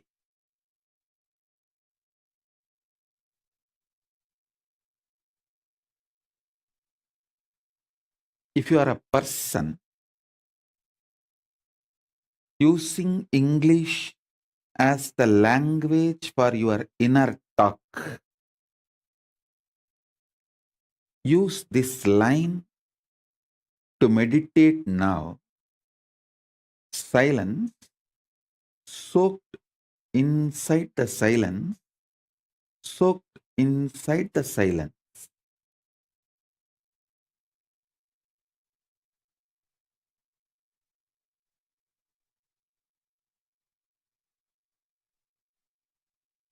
Understand? I'm going to fill you with intense, ferocious, powerful, living silence, not dead silence. Living silence. The silence I'm going to inject into your being will touch your Swadhisthana chakra, means it will just terrorize the patterns and fears in you. The fears and patterns will melt down like how the metals melt in the extreme heat.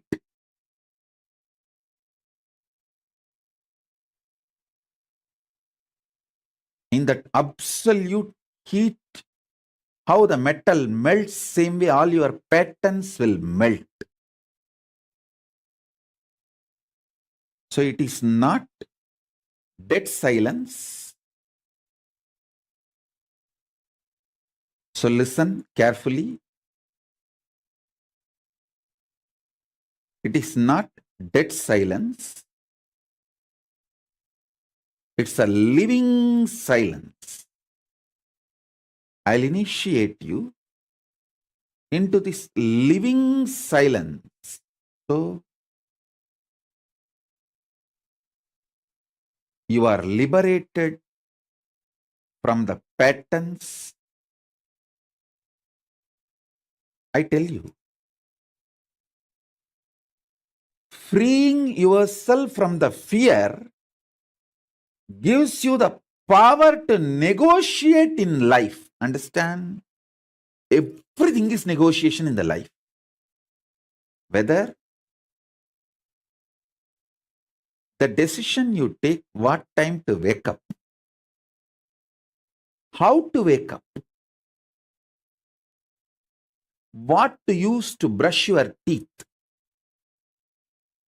what to use to wash your body, everything is negotiation.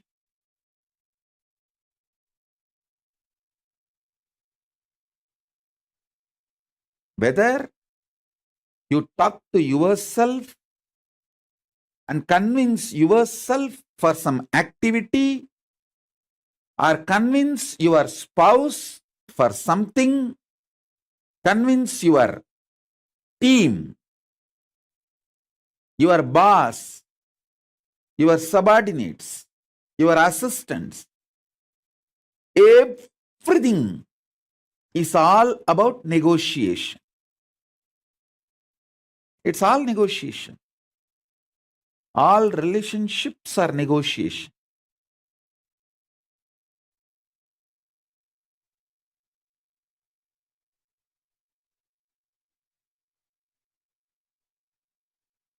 When your fear patterns melts away,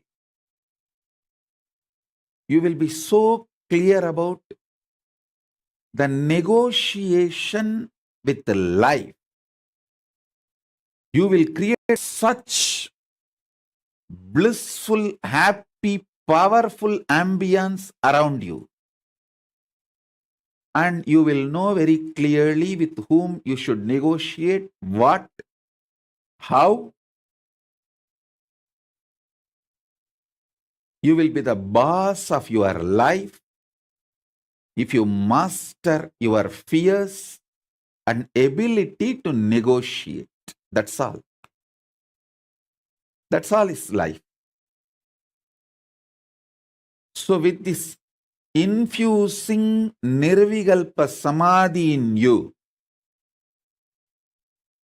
melting down your fears, I will empower you with the negotiation power. Negotiation skills.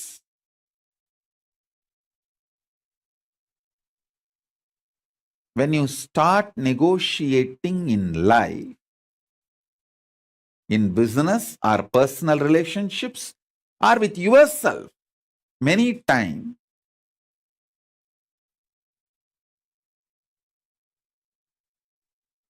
even what time to sleep, what time to wake up, if you learn how to negotiate with yourself, you will be successful in all the lifestyle I am teaching.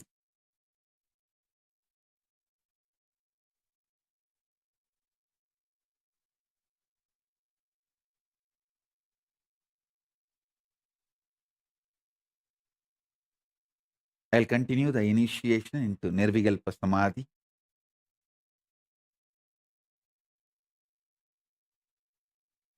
Sit straight.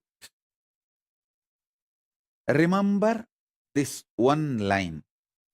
Silence, soaked in silence, soaked in silence. Silence, soaked in silence, soaked in silence.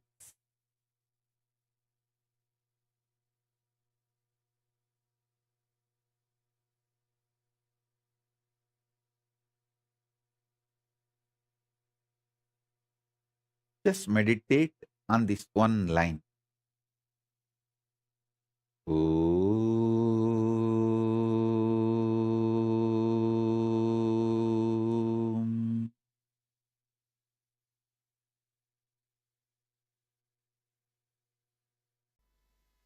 So shall we start? Listen. The first thing today we are going to work on is perpetual completion. Listen to that word. Perpetual completion means constantly being in the space of completion and joy. Please understand, if anything stops your constant joy, you are worried about your business, you are worried about your career, you are worried about your health, you are worried about family, you are worried about relationship, please be informed. In that field, you will only fail. You are worried about certain aspect of your life which stops you being in the space of completion or bliss is not going to make you successful in that field. Please be informed, what I am talking is the cosmic law of life. Don't think, I'll constantly be thinking only about my business, so I'll be successful. No. See, if you are constantly in the completion, out of completion when you do, that will be successful. But not out of powerlessness and worry. How many of you are exactly catching what I am saying? See, if your career, if your business, if your family, if your health, anything distracts you from being in the space of completion, the first thing you need to do is completion. Then the business, family, health, everything will be successful. Everything will be successful. But without that, any plan you do, it is like a spraying scent. How much ever scent you spray on the bull, let's use holy word, cow dung. In West they use drastic word. How much ever you spray, you can't change the smell. Same way, how much ever you brood over on your incompletion, out of your incompletion, it will never lead to success. I'll give you more precise example. You have somebody has a health issue and he thinks, once this health issue is settled, I am always in completion. I'll be in bliss. It will never happen. It will never happen. Once this family settles, I am always in the space of completion. I will always be in the space of bliss. That is never going to happen. Once these office issues are settled, I will be always in the bliss. What Swamiji's bliss? I'll be more blissful than him. Please understand, whenever you postpone your completion for some outer happening, be informed you are not going to reach it. What I am talking is the simple, straightforward law of life. We always think, no. I'm happy in many things. Only this, that once that is done, I'll be happy. Please understand, completion, bliss, fulfillment, peace, joy. Actually, all these are different words for the same space. Is not going to come if you are waiting for certain situation to bring that into you. How many of you are catching the definition I am giving? If you are waiting for certain situation to bring that into you, be informed, you are not going to catch it. You are not going to get it. That is not the law with which incompletions work. So be very clear. Perpetual completion is the first priority. Catch the perpetual completion, then you will see in your life the whole ball rolling. Whatever you want happening, whatever you want is just expressing. I tell you, how much ever you try to ask for the shortcut, the most shortest cut is bring authenticity and completion to you. Bring authenticity and completion to you. That is the only way power, energy, auspiciousness, fortune, everything good will express. Everything good will express. And I tell you, perpetual completion keeps your kundalini high as possible. And that only makes you do everything successful. Everything successful. Like whether the powers you want to have health, or the powers you want to give health, or powers you want to have wealth, or powers you want to have to give wealth, or the powers you want to have like a third eye opening, blindfold reading, or anything for yourself or others. Perpetual completion forms the basis.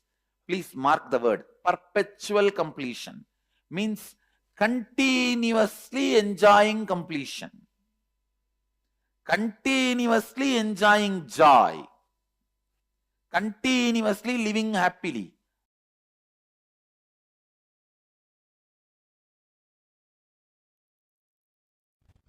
Paramashiva's message from Sri Kailasa directly. Listen.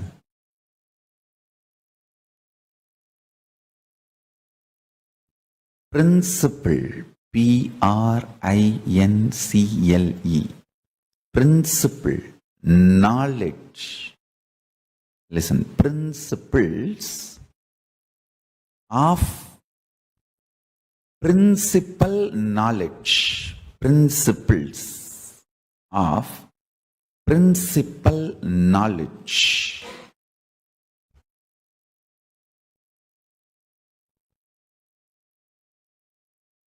Root and source of all knowledge, existence, is Nirvikalpa Samadhi. Understand? The principle, source of the principal knowledge, principles of principal knowledge. I'm trying to put it in multiple ways. Straight, simple, in one line I can say, source of all knowing is Nirvikalpa Samadhi. It is too easy to achieve because every breath takes turn touching your Nirvikalpa Samadhi space. Means if you are breathing from Nirvikalpa Samadhi. If that Nirvikalpa Samadhi stops reflecting on your body, it becomes dead. Nirvikalpa Samadhi is a tattva. Only if that is reflecting. For example, if a sun is reflecting on the mirror, only that mirror is lit, alive. If the sun is not reflecting on the mirror due to some reason, the mirror will not be alive, lit. Your body is like a mirror. Only if it is reflecting Nirvikalpa Samadhi for some reason, it is alive. The moment the Nirvikalpa Samadhi stops reflecting, it is dead. So please understand. My mission is to teach the whole world the principal source of knowledge, principles of all the principal knowledge. Understand?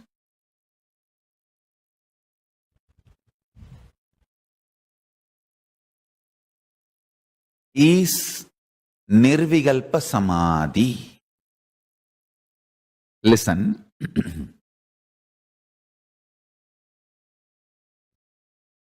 Whether the knowledge about the cosmology or astrology, astronomy, physics, chemistry, biology, any level, any knowledge, I tell you,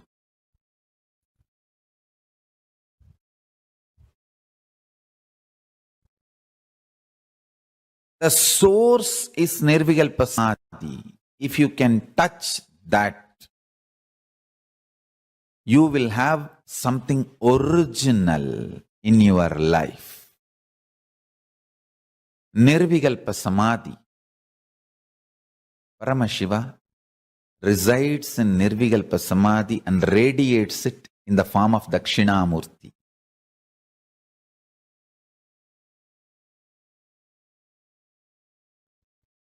In all our temples, Dakshinamurti radiates the biology of Nirvikalpa Samadhi. Anybody wants Nirvikalpa Samadhi, go to our temples, Dakshinamurtis, and touch the Dakshinamurti deity, do puja, sit in the front of Dakshinamurti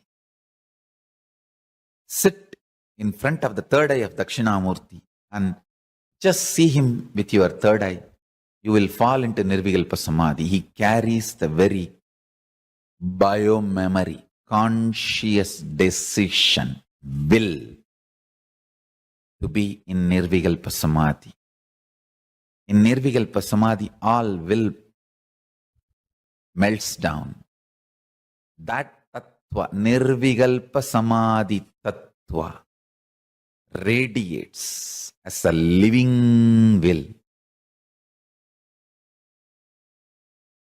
in all our Dakshinamurtis. Understand?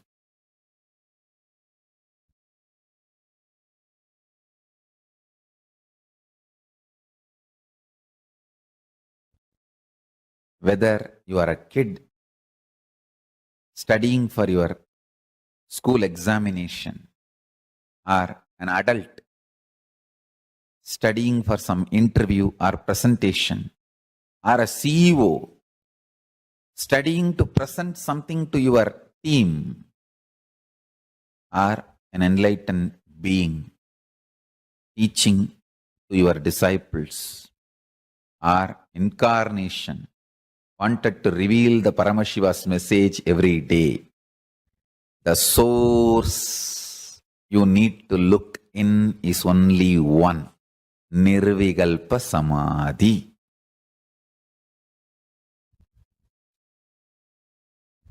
Nirvikalpa Samadhi makes a tireless inner space. So, it's an amazing combination of ultimate memory power,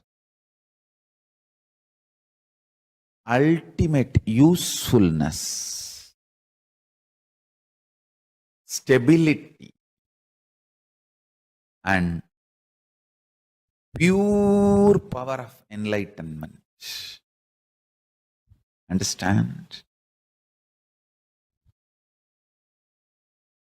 How much ever attacks happen, injustice done,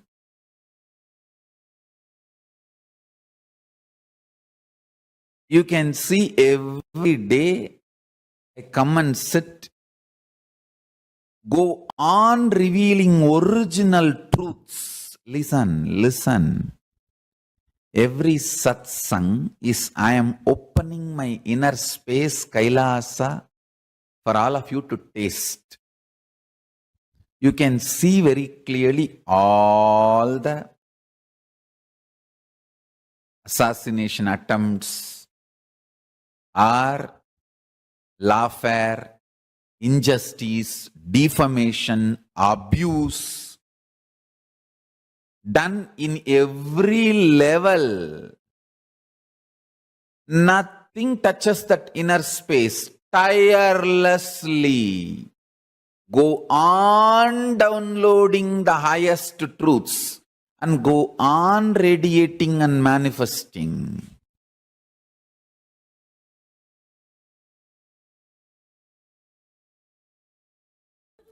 You see, whole day your mind will be planning, thinking, preparing your reply, and it will be depressed, heavy. Whole day you will be doing the job, but you will be doing your job, office work. Am I right or not?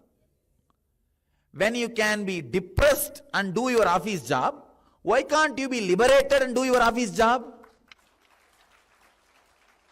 Simple logic. When a part of you can be depressed and continue your office job, why can't part of you be unclutched and continue the same office job? It is possible. We never tried. It is possible. We never tried. Understand? Even if part of you is depressed, tensed, planning for your evening fight, you are doing your job. You are doing your office job. You are making decisions. You are doing all your work. Everything is going smoothly. Everything is handled. You can see many times. You will sit in your car, drive more than half an hour. Only when you reach your office and switch off the car, you remember you drove for half an hour. You only took right, left, gave brake for the signal, You did everything, pressing the accelerator, taking right turn, left turn, pressing the brake for signal. You did at least 200 things. Only when you switch off the car in your office, parking lot, you just remember, oh God, half an hour you drove. Half an hour you drove. How many of you had this experience in your life? Then you are already master. You have mastered the art of unclutching and driving. Then why should you have fear?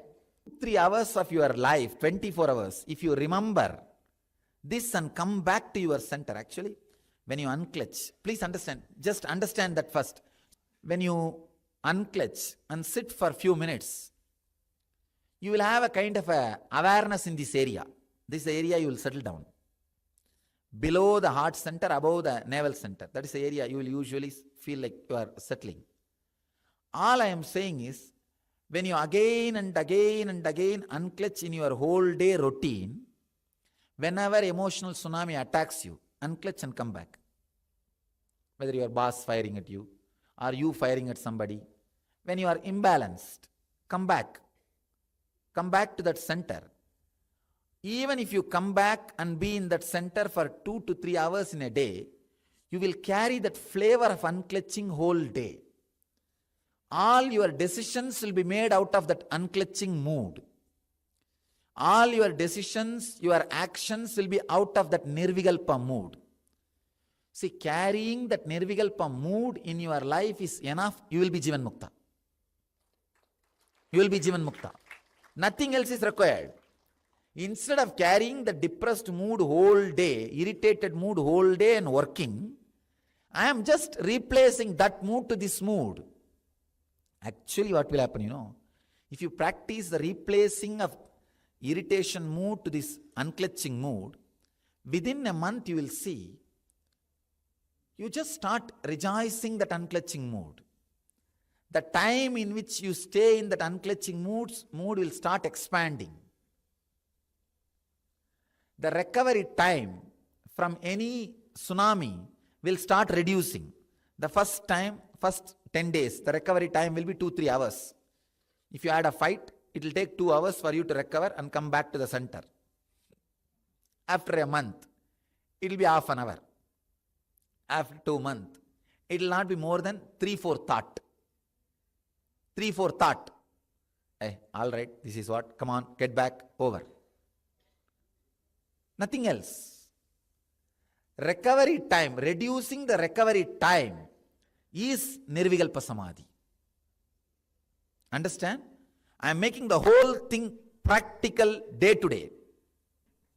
If you lose something, think it is a Guru Dakshina given to me. Forget about it. I tell you, just a simple process.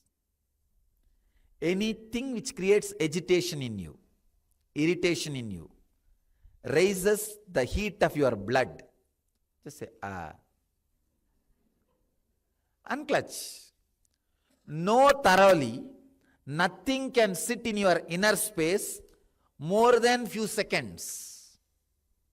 Understand? This is a basic truth. Just the moment you have the thought of moving the right hand, it has already moved. If it comes back, again move the left hand. If it comes back,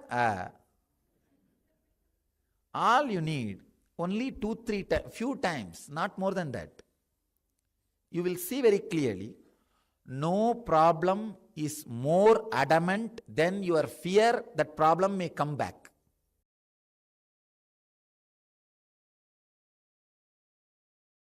One of the biggest enemy stopping you experience Nirvikalpa Samadhi is your self-criticizing pattern. See, you strongly believe you have not achieved oneness, Nirvikalpa Samadhi, unclutching, completion, because there is a definition for that state and that definition is not manifesting in you.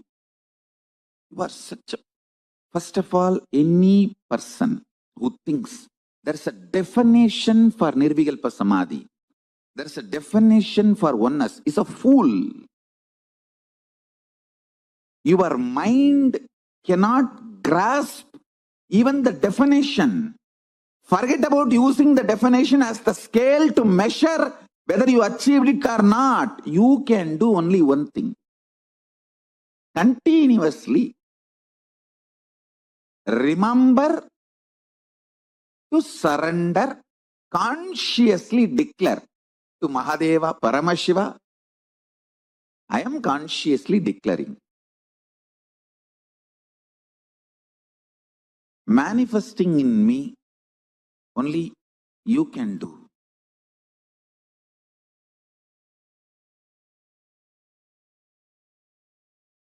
I'll tell you precisely, exactly right attitude.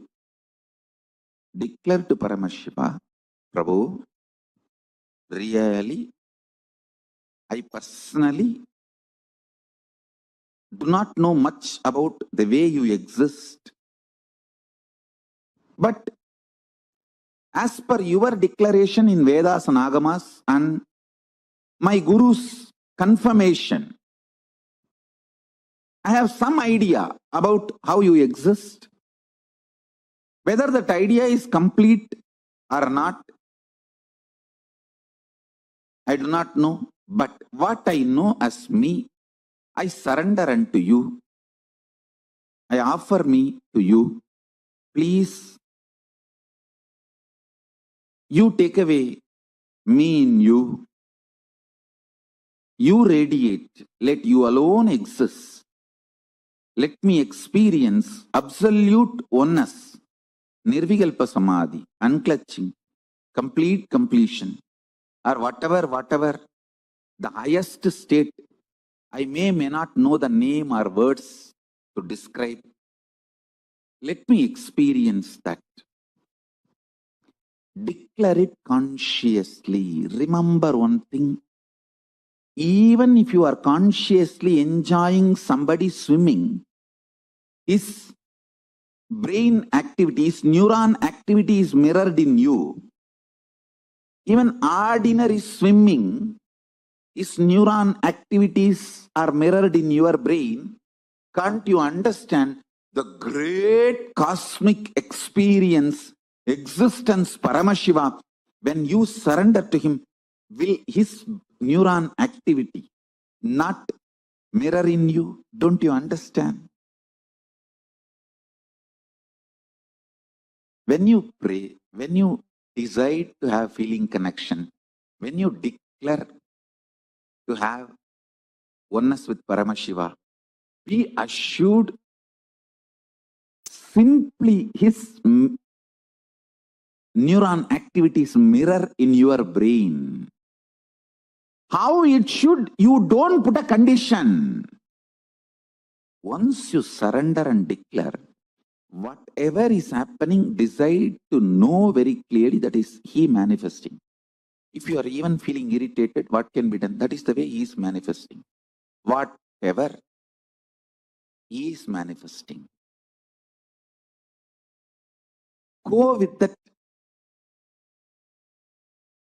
peacefulness, Shanta Swarupa. Then he sinks deeper and deeper into your being. Your being sinks deeper and deeper into his existence.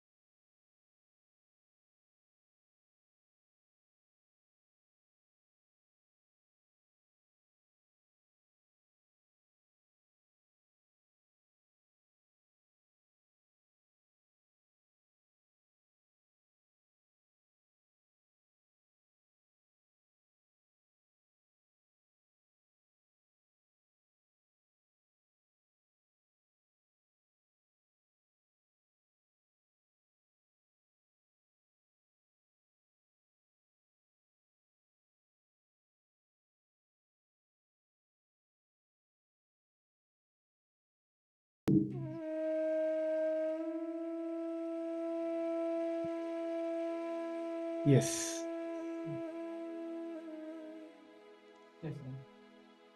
So now we all have listened from the Supreme Pontiff of Hinduism about the science of Nirvikalpa Samadhi. And Bhavan has beautifully explained how this one science can help us manifest whatever the reality we want to manifest in our life. So now we'll be entering into the next exercise to manifest this science into reality. So just to recap that the more and more you operating from the Nirvikalpa Samadhi will make you realize the binary system with which the whole world is operating now.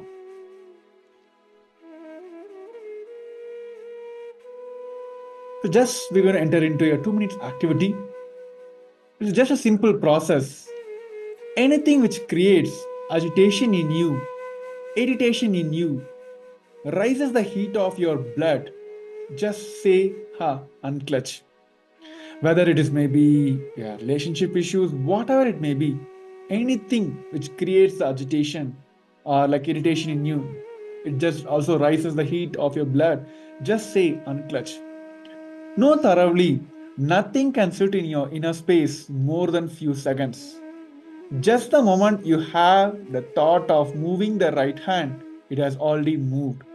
If it comes to back, again move the left hand. If it comes back, all you need to do is 1 or 2 few times. 1 or 3 times you have to do the same thing.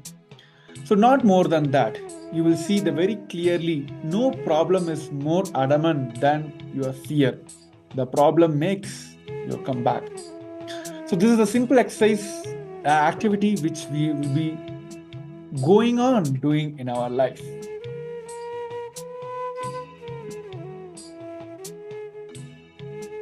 So one of the biggest enemy which is stopping all of us from experiencing this Nirvikalpa Samadhi is our self-criticizing pattern. See, you have strongly believed you have not achieved oneness, Nirvikalpa Samadhi, unclutching, completion, all this. Because there is a definition of that state and that definition is not manifesting in you. This is the one of the biggest enemy which the self-criticizing pattern which is not letting us to manifest Nirvikalpa Samadhi in our life. We may feel like, okay, this Nirvikalpa Samadhi experience or the completion, oneness, it's not for me, or I have not achieved so far. So that is the only, that self-criticizing pattern is the one of the biggest enemy which is stopping us from experiencing the Nirvikalpa Samadhi. So now in this segment, we're gonna address that.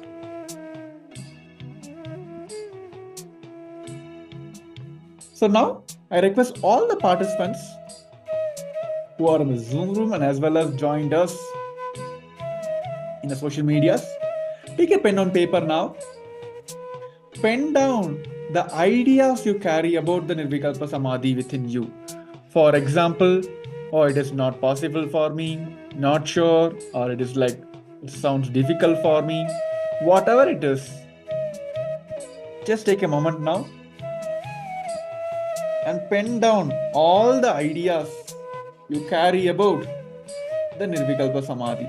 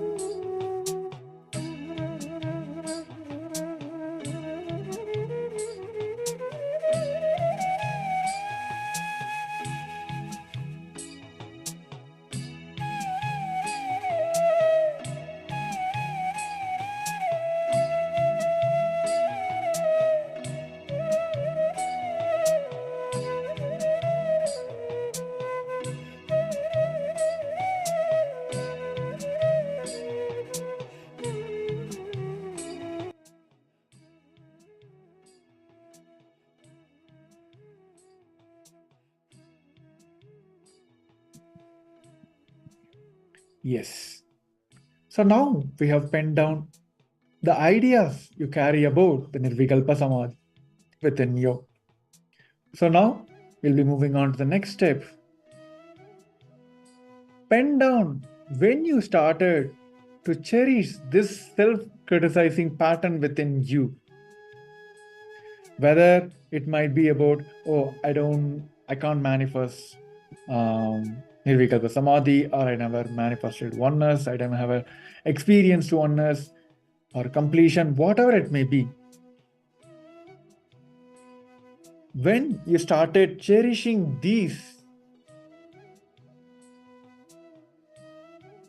self-criticizing ideas, patterns within you, pen down those moments now.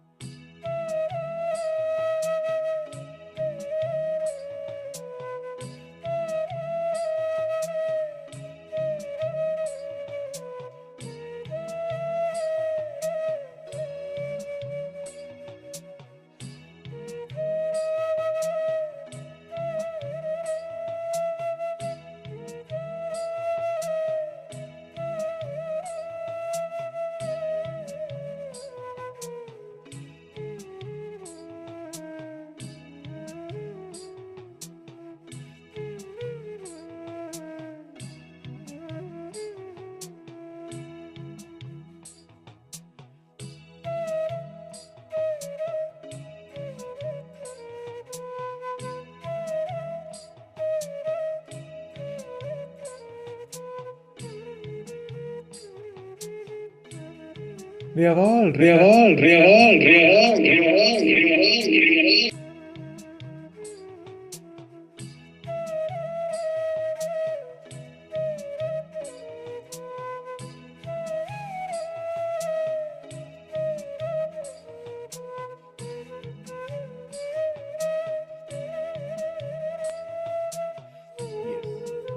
So we have written all the patterns, the self-criticizing patterns that we cherished. And when we started cherishing all those self-criticizing patterns, now let us relive to complete with all the patterns. Reliving is going back to the same situation, same moment.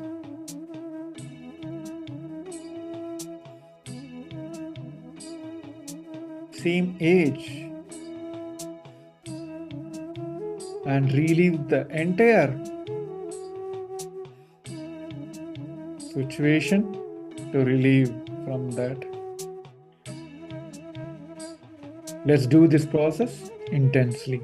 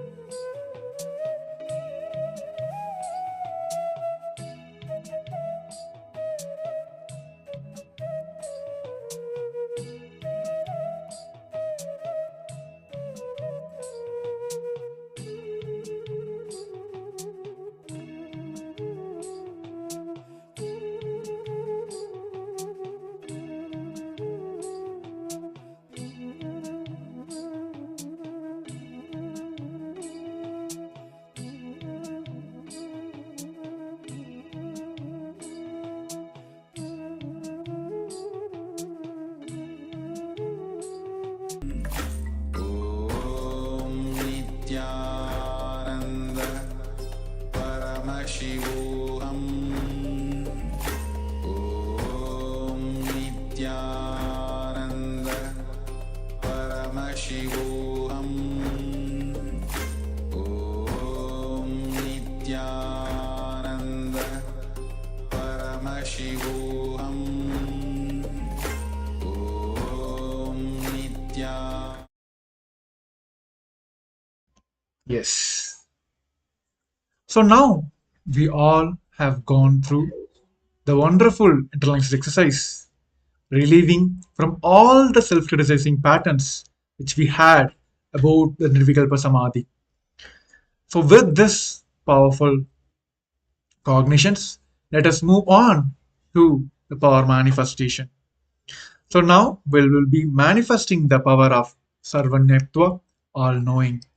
So now I request all the participants to come to the space of listening. Pick up your pen and paper, get ready for the power manifestation.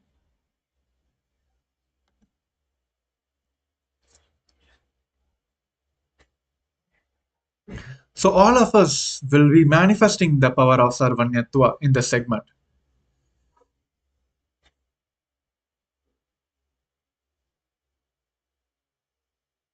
I will be guiding you the step-by-step process.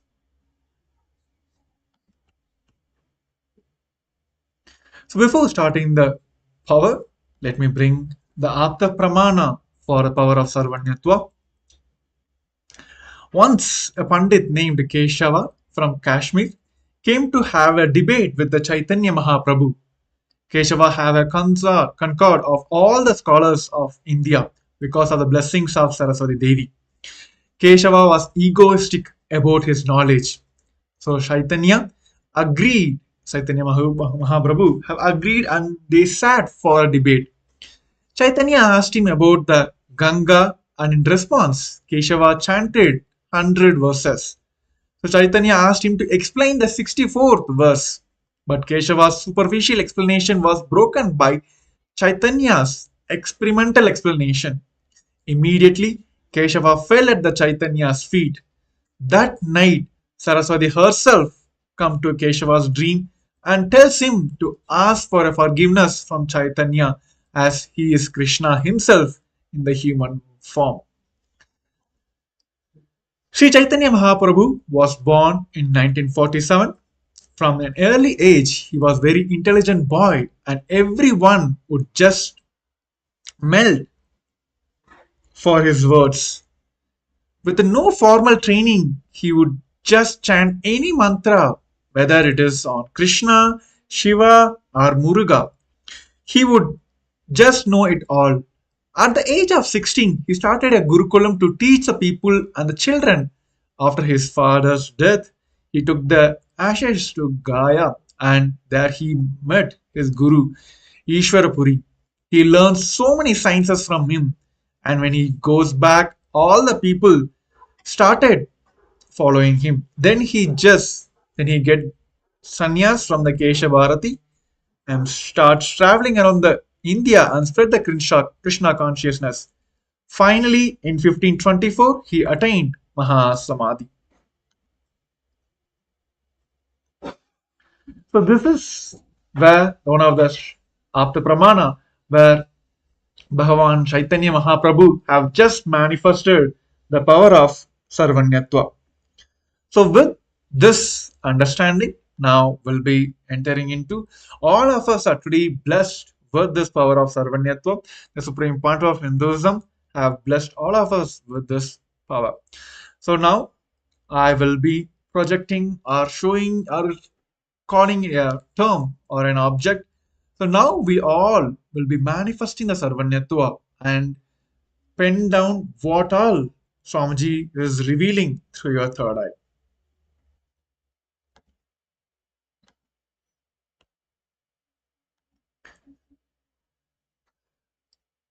We'll be entering into the first level, which is the scanning and describing an artifact.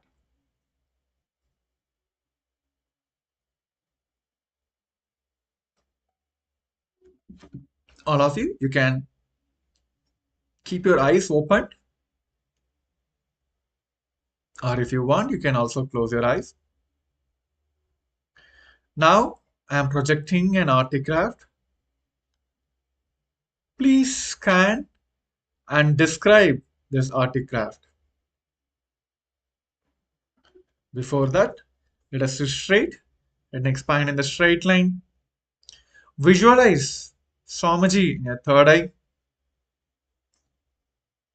and intensely chant the Mahavakya Om Nityananda Paramashivoham. Let Paramashiva himself manifest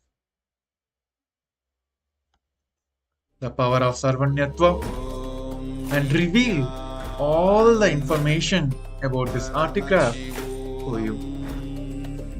Let us continue chanting the Mahavakya Om Nityananda Paramashivoham.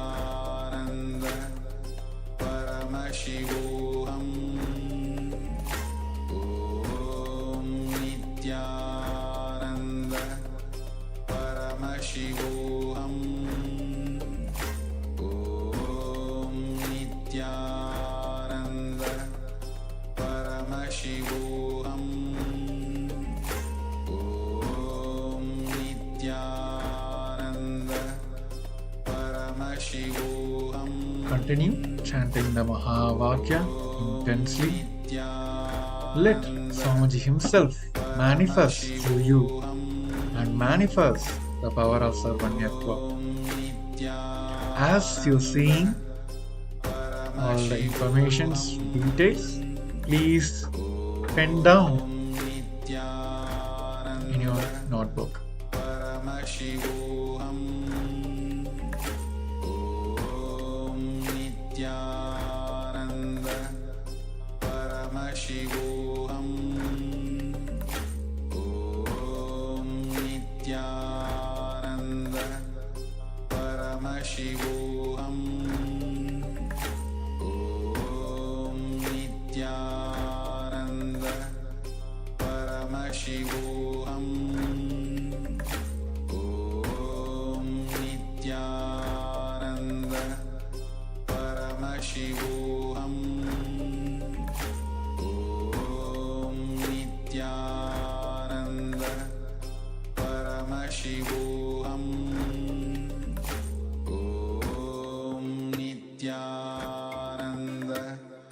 Paramashivoham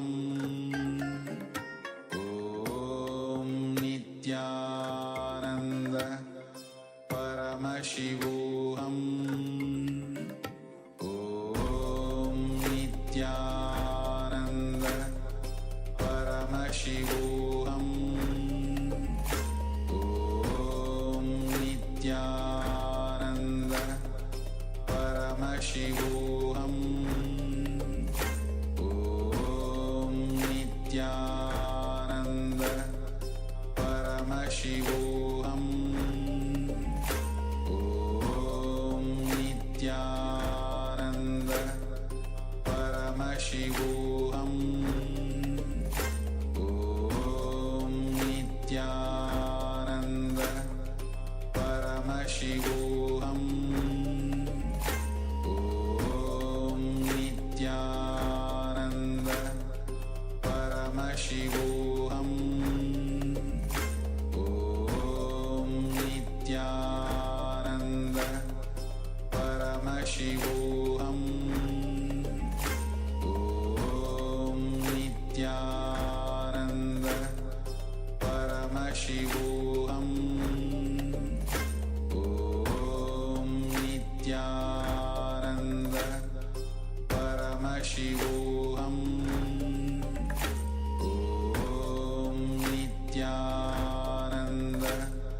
Paramashivoham Om Nityananda Paramashivoham Om Nityananda Paramashivoham Om Nityananda Paramashivoham Om Nityananda Paramashivoham Om Nityananda Paramashivoham Om Nityananda. Yes. Now, all of you can relax. Take a moment to share what all Swamiji have showed you during this power manifestation segment while you're manifesting the power of Sarvanyatva. Write down all the details. Please put it in a Zoom chat. Yes, all the participants who are joined in the Zoom chat and also those who are joined in our Facebook Live and YouTube Live, you can use the comment section to share what all Swamiji have showed you during this power manifestation segment. All of you have scanned and described the artifact. Please take a moment before I reveal the answers to all. Take a moment to type the answers, and those who are joined in the Zoom chat, Zooms, you can take a moment to even try to type it in the chat.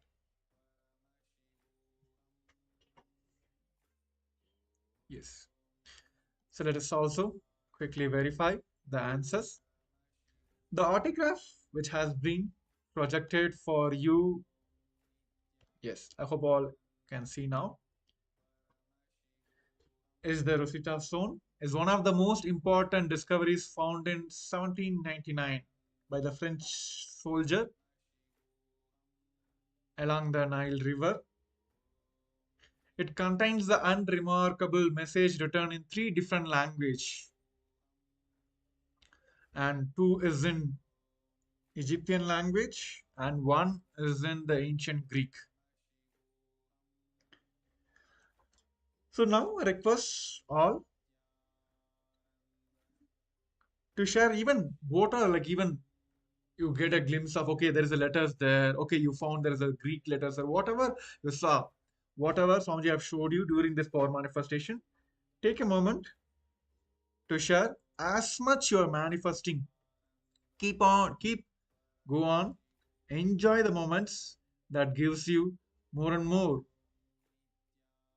space for you to experience oneness with Paramashiva.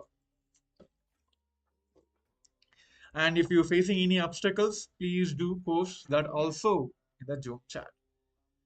So yes, So with this, we'll be entering into the next segment. In the previous segment, we have seen the Nirvikalpa Samadhi. Bhavan has given us the wonderful knowledge and experience also about Nirvikalpa Samadhi. So now we'll be entering into a most precise, precious, I would say, science which Bhagavan Dakshinamurti has revealed to all of us, which is Maunam Vyakyayanam. See, if you understand your entire life, it's all about like lights and sounds, what you see and what you hear, right? And even if you think about yourself, it is all about what are the like the words you gave to yourself and what are the visualization you carry about yourself. It is all about that, right? So it is all about what you carry, like what are the words you given to yourself and what are the visualizations you carry about yourself. See, the whole universe is made out of these two things, which is sound and light, which means the verbalization and the visualizations, sound and light. So you need to, like, if there is any problem you related to the sound, you cannot verbalize it to solve it. And same way, if there is some problems related to the light in you, you can't use the visualization to correct it. So only the verbalization can correct it. So this science has been given, and Swamiji has given this wonderful science to all of us during the powerful initiation we are going to receive today. So before that, let us get the entire knowledge about how this whole sound and light plays a vital role in our life and how the perception about yourself and even the world operates on this board. So now I request all the participants to come to the space of listening. Now we're going to have a short video where Bhavan himself explains this science to all of us.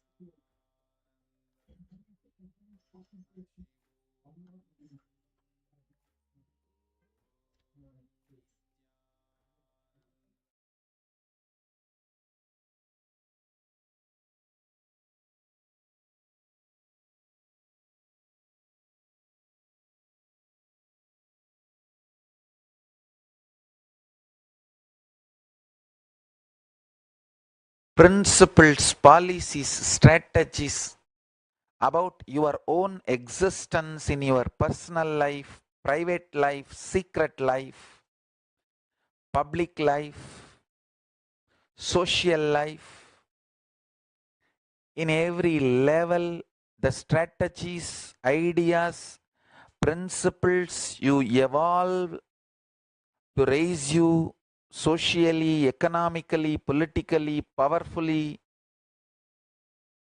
everything should be in sync with this three truth: life, positive, liberating, enlightening. Every dream you want to have ultimately should make you understand to go beyond the dreams. Every dream you want to realize should make you understand to go beyond the dreams.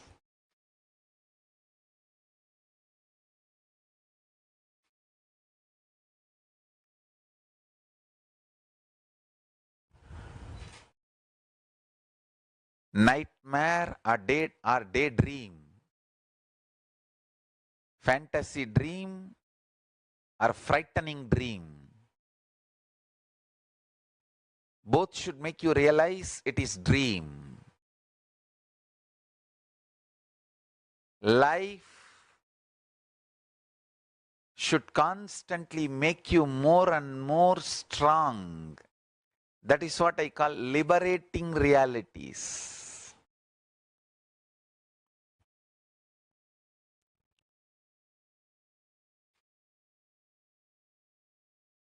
Liberating and enlightening. Understand? Liberating and enlightening.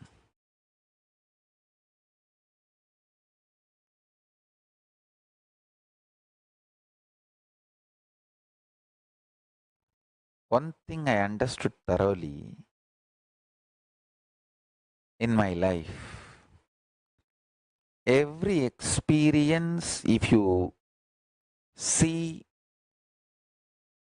with this one understanding of how to use that to liberate yourself and enlighten yourself, you are living enlightenment. Good or bad, right or wrong, do not classify them, judge them. Just see how it can liberate you and enlighten you. Everything becomes strength. Everything empowers you. The intense love I felt for my masters made me receive the whole thought current into me.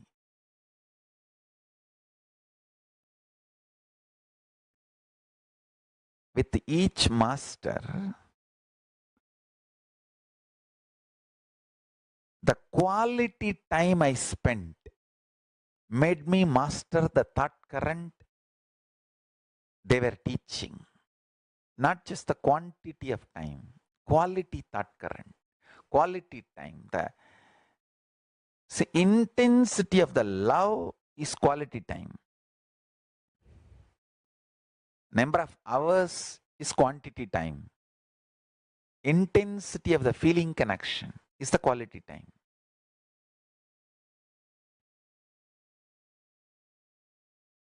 The quality time I spent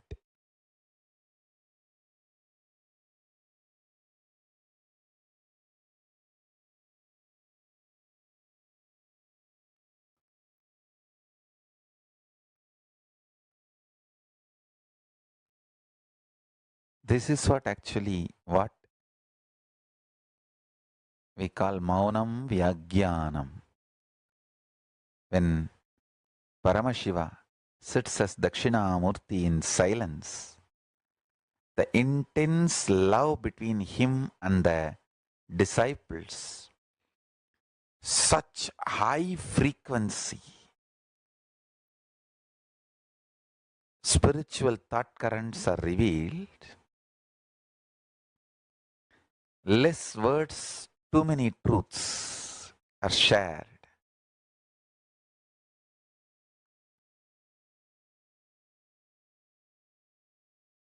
Like a formula style, the sutras are revealed and the sutras get applied and evolve and multiply as thought currents. Hindu way of education, beautifully that Gayatri mantra expresses. There is no brainwashing, there is no spoon feeding of ideas, nothing. It just says, let me meditate on the consciousness which kindles truth and knowledge in me. Om Bhurvuvah Suvah Tatsavidurvarenyam Bhargo Devasya Dhimahi Dhiyo Yona Prachodayat. Let me meditate on the consciousness which awakens more and more intelligence, consciousness in me.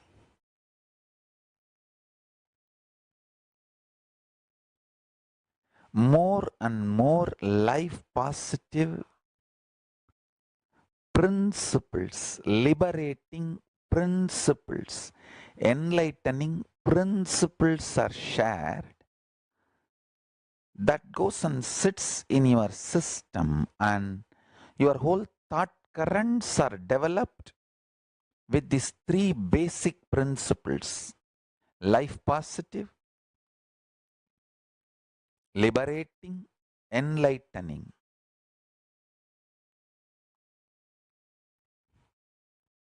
When somebody understands absolutely life positive way, the whole life, your youth, middle age, old age, death, all this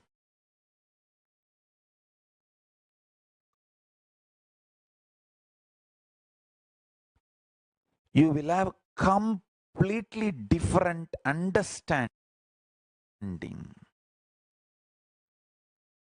which will be liberating, not suffocating, enlightening, not engaging. I tell you.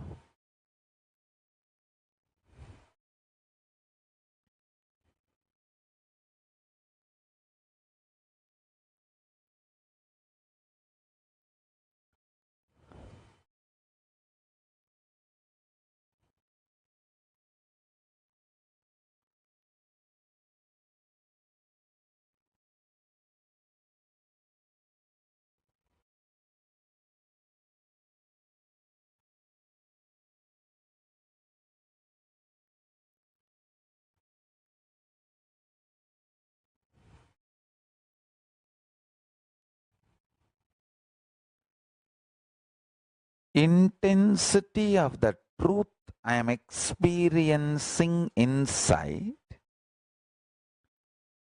is so high, mapping them to the words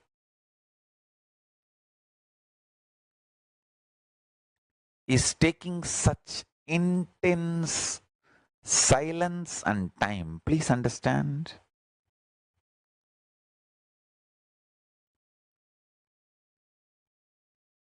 Ordinary words can be written, printed on ordinary paper, but the currency can be printed only in the special paper. Same way,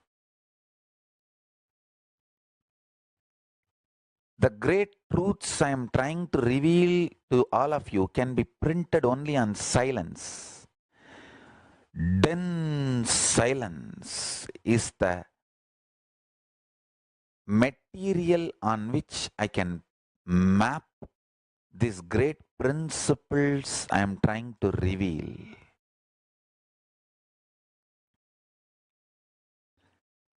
Intensity of the truth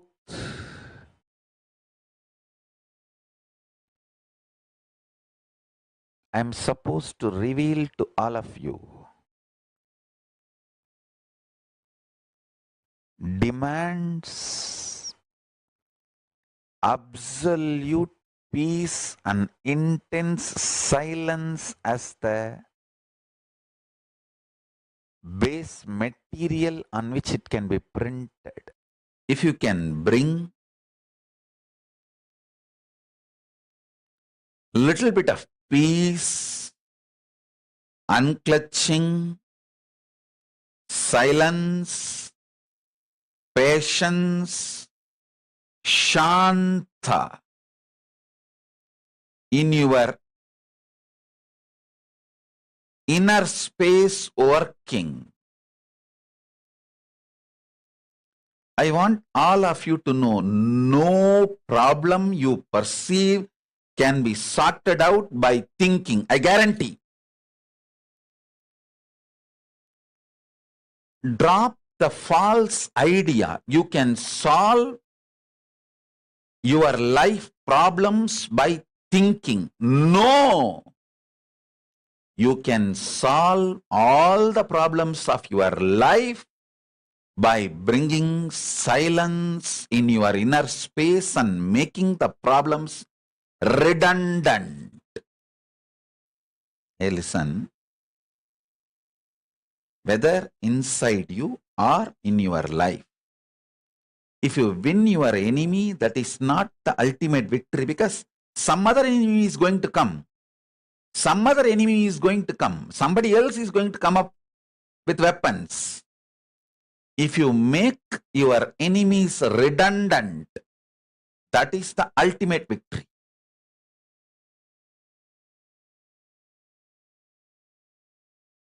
Today I want to expand on few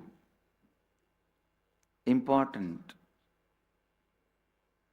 truths. Actually, when I utter, I understand every word I utter is important. People say I speak so much. Later on, you guys will understand I have not uttered a single extra word. Man who never uttered a single word which is not required means he is a mauni. Later on, you guys will understand I lived in eternal mauna and I am living in eternal mauna because I have not uttered a single word which is not required, which is not important.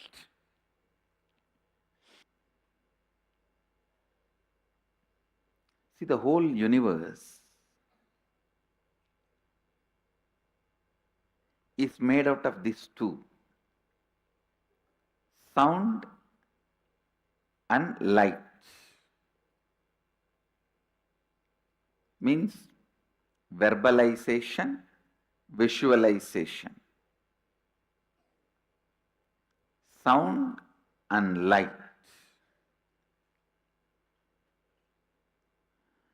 You need to know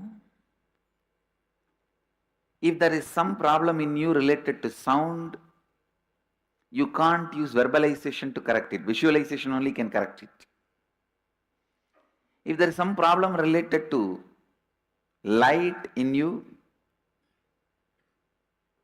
you can't use the visualization to correct it. Only verbalization, sounds can correct it. Please listen. Listen. The whole universe, including you, is made out of sound and light. When the sound and light meets, the universe happens. Mahadeva represents light, Devi represents sound. That is why the syllables we call it as matrika, mata. Sound is mother, light is father. When these two, nada bindu, when these two unites, universe happens.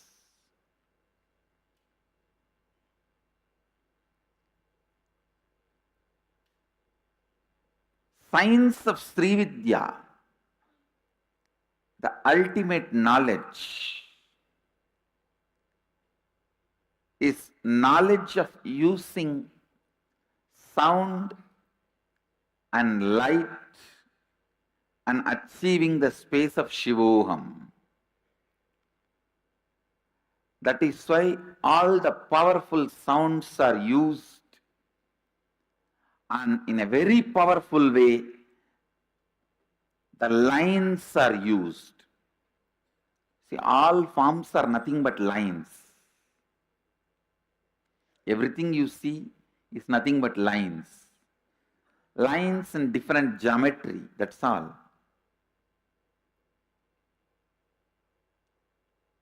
If you draw the line straight, two line, and it looks like a ladder. If you put the same line like this, it looks like a snake. It is just different lines. And listen to this. One guy was trying to develop a therapy called art therapy. Means letting the mad people draw, scratch, paint whatever they want. By painting, drawing, so much of catharsis happens. They get healed. They become all right. By painting, in a month, they vomit all their madness and they become all right. The funny information is, the doctor who was doing research on all these paintings, he found a very strong similarities between their madness and painting. If somebody has become mad due to women, they all paint in the same way. If somebody has become mad due to money, they all paint in the same way. Listen. The last bit of information is the most important. The doctor who was doing research on all this, he became mad. No, listen. It means your painting shows the inner space you carry. Understand the truths. First, your drawing shows the inner space you carry. Through drawing, you throw your inner space out. Whoever consumes that drawing receives that same inner space. Understand the triangle. You throw your inner space through a drawing. Whoever consumes that drawing receives the same inner space. Mahadeva has thrown open in his, whatever is in his inner space in the form of drawing, that is Sriyantra. Understand? Mahadeva has thrown what is in his inner space, that is Sriyantra. That is Sriyantra. If you consume whatever as Mahadeva has revealed, Sadasiva is the Rishi for the Sri Vidya. If you consume whatever is revealed by Mahadeva, you achieve the same space, Shivoham. Shivoham. Shivoham. Sachidanandoham. Shivoham. Nityanandoham. Shivoham.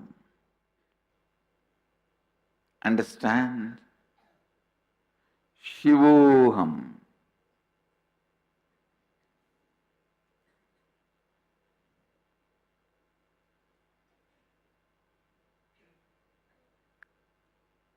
Shivoham is the sound, verbalization of Mahadeva's inner space. Sriyantra is the geometrical representation, visualization of Mahadeva's inner space.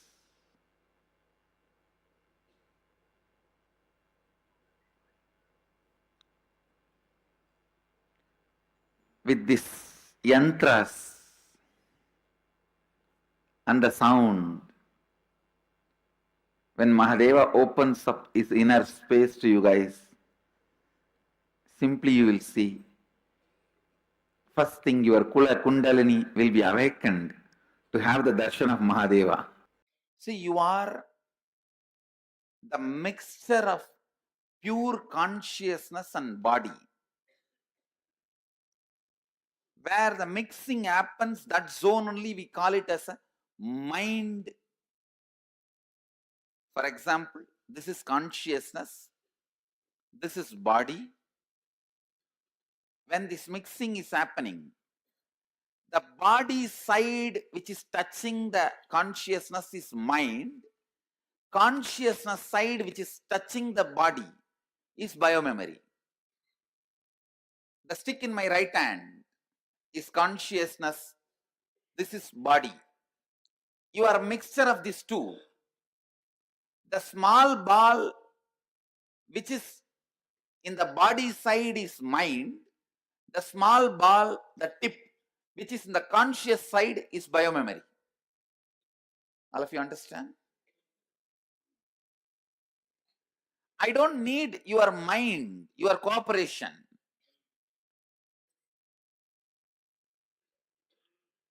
It is not necessary your mind needs to be controlled, any of which you can't do. Because I am going to work on your biomemory, not on your mind. But for me to work on your biomemory, physically you are required here. Physically you are required here, available for me, because your biomemory is centered on body. Even though it is the conscious part, because it is centered on your body only, you are still alive. If that is not centered on your body, you will not be still alive. See, when you close your eyes and sit alone with yourself, the idea you have about you, those sounds, those visualizations, I am directly working on them, just taking the fire from them. See, when you are just sitting with yourself, the kind of how you carry you, how you feel about you, that component only I am burning. That is exactly aham, I. That part, that area only I am burning, purifying, reprocessing. That's or I can say reprogramming. To be more and more conscious, to operate from the space of Shivoham. Please understand, the first thing I'll be releasing is that deep suffering you carry about you. When that gets released, the peace and joy you experience, that's what we call Shiva Bodha, ecstasy of being Shiva. Actually, you are nothing but just the words you believe about you and the visualizations you carry about you. Understand? The words you believe about you and the visualizations you carry about you.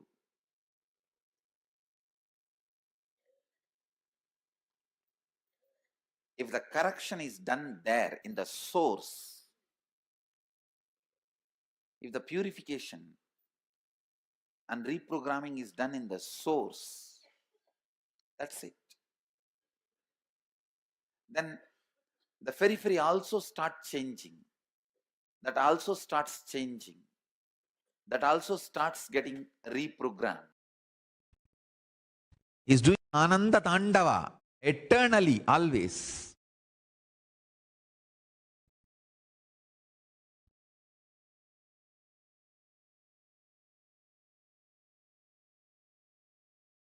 You can't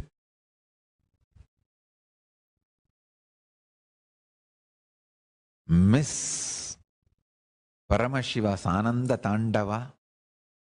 It's too powerful. Everything happening in your life is just is Ananda Tandava. Either he is creating through his Damaru, or he is protecting through his Abhaya, or he is cleaning you through his fire, or he is pulling you out of delusion through his feet, and he is liberating you through that feet he has lifted. Thukkiya Diruvadi. The feet he has lifted, dancing. Understand? His Ananda Tandava is continuing. Do not be worried about something being removed from your life. He is rejuvenating you. Do not be worried about this whole Ananda Tandava. Celebrate it, enjoy it.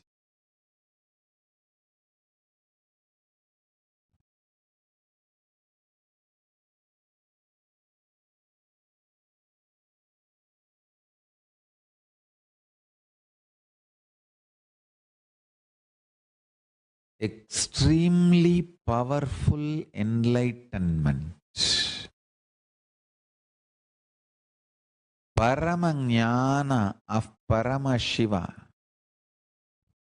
will explode in you this moment.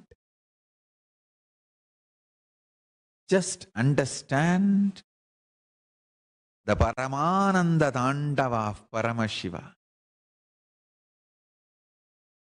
The Ananda Tandava of Paramashiva. Paramashiva in Nityananda Tanda. And this whole Tandava happens in absolute space of mana unmana, where the extreme sound and extreme silence is one and the same. Understand? The ultimate sound and ultimate silence is one and the same. That is the space I am calling Paramashanta Swarupa, Anahata Dvani. Sound which is uncreated. Means extreme sound and extreme silence. Infinity, hertz and 0 hertz, both is one and the same. That is the Damaru of Paramashiva. Damaru of Paramashiva is 0 hertz and infinity hertz, both together. Meditate on this. When you start talking intensely to Paramashiva, just these 3, listen. Forget about everything else. Paramashiva is real. And you start talking to him. You can be complaining, you can be crying, you can be talking, you can be enjoying, you can say, thank you for what you have given me, or you can be angry, saying that what have you done to me? Older than the sun, newer than the fresh breath you are taking inside. So you can talk anything you want.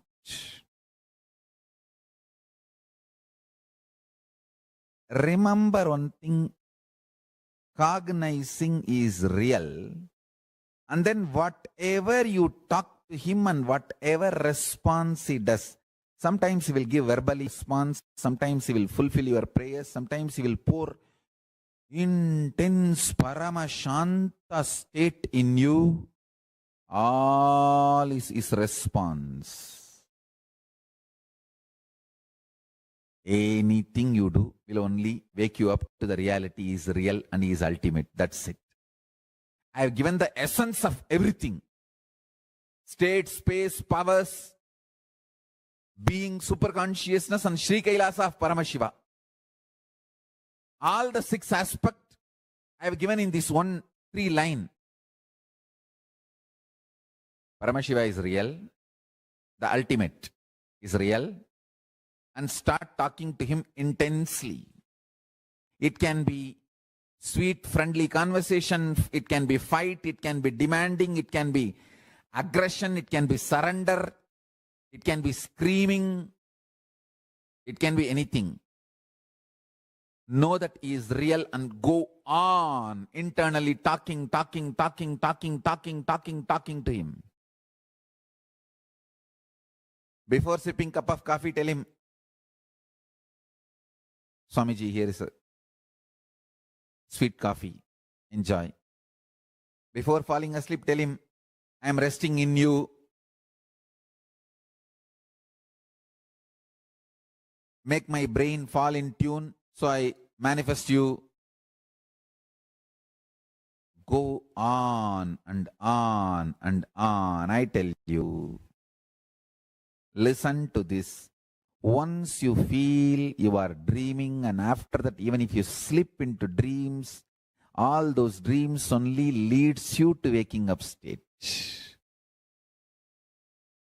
Only once you remember, I think I am dreaming and it's not all real. Even if you don't wake up and fall, you slip into the dream again.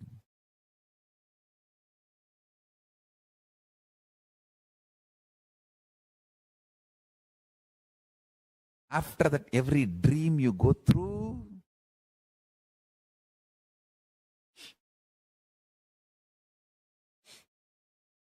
will only lead you to wake up. You will only wake up.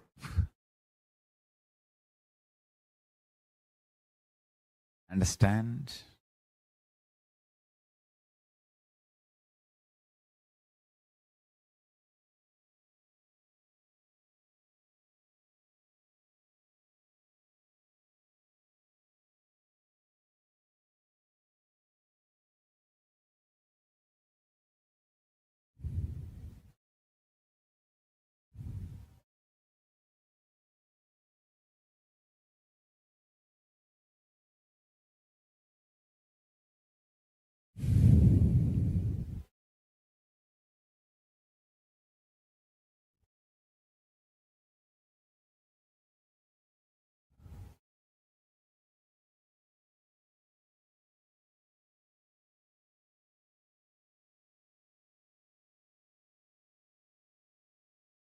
independent intelligence who is creating, sustaining, renovating, rejuvenating, pulling out of delusion and liberating all of us and this universe is Paramashiva, and he is real. He is available in the form of Nityananda Paramashivam to all of us. Cognize these fundamental principles and go on talking to him. Go on talking to him. Every word you utter, you talk to him, will bring tremendous completion. You can vomit your confusion, you can vomit your frustration, anger, anything is okay. Stop talking to yourself, start talking to Paramashiva.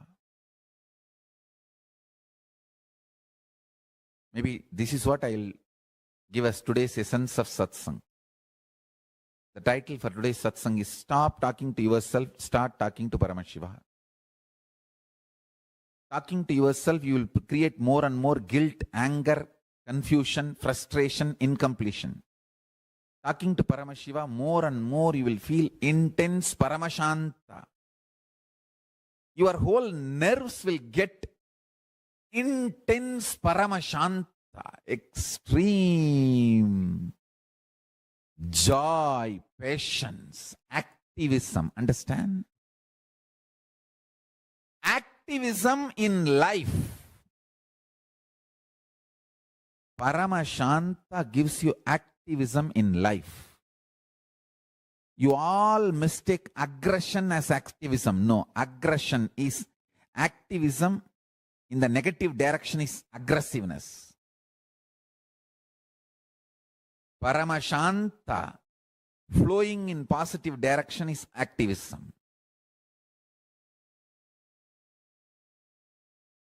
I have seen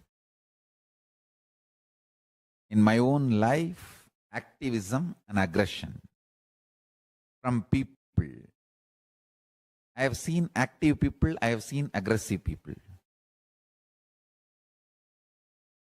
Here I am defining activism and aggression. Activism is Paramashanta flowing for life, pro-life. Aggression is anger, violence, frustration, flowing. Life negative.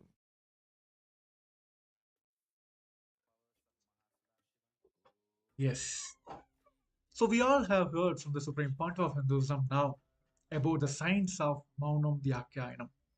How the visualization and verbalizations make the entire the world for us, how the worlds operate on these two things, and even the idea about ourselves, how the visualization and verbalization makes a like play a major role in that, and how using these two can heal the other one.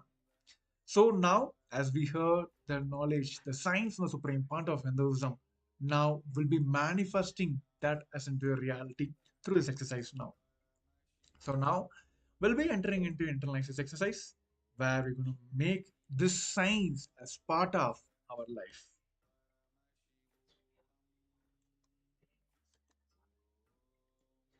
So with the Maunam Vyakyanam, the science, you can enlighten yourself. So what Bhagavan Dakshinamurti is teaching us through his silence, every experience, see with this one understanding of how to use that to liberate yourself and enlighten yourself. You are living enlightenment. Whether it is a good or bad, right or wrong, do not classify them or judge them. Just see how it can liberate you and enlighten you. Every experience and every understandings you have, just to make sure that you use that to liberate yourself and enlighten yourself. The principles, policies, strategies about your own existence in your personal life, private life, or maybe secret life, public life, social life, In every level, the strategies, ideas, principles you evolve to rise you socially, economically, politically, and powerfully. Everything should be synced in these three truths: life positive, liberating, and enlightening. So, this is what Bhagavan Dakshinamurti is teaching us through his silence. All our ideas, all our strategies, principles on all our lives, whether it's private life, secret life, or public life, or social life, everything to rise you socially, economically, and politically also. How we can achieve this? Only if all the sync within these three truths. One is life positive, liberating, and enlightening. So, with this understanding, now let us enter into a process how we can experience the Bhagavan Dakshinamurti's space of silence by bringing the completion. So, the step one, pen down the 10 experience from the last 24 hours that you had judged as right or wrong. It can be any situations or scenarios or experience you received or the feelings, whatever it may be. Just pen down the 10 experience from the last 24 hours that you had judged as right or wrong. For example, how's that woman makes less than men in pay scale? The boss waited for me even though I was few minutes behind. So like all these ideas you carry, which you define or judged as this is right, this is wrong, all that take 10 out of in last 24 hours and pen down now.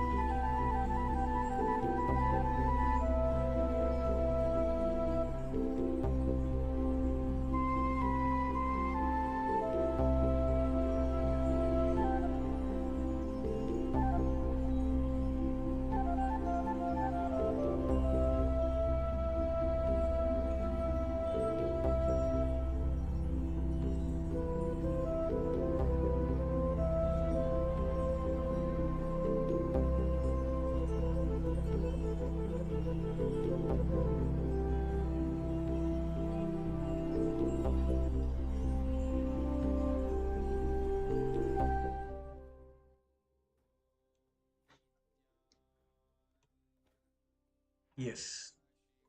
So now we all have written the 10 experience from the last 24 hours that you have judged as right or wrong. So now we'll be moving on to the step number 2. For all the incidents you have written, mark what thought current did you cherish to judge them as good or bad. For example, from the previous one, the bus driver was kind to me, understand me, the society is harsh or unfair. So whatever, whether if you have judged that incident as a right, you might have thought, okay, the bus driver was kind to me and he understands me. And if you have thought that that experience was bad, you would have thought, oh, the society is harsh to me and the society is harsh and it is unfair for me. So what is the thought current you cherish to judge them whether the incident or the experience is a good or bad. So now let us spend down for each the experience you've written, the 10 experience written from the last 24 hours. Make sure you write a thought current which made you or the thought current you cherish during making this judgment. So let's take a few moments to pen down that.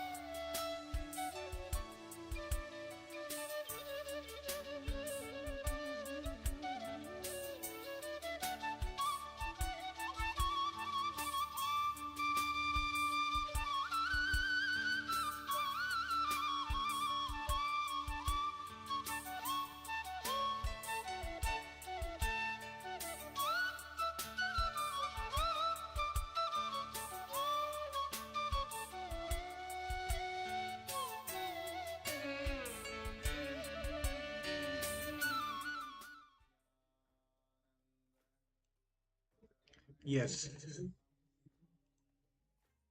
So now we have written all the thought currents we cherished during judging those experiences.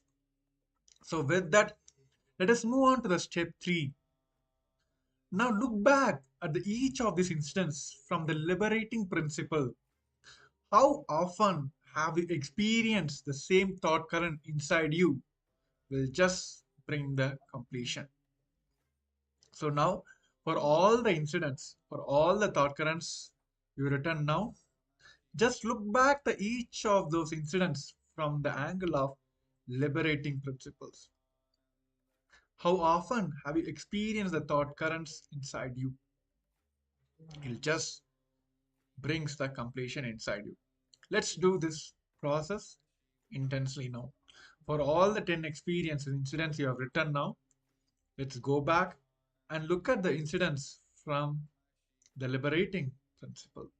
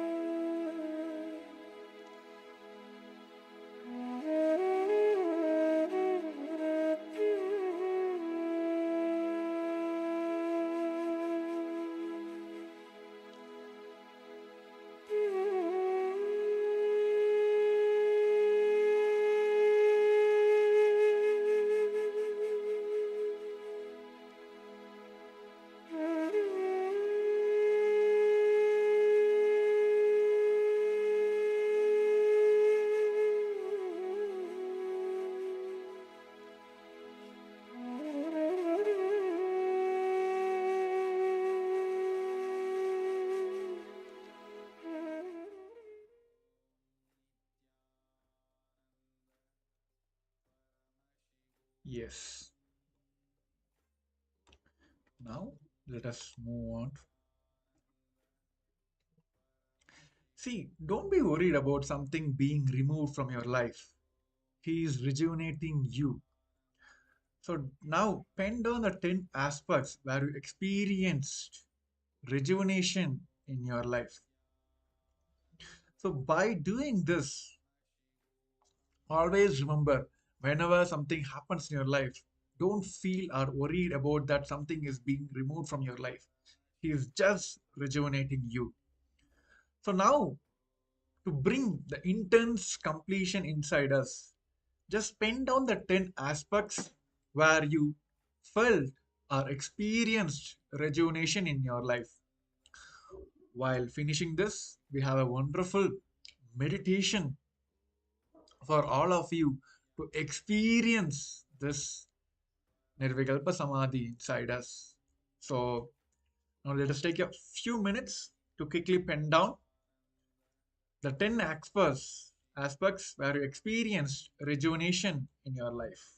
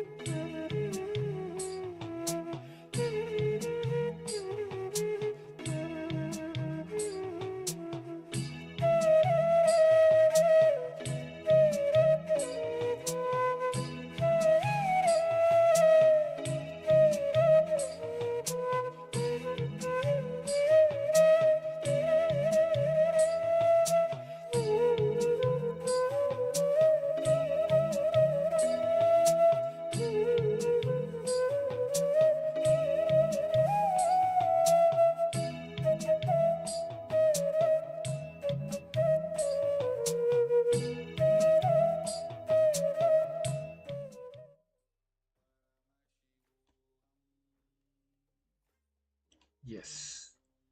Now, all of you can relax.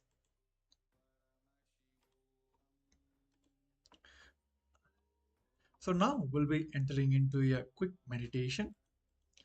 Understand the sound Om is the sound of the universe, which is centered in the source, which can vibrate in our time. This can be a beautiful bridge for all of us to move from time to Kala, the source itself. So now we'll be entering into a small meditation, chanting the Omkara intensely. It is a guided meditation. So now I request all the participants come to the meditative space, sit comfortably. Yes, you can close your eyes. Just chant the Omkara intensely.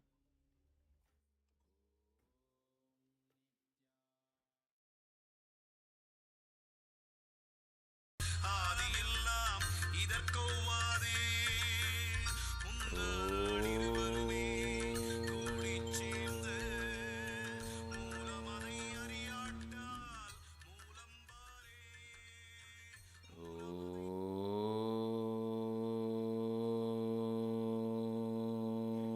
Om.